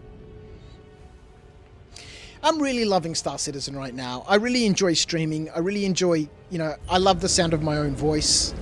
I'm not going to lie. You know, my family, we've all come from a theatre background. You know, we've all been involved in theatre and plays and acting, and You know, some of us on TV and stuff, and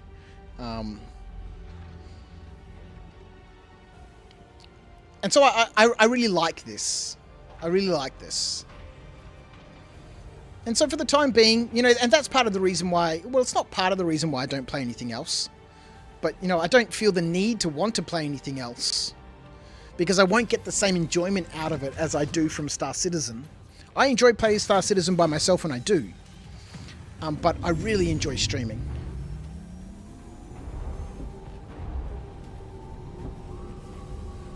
Where are these gems? Behind me. I don't know if I'd want to do it as my job, but I'm very grateful, you know, that, you know, I've got a small community here on Twitch who are so gracious enough to subscribe and pay their cash buck dollary dues, whether they're contributing their Bezos money, their free Prime sub that they get every month, or their own hard-earned cash. You know, all the regular people like Slash and Flossie and Motherfig and, you know, Dark Acorn, all these guys who are constantly gifting out subs in the channel.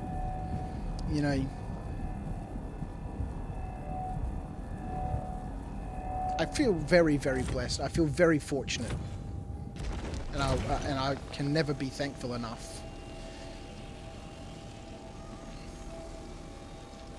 But yes, I think, you know, partly because of, you know, where I am located in Australia and my time zone and the fact that I work a night shift and, you know, getting involved in other people's groups.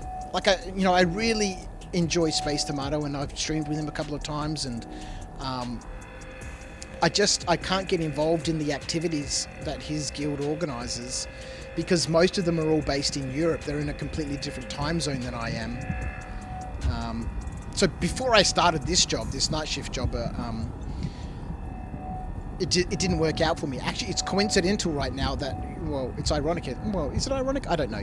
It actually works quite well now that by the time I finish my night shift, it depends on which roster I'm on. It changes every month or so. I'm now able to, having put it, you know, trying to put it, you know, actually I've put no effort into trying to grow the Discord or organize group activities, let's be honest. That it, you know, I can start getting involved in some of his activities because of, you know, by the time I finish work, I get back and they're generally starting some sort of event or running some sort of event. I don't know. I don't know. All I know is that the game is completely different. Is completely different when you're playing with other people, both from an enjoyment perspective and both from the game's perspective. Everything becomes 500 times harder. You know, you're trying to coordinate people, you know, things aren't working properly. You know, the game is completely different when you're playing with other people. And I think that's a wonderful thing, right? You get your own personal experience when you're playing solo or you're running around as a lone wolf, and then when you get together in a group, other possibilities become, or other options become possible, like running OLPs and stuff, because, you know, they're easier in a group of people. Those sorts of activities that are difficult to do by yourself, and I think that's the wonderful thing about, you know, MMOs in general, is that, you know, you can have a very good time as a lone wolf. But when you crew up with people, then you get the opportunity to start doing things that you possibly or potentially can't do by yourself.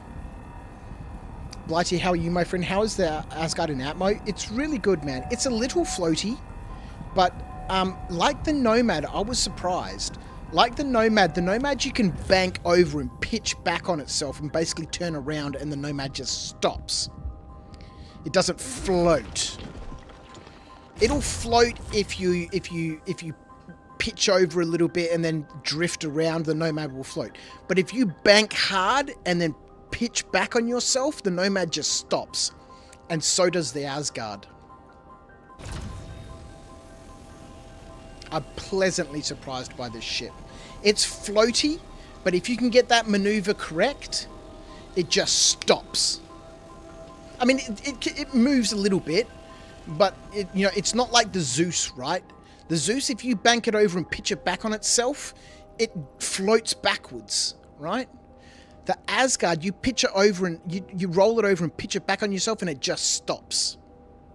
You know, it's a drop ship, right? You know, it needs to be able to come into a location at speed, hot, and then, you know, if you pull the right maneuver, which I haven't mastered yet, it just stops. So when you're rock mining and you're flying over something quick and you need to stop, then you can just pitch it over, roll it back on itself, and there you go, you're stopped. The Zeus is a touch drifty in handling. Yeah, exactly. Yeah. The only other ship that I've flown that, you know, like the Nomad, I've always said the Nomad is the king of rock mining because of how it handles. You know, you can bring a Nomad to a dead stop from 600 meters a second to a dead stop with just, you know, with that maneuver. To almost a dead stop. But you've got to get that maneuver right. Otherwise, like every other ship, it will float and drift. But the Asgard, actually at the beginning of this stream, the first time I took it out and the first patch that we came across, and I did that maneuver, and I was like, holy crap. This ship is the same as the Nomad. And at that point, I was like, yeah, this is my new daily driver. You know, it's just, from the little time I've spent in it at the moment, it's just, its versatility on paper is impressive. And flying it, you know, I'm impressed. So how does it handle in Atmo? For me, I'm very, very happy with it.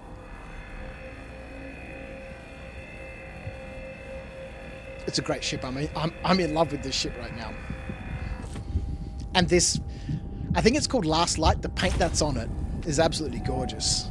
I don't know if it's like grey with yellow accents or grey with gold accents. We're back in the whole yellow-orange phase. I don't know how many people have been around for a while when everyone used to carry on about my colour blindness.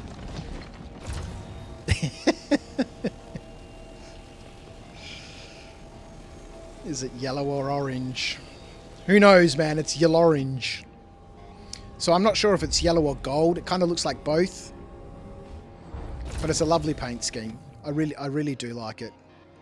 Where is it? It's a lovely ship. That big wide ramp. Oh, man. All right. Enough fawning over that ship. I think this patch and then one more patch. What's the time? 9 o'clock. How long have we been on for? I can't see my times on the old Discord-aroo. Let me readjust that screen a little bit. We'll put that back up in there. Actually, we'll put that back over here so I can maximize everything and see things properly. And we'll fix this back up and get that in there, and we'll get that back over there, and we'll bring this back up in there. No, that's the wrong button. That's also the wrong button. That's the right thing. 4.5 hours on this little rock mining stream. So we've been on for ages, man. I think we did 7 hours, 7.5 hours previously with the combat missions and Gilly's flight school. And then we made the decision to just stay up for the whole night, and then I'm going to sleep on the plane, right? Instead of going to bed and then, you know, finishing the packing in the morning and then, you know, being awake on the plane and stuff. My family can do that. I've stayed awake the whole night. We're kicking 4.5 hours on this little rock mining stream with a short little interlude to do a couple of bounties to see how the ship handled in combat, which I was pleasantly surprised. And as I've mentioned multiple times now, in the hands of a capable pilot, it would be fantastic. And then I'm going to sleep on the plane. Hooray! Ramon, you think it's going to be a while before Argo Hurston is piloting an Asgard? It's going to be a while. It's going to be a while before Argo's piloting anything other than that frickin' Rambler. I think he's up to 1 million credits now, though. He's got 1 million credits. So, you know, we're not that far away from a Nomad, which is 1.6 million. And then, yeah, I think that's going to be the upgrade path for him. The Nomad now has accessible internal storage under the bed. Yes, let's go. It doesn't have a great weapon rack, but the killer for me in terms of Argo and A Life Uncharted was no internal storage, which for Argo and that style of gaming that I do, you know, with A Life Uncharted, is absolutely crucial. And so now that the Nomad has accessible internal storage,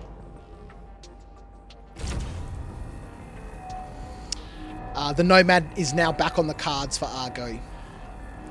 Apologies, I got his name wrong. That's okay, Mr. Argo Hurston. Everyone's favourite bogan, the Ginger King. So I think a Nomad in game is 1.6 million. So he's not that far off. He's not that far off. I've got to do some work, and I might do some while I'm away. Again, we're not going sightseeing and all that sort of stuff. We're obviously, you know, we're going there to see family and, you know, spend time with family and just, you know, remember my mum. And so I'm not going sightseeing. So there'll be plenty of time while I'm chilling out at my sister's massive manor house. She calls it a manor house. It's a big house. I might do some more work on the second edition of A Life Uncharted, so that we can really get back to some to season 2 with version 2 of A Life Uncharted, with everyone's favourite bogan, the Ginger King, Mr. Argo Hurston, as he slowly progresses. You know, now that he's making his way in the world, right? You know, he's earned himself a million credits. He's gonna buy himself his own ship. You know, he's gonna get rid of this cutter, this Rambler, given to him by his ex-wife Amelia. It's not really his ship, right? He wants his own ship. So the Nomad will be Argo's first ship. 24 SEU of cargo. Can carry a ROC. It's not bad in combat. 3 size 3 weapons. I'm not sure of its components and shields and stuff, but, you know, at that point when it becomes relevant, we'll have a look at it. So we're only 600 grand away from Argo being able to you know, pick up his own ship. To my sister's villa. I don't know if it's a villa. I wouldn't call it a villa. It's more. It is more a. You know, it has that typical British manor house sort of look, although it's not on a huge big property and stuff, and it's not like a big manor house. It's like a small manor house. It has the manor house look, but of a regular sort of house size.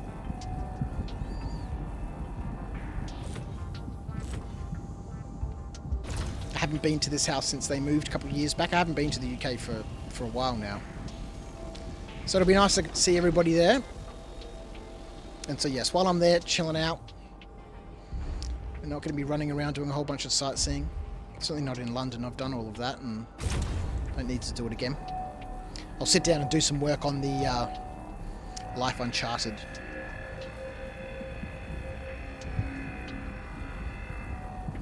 You know that paint, the one with graffiti that the cutter has? I think it's called Dying Star. I think that would be awesome paint for a Nomad. Yeah, I think it's only available on the Drake ships. On the Cutter, the Vulture, the Corsair. I think those 3. Oh, and the Cutlass Black.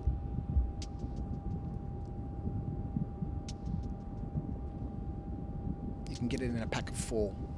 I think it's called Dying Star.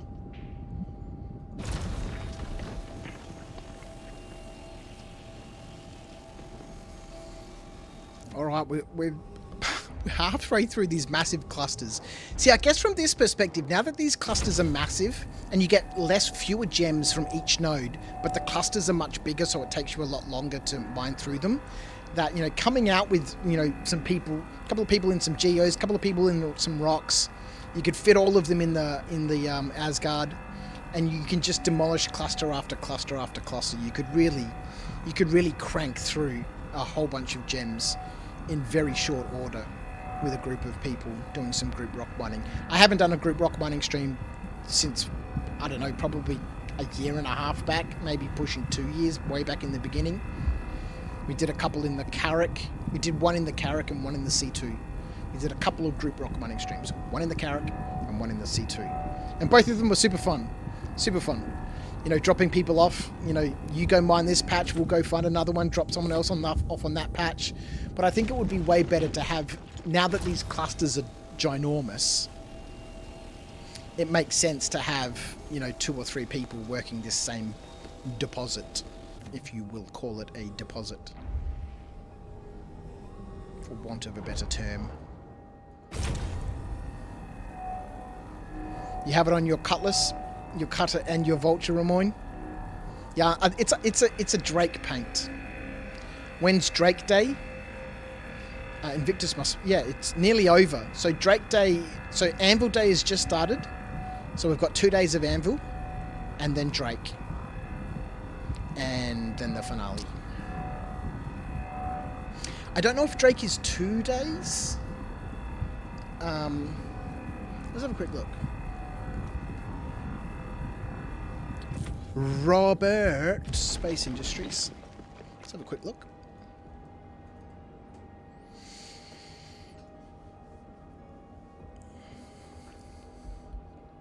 I think Drake might only be 1 day. And I did originally want to try for the Kraken, try and beat the bots. But, you know, I won't be able to, unfortunately, because of the travel and the time and, you know, all that sort of stuff. I think I'll miss out. And now that I've spent all my store credit, I've got no store credit left, and I don't have $1,500 cash buck dollary dues. US, my God, $3 grand, $2,800 Australian dollars to put into more ships. If I did, I totally would. Yeah, so Drake Day is just for 1 day. So, Anvil Aerospace, 23rd and 24th. So for me, that's the 24th and 25th. And then Drake Interplanetary, for me, is the 26th. Again, I live in the future. And then we have the finales, for me, on the 27th and 28th.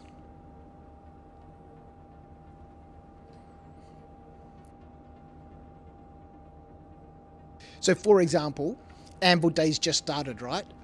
On the 23rd. It started at 2 a.m. my time on the 24th. So then we've got 48 hours of Anvil Aerospace. And then, yeah, 1 day of Drake.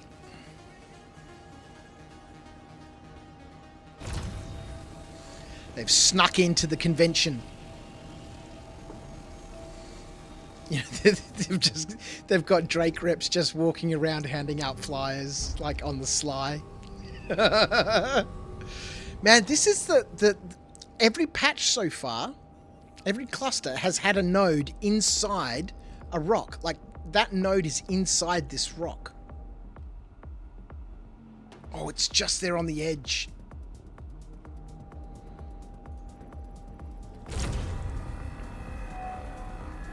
$13 likes on the old YouTube. Thank you so much. Really appreciate everyone chilling out with me tonight. Twitch has really dropped off, hasn't it? The roles have reversed. The viewers have come across to YouTube and they've dropped off on Twitch.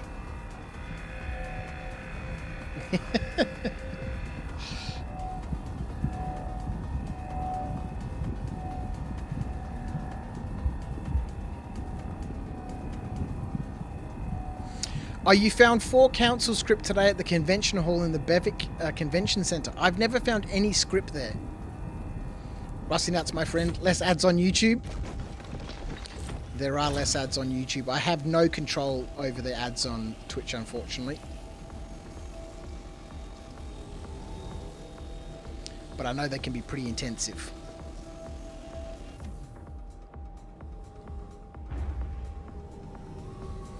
Which is why I'm so grateful to those people who subscribe on Twitch, parting with their cash buck dollary dues, and more so to the people who keep gifting out subs to the community. I think at one point we got up to 68 subs on Twitch, and, you know, 70% of those were gifted out by the likes of, you know, Motherfig and Flossie and Twitch and Slash and other people.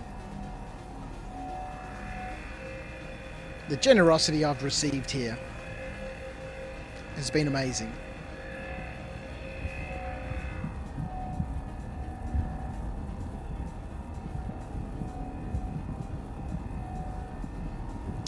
I want to make some little overlays and stuff in for my OBS, so that, you know, I can switch off my camera, switch off the chat, throw in some cinematic bars, and then capture some footage in each of my streams. I've been reading my sister's book at the moment. Her second book. She's written a series called The Weaver's Heir. And the first book was so much fun. I really enjoyed it. I'm reading the second one right now, and I've got the third one to take with me to the UK as well. She's also coming. It'd be great to see her. And I used to do a lot of writing when I was younger. Never really written like a full novel or anything, but you know, I like short creative writing. And you know, I've read a couple of Star Citizen short stories on the channel. I haven't done any for a long time. I've recorded several off of the RSI website that I never edited or uploaded. You know, I used to read them live, just in, you know.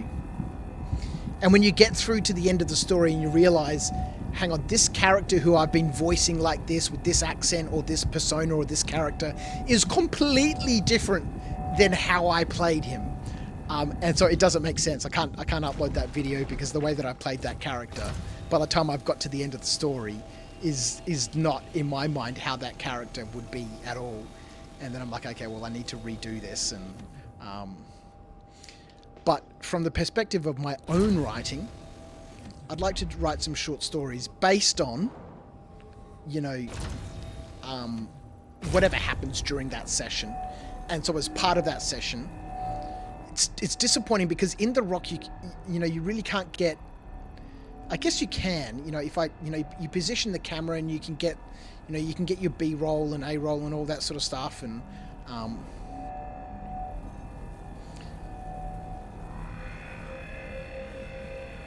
so yeah, in some of the streams I'd like to just spend a little bit of time with nothing on the screen, put some cinematic bars. I guess I can do that in post anyway. Put some cinematic bars on. You can do all of that. I can do all of that in After Effects and, you know, Premiere and stuff. And then write a short story, you know, 5 or 6 minutes, and create some content for YouTube. Short little videos that people can watch and a story to play in the background and listen to. I think I'd really enjoy that.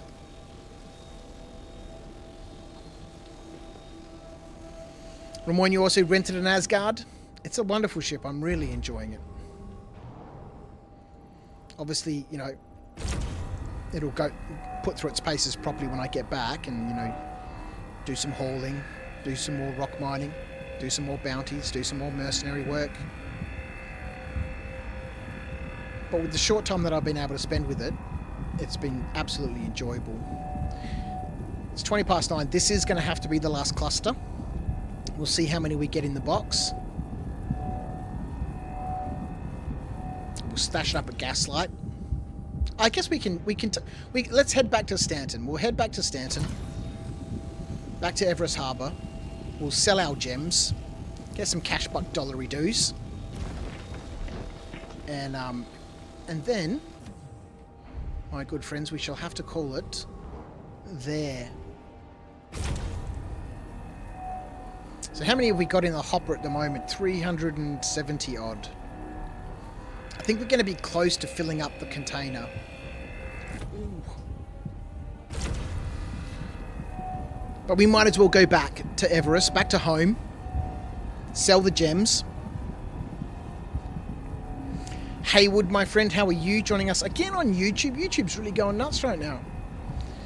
It's all YouTube chat. You got a Nurser and a Razor EX in your Asgard. Absolutely loving it.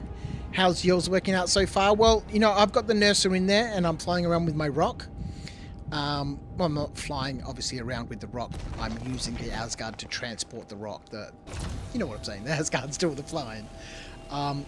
We took it out for a short little bounty mission. Couple of VLRTs. You know, my skills as a combat pilot are not formidable. I'm not known as a combat pilot. But I really enjoyed it, man. Those 6 size 3s just... brrr, brrr.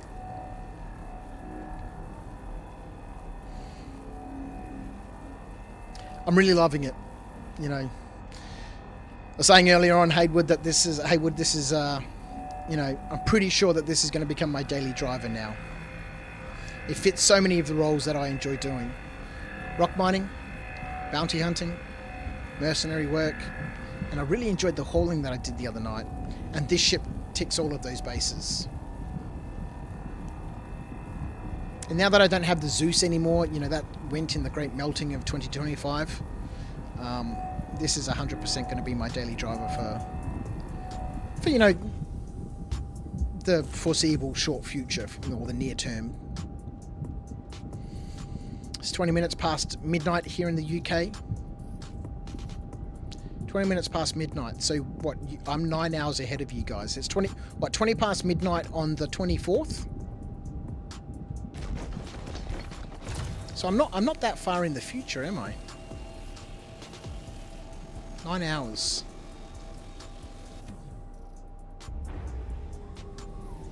We could try and get that last node that's partly in the wall here. YouTube for the win. YouTube, my ancestral home. My ancestral home. I've been on YouTube in one guise or the other since 2006. And then I started producing my own content in 2009. Between 2006 and 2009, way back in the beginning when YouTube first started, you know, you could post video responses to people's videos. So you could watch a video and underneath it would be a button that said video response. And you could click on that button and it would activate your web camera. And then you would record like a response and then you'd post it. And underneath the video, you'd see everybody's video responses. And then you could go on the most magnificent freaking adventure of your life. Because on my video response, it would then become a video. And people could post a video response to my video response and see what my video was a response to. So you could start and watch one video and then go down the rabbit hole this way and then back up and then back down and all over the place. It was freaking amazing. And so I posted a lot of video responses, you know, in the beginning. And then when I started producing my own content in 2009 for, you know, tabletop gaming and, you know, making scenery and all that sort of stuff. And, you know, and then obviously YouTube changed and, you know, you couldn't post, you know, video responses and, everything evolved and changed. And see, that dust cloud's not here. It was just that location I was in before. Why? No idea.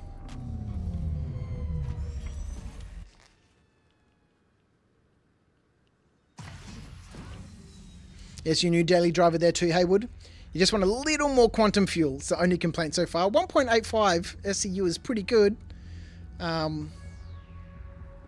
It's nothing to sniff at. I mean, it's got a huge hydrogen tank, which for rock miners, when you're flying around constantly on the planet and you're doing a lot of miles, that hydrogen fuel capacity is impressive.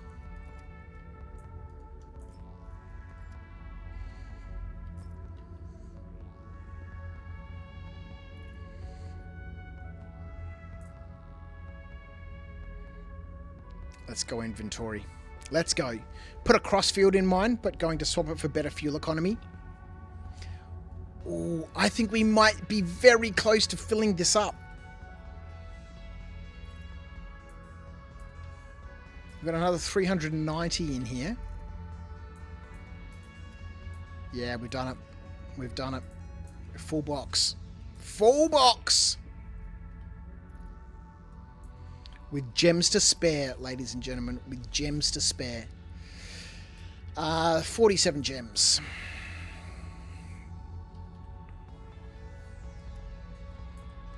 There we go. 2,000 gems in about 5 hours with, you know, the first hour of the stream being a calamity.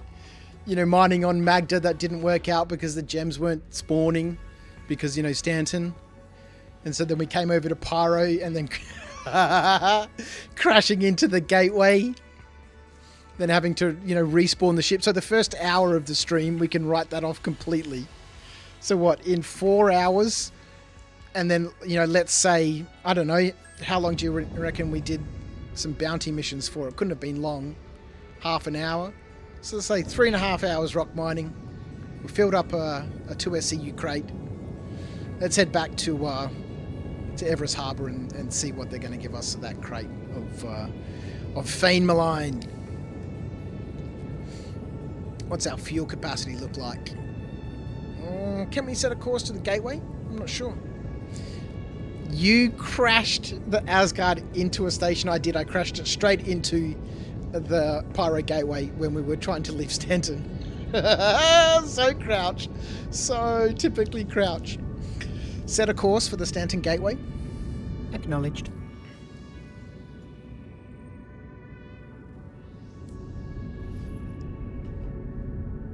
Deactivate cruise control. Certainly, Commander. Alright, let's go. Let's head home. We'll refuel it. If we refuel at the gateway, we're gonna have to refuel anyway. Sell at one of the HDMS outposts for a better price, bloody. Oh, we could. We could go to Magda, right? My ancestral rock mining home. We'll go to Han or Perlman. Or yes, we could go somewhere on Hurston. But yes, you'll get a better price at the outpost than you will at the stations. I think we're getting $3.97 at the stations. So it might be $4.07 or something at the outposts.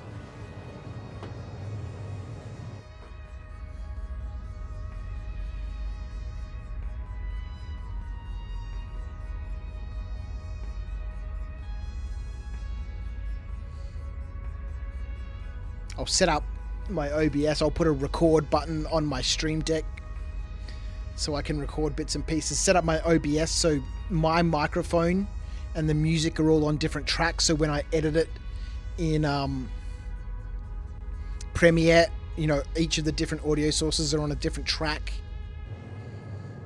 Is the Asgard loud and noisy, or is it a quiet ship? No, it's pretty quiet. It's pretty quiet. It's got a grunty boost too. Is it all Fane Malign? It is all Fane Malign, yep. All Fane Malign. It's all I ever find out there on Idris.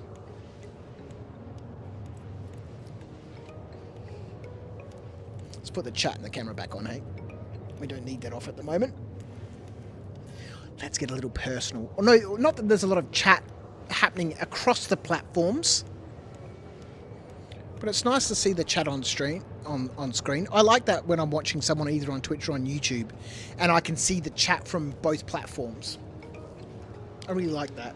I don't know how clear it is on my stream. I don't have like a little grey box behind the chat to help the chat stand out. But this is a lovely ship. The only thing that I'm not so sure about, and I'm not massively keen to test it out at the moment, given we're on our way to go sell a whole bunch of gems, is going up and down this ladder in Quantum. But this weapon rack is a bonus. I love a good weapon rack. You know, my style of gaming and playing, you know, being able to, you know... Oh, hello. Oh, what? Are you... Hello? Are they all pistol slots?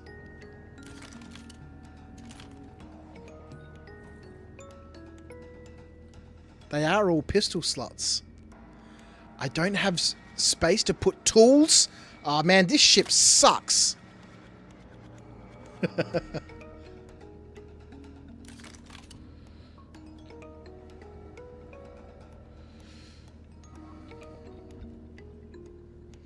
Oh, well, that's a bummer. Nowhere to put tools? Nowhere to put tools.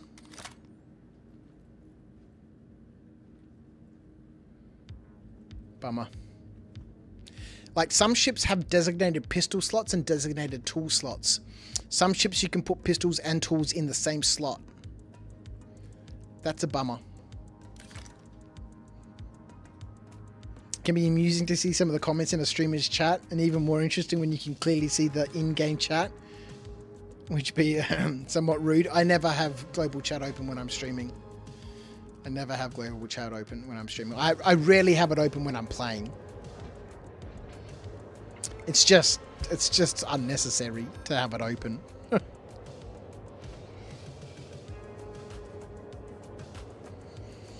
It's not an industrial, so no tools, Rusty. But still, weapon racks. I mean, weapon rack should be somewhat standard. Pistols, guns, tools. Like the weapon rack in the Rambler is ideal absolutely ideal, and that's why I love it from Argo's perspective. It is the ideal weapon rack, and honestly should just be in every ship. You know, it should just be in every ship. If the ship has a weapon rack in it, it should have that weapon rack.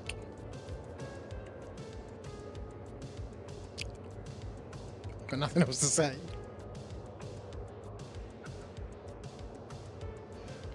Alright, I guess that's my first complaint so far about this ship. No place to store my tools. Disappointing. Alright, we'll refuel at the gateway, store the ship, retrieve it, head through the gateway. We'll head on down, maybe to Hurston, because from Hurston I can run some bunkers and stuff when I get back. We'll bedlog on Hurston. Just a short hop away from one of the mining outposts. And by the time we've done all of that, it'll be 10 AM. My family will be up and about. We'll get ourselves recombobulated. We'll get our last few bits and pieces packed, and then it's off to the airport.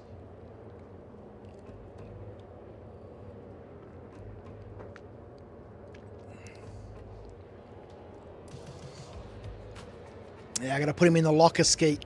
Yeah, I know. It's a bit of a bummer, but you know, that's okay. I mean, I had the same issue in the Nomad, right? The Nomad's even worse. You know, it doesn't even have a proper weapon rack. It's got 2 slots to store some rifles, and that's it. So even pistols have to go in the drawer underneath the bed.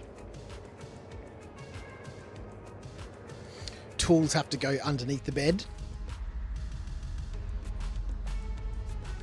I really like the gradual deterioration of the paint. The more you fly around, the more quantum travel you do, the more damage the paint becomes. And I don't think even a repair that, you know, touches up that paint. Which I think is fine. I think you should have to, like, get the ship repainted. More money sinks, man. More money sinks. Let me repair the ship, and so they repair it, right? Like if you take your car in to get repaired, it gets repaired. But if you want to have it resprayed, then, you know, you'll get it resprayed.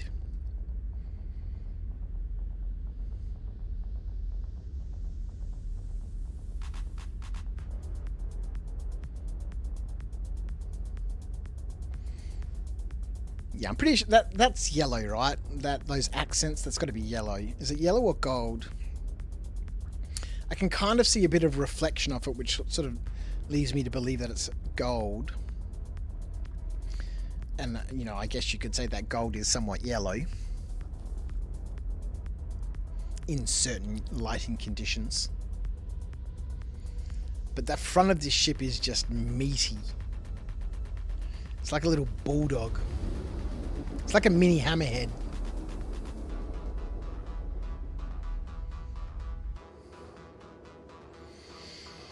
Right, let's go. Stanton Gateway. We're on our way home. This is driving music, isn't it?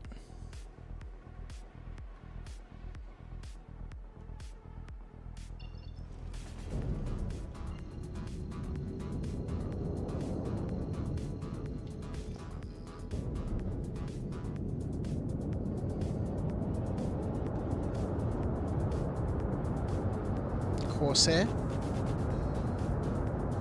Oh, goodness me!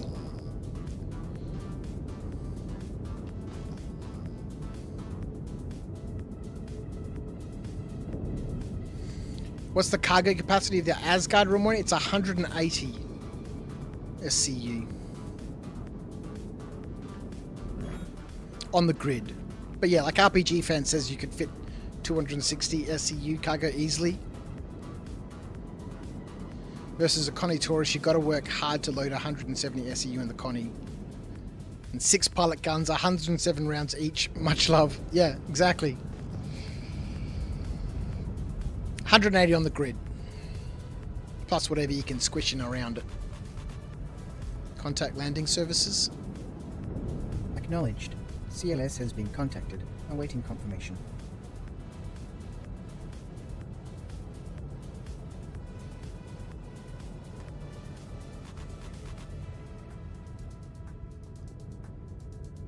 Please proceed to assigned landing bay. Oh, look at this.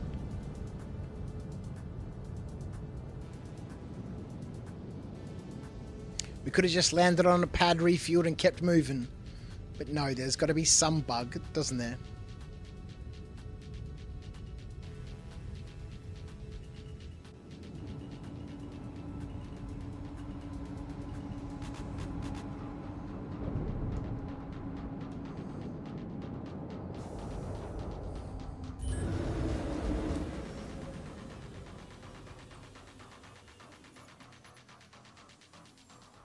$15,000 restock? Man, those missiles are expensive, man. Why is the ship bouncing around?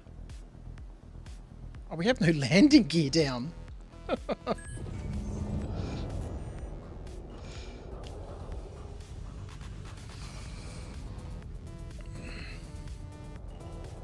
Landing complete. Have a pleasant stay. There we go. Ruben, my friend, how are you? What am I using to talk to the ship? I'm using a program called Voice Attack. And Voice Attack is a speech recognition program that you can configure to recognize certain commands. And when it recognizes those commands, it does different sorts of things. And in this case, it's basically clicking keybinds and stuff, pressing hotkeys, moving the mouse around. So, when I ask Atreyu's my ship's AI, my Voice Attack persona, to set a route for me, he'll move the mouse around according to certain locations that I've set up that command to, move that mouse to certain locations and coordinates, and left click, right click, scroll the mouse, do all that stuff. So I use a program called Voice Attack.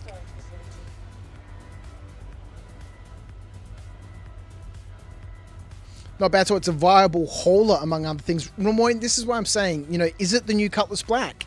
The Cutlass Black as a upgrade from a starter ship hauling 48 SCU. It's fighting with 4 size 3s, or you throw a person in the turret and you're fighting with 6 size 3s.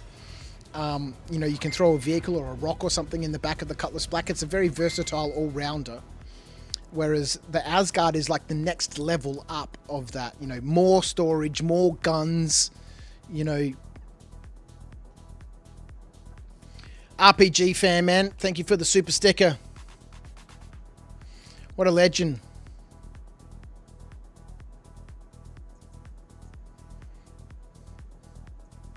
Please visit us again. Wait.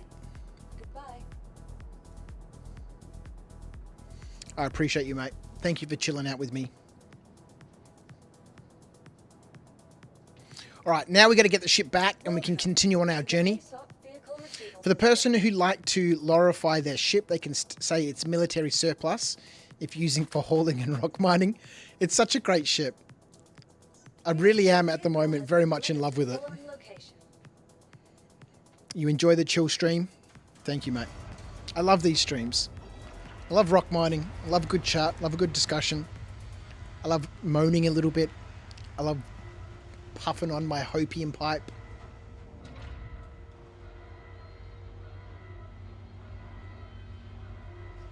I've laced it tonight with a little bit of copium. And it's all made the sweeter because of this lovely new Anvil Asgard. Gold or yellow? Gold or yellow? It's yellow, right? Yellow. But let's just say it's gold. Let's go! Alright, so our refueling should have worked now that we've stored and retrieved the ship. Let's head on out of here with our box full of gems and more in our backpack.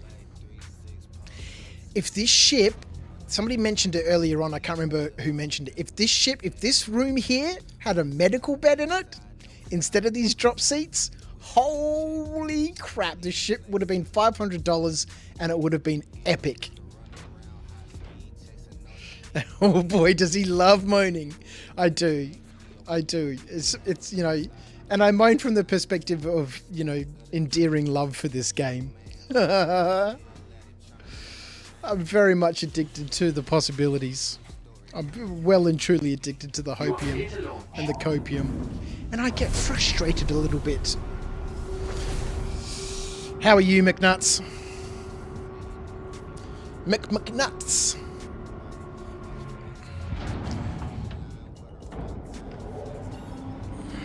Clear navigation. Understood, sir. Accessing Skylink and clearing route. Alright, let's go. And who asked before what I'm using? Ruben. If you're still chilling out with me, Ruben. The voice responses is a little, audio clips that I've recorded in Audacity and played a little bit with the pitch and stuff like that. And so when I ask him to do something, as part of those commands I've set up in Voice Attack, it plays back part of that is play this audio file. Click this button, move the mouse here, play this audio file, wait for half a second, and then stop. I never know where the gateway is. I think if I go into scan mode and I scan, it should pop up, right?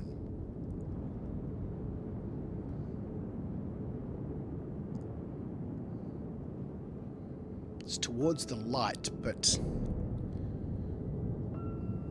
there it is.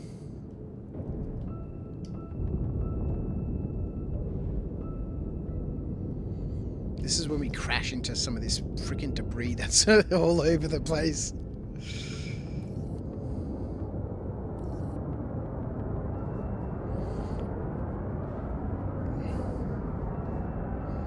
I'm good. I am coming to the UK today. We've got to finish up here. We've got our last bits and pieces to pack. Our chargers and all that sort of stuff. And then our flight is later this afternoon.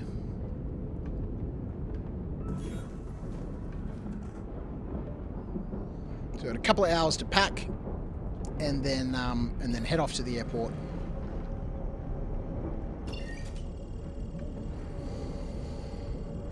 And I shall get a nice sleep and read a little bit of my sister's book, The Weaver Air, Book 2, Musician.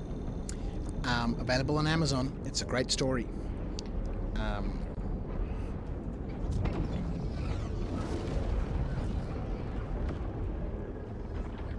Good book for teenage girls. It's obviously the main protagonist is a teenage girl, and she finds out that she's a very powerful being in an alternate universe, and comes from a family of very interesting people,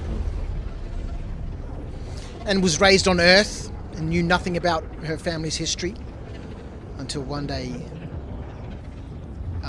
things go terribly wrong, and she's forced into a situation where she, it's a coming of age book kind of story, and I'm absolutely loving it. So I'm going to read a little bit of that on the plane, and then I will fall asleep until we wake up in Singapore. And my family who went to sleep tonight, they can sit in that chair for 7 hours and go, suckers.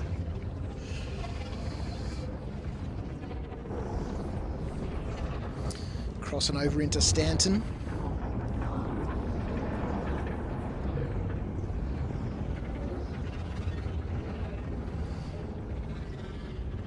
Let's go. Which end of the UK am I going to? We're going to London. My family's in London. So we'll spend a week there with them. Just spend time together, and I think Mum's funeral's at the end of the week. And then we shall come back a couple of days afterwards.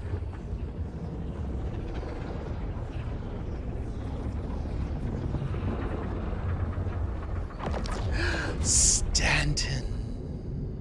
We're back home, ladies and gentlemen. Oh my god, are we gonna black out? No. Oof. Set a course for Hurston. Acknowledged. It's a long flight, 11 hours. It's about 7.5 hours RPG fan from Melbourne to Singapore. And then from Singapore to London, I think, is another 14 hours. So it's about a 23-hour journey.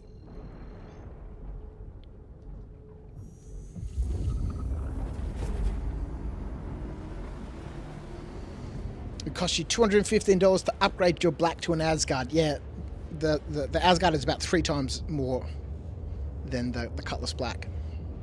Blighty, you now own the Asgard. Cost me $350 in store credit. Thank you for your condolences, McNuts.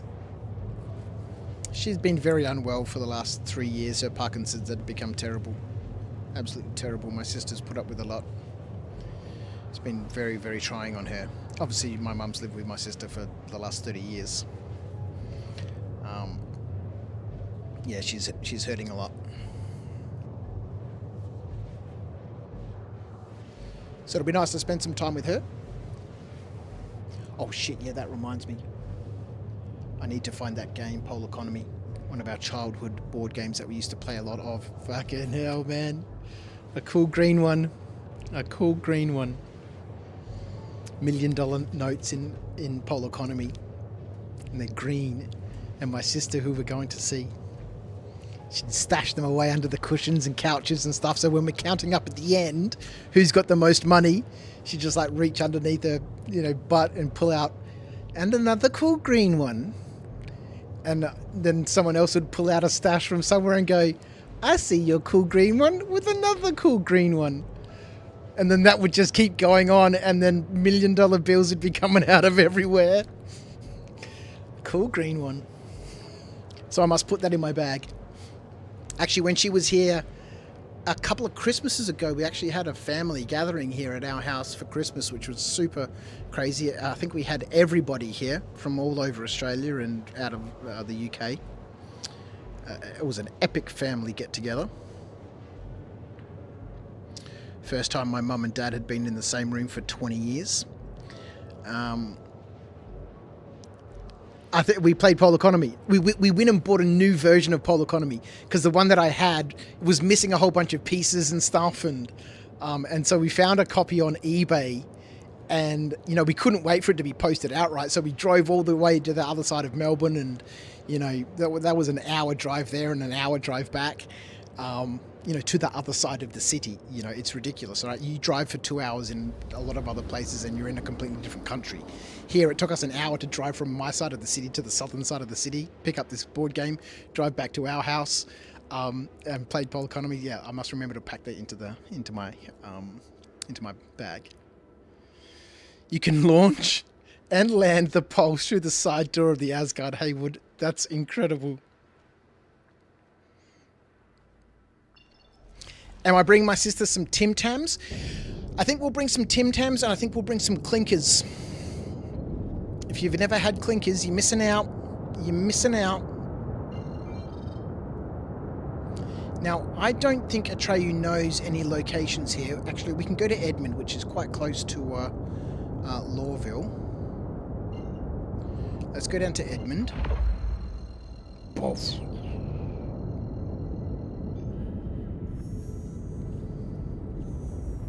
It is a long flight, RPG fam. It is a long flight. It's a long trip. We've got 1.5 hour layover in Singapore, which is good. Because there's 2 flights that leave from Singapore to London. Same flight from Melbourne to Singapore. And then I booked us on the short trip, right? 1.5 hour layover, so hopefully there's no delays. And we just get on that next flight and take off. Otherwise, there's a 7-hour layover in the airport at Singapore, which just wouldn't be enjoyable for anybody. So hopefully, we're traveling staff travel, so the tickets are insanely cheap, but we're standby, right? So there's plenty of seats on the plane. We'll have no trouble getting on. But there is always the case that if the flight between now and the next couple of hours fills up in Singapore, we may get bumped to that later flight, which means we have to sit in the Singapore airport for 7 hours, which will just be brutal.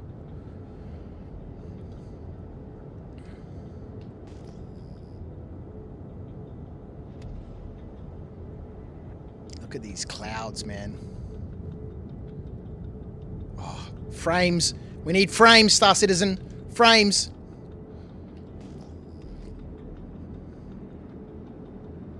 Frames would be good.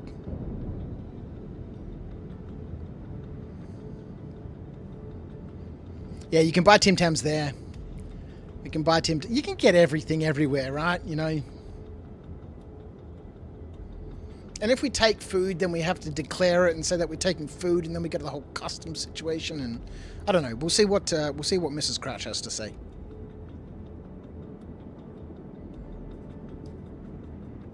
But I'm pretty sure my sister has asked us to bring some clinkers, although I think my other sister, who's coming from Sydney, might be bringing the clinkers.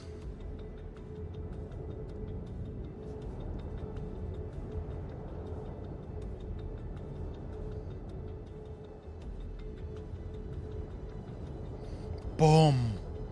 Here we are, ladies and gentlemen. Actually, we might as well land on the pad, right? Because I've got to move these things into the warehouse.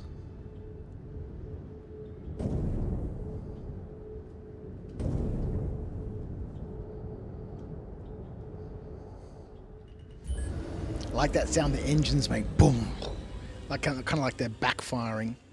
There's these little planes that we work with at the airport. Little BAE 146s, and they're like a little plane with 4 small engines. And when they're sitting there idling, they make this like sort of deep rumbling, tuney sort of bass. They're so amazing to listen to.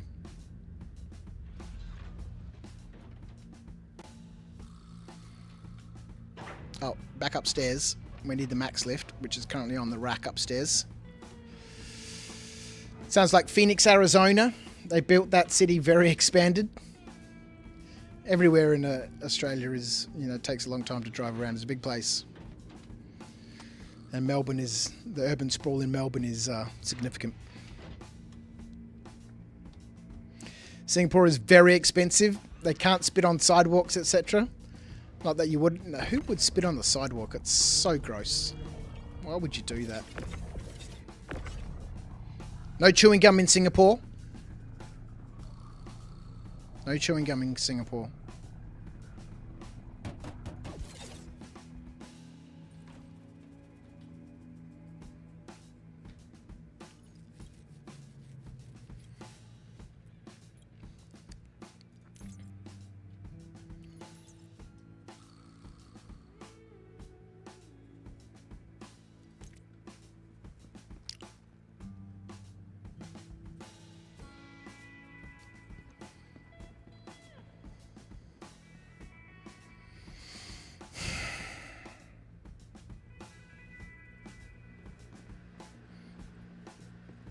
Let's just send it down and see what happens.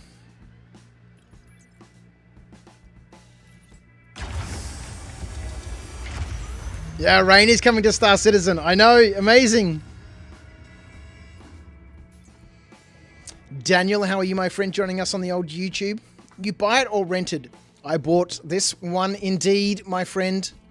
Oh man, we lost our box. The freight elevator ate our box. Yeah, I CCU'd my Terrapin from my exploration pack, which I'm never going to use. So I upgraded my Terrapin to the Asgard. I can't believe we lost that box. I cannot believe we lost that box.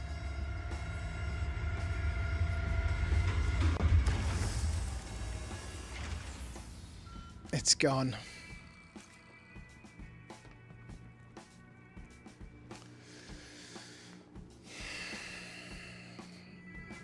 What a bummer.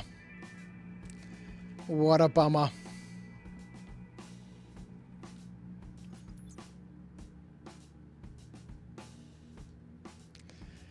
What a bummer. How long before the cities of Melbourne, Sydney and Melbourne become one mega city? I'm not sure, man. It's a long way, man. What is it, from Melbourne to Sydney? What, 900 kilometers?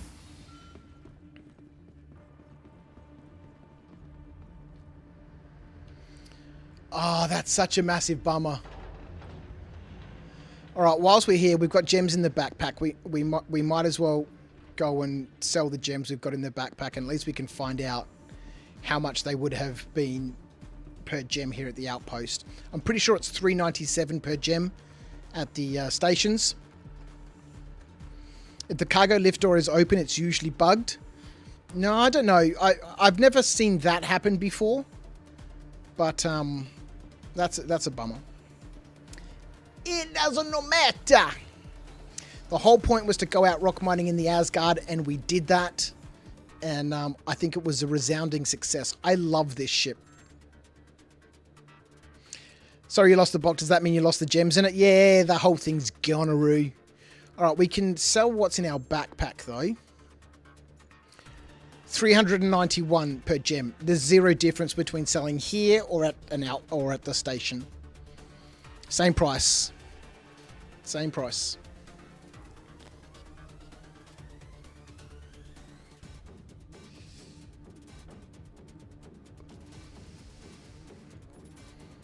Oh well, we got 36k for our effort. So 391, right? Let's do a little mathy to finish up with and see how much we actually missed out on. Why not? Why not compound our misery? 391 per gem times 2,000 gems. 782 grand. That's a bummer.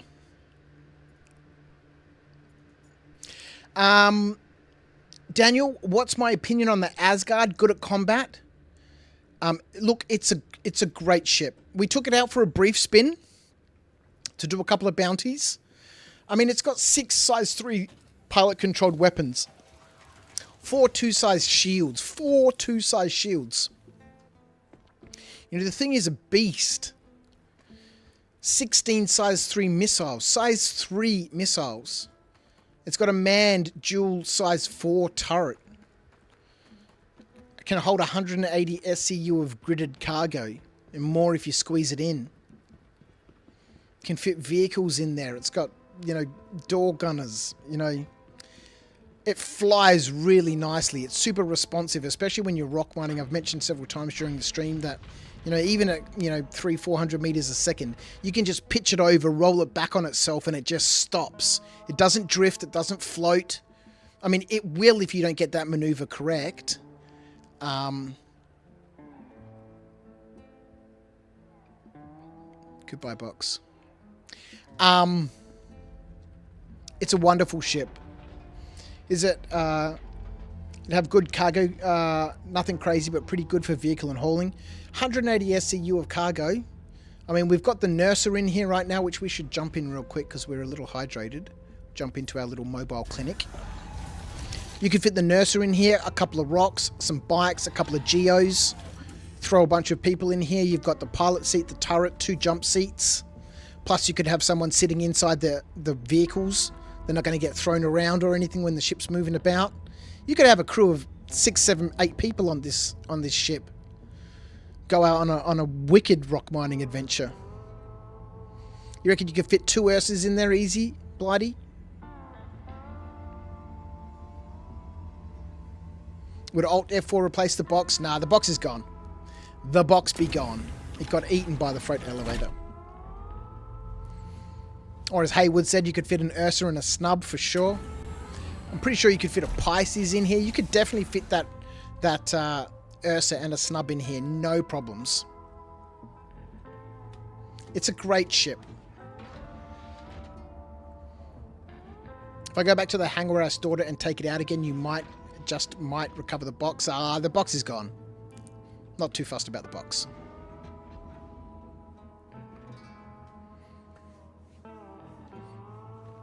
The game might still register the box as present where you stored the ship. Maybe. Maybe. It doth not matter. More boxes of gems can be had at any time. But not, my good friends, for the next week and a half. Let's get outside of... look at this landscape, man. Look at those clouds, man. This game is ridiculous. I can't wait. We're going to get rain on Hurston in 4.2. Dynamic weather later on.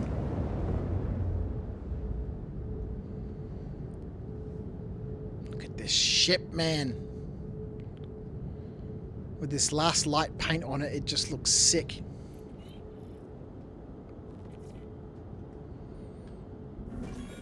Cuddy Black is a great all-rounder. The Asgard is just much bigger. Yeah, you know, the Asgard is like the big brother of the Cuddy Black.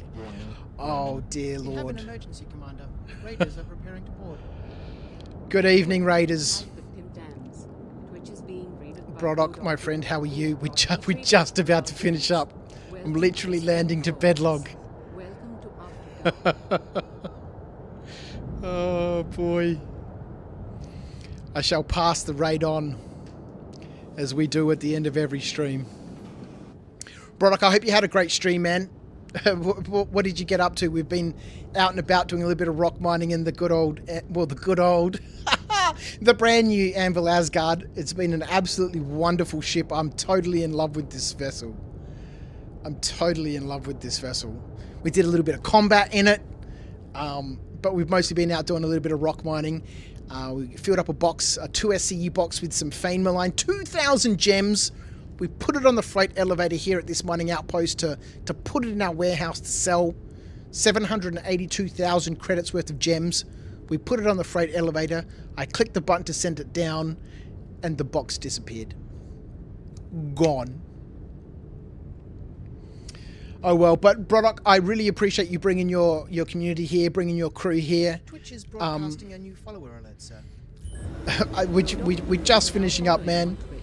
We're kicking 5.5 hours on this stream. I'm heading off to the airport to fly to the UK today, and so I haven't slept tonight. We did 7.5 hours before this stream of some combat-orientated stuff, which was legendary. I really enjoyed that. Brodok, thank you for the follow, mate. Let me jump in there. Where's my manners? Oh, we got to get a keyboard over there. We'll give you a shout out, man. What did you get up to? What were you doing?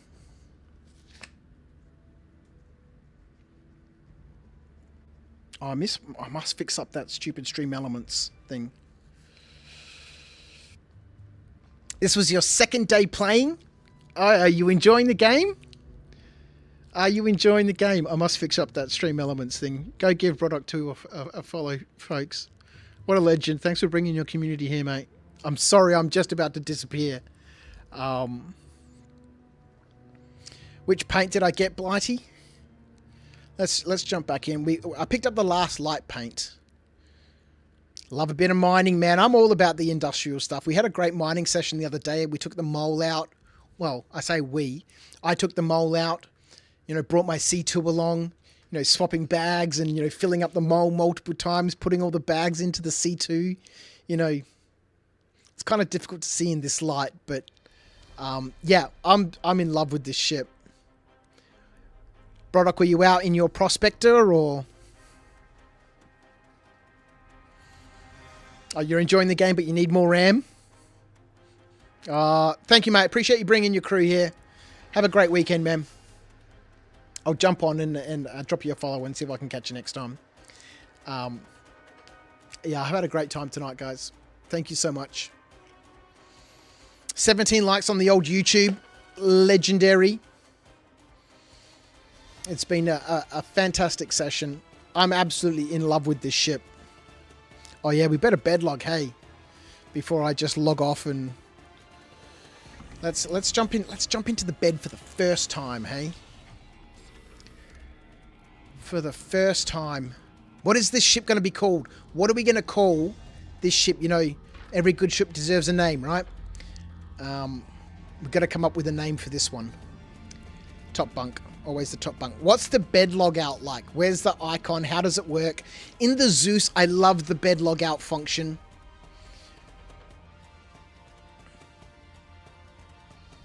Oh no, it's got the same issue as the Cutlass Black. Alright, I think we might need to derobe. Oh yeah, you see the second icon? You see the second icon? It's got the same issue as the Cutlass Black. The bed log out function in the Zeus is so beautiful. It just appears right in front of you and you can just right click on it. No, I want to lie down. Okay, we've got to get back up again, do we? Okay. This one has the Cutlass bed, the Cutlass Black bed in it. No.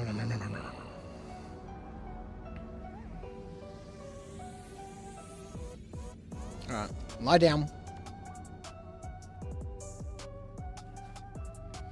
There's 2 icons. There's the one that you can immediately see there. And that one.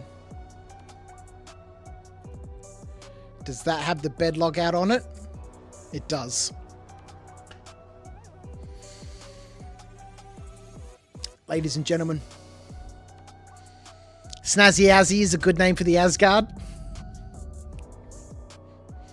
Snazzy Azzy, hey. We'll think of something. I like. It's gotta have something. It's gotta have something, right? You know. Let me jump into Twitch. We'll pass this raid on.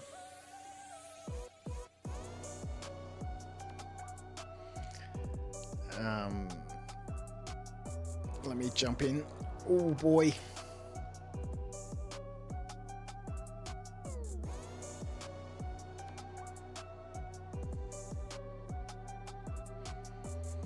Anvil Asgard field testing night over on Red Monster SC.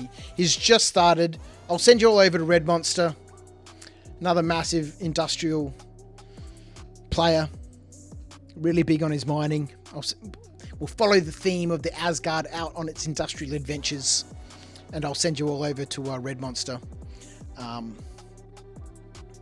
for Aussies. I really appreciate everyone who's been chilling out with me tonight. It's been an absolutely wonderful adventure. Thank you to the 18 likes over there on YouTube. Thank you to the people chilling out over there. I wish I could send you guys somewhere, but unfortunately YouTube doesn't have the same features that that Twitch does. That's it. I'm going to get that raid kicked off to Red Monster SC. Say hi to him. I'll pop in very briefly, raid and run. You know the deal. How it goes on the old Twitch-roo. Thank you for the follows. Thank you for the gifted chats from the gifted subs from Motherfig earlier on. I really appreciate everybody who's been hanging out with me tonight, and I'll see you when I get back from the UK in the latter half of the first week of June. Much love to everyone. Stay safe. Enjoy Star Citizen. Get in your Asgard. Have a blast. I'll see everyone later. Bye.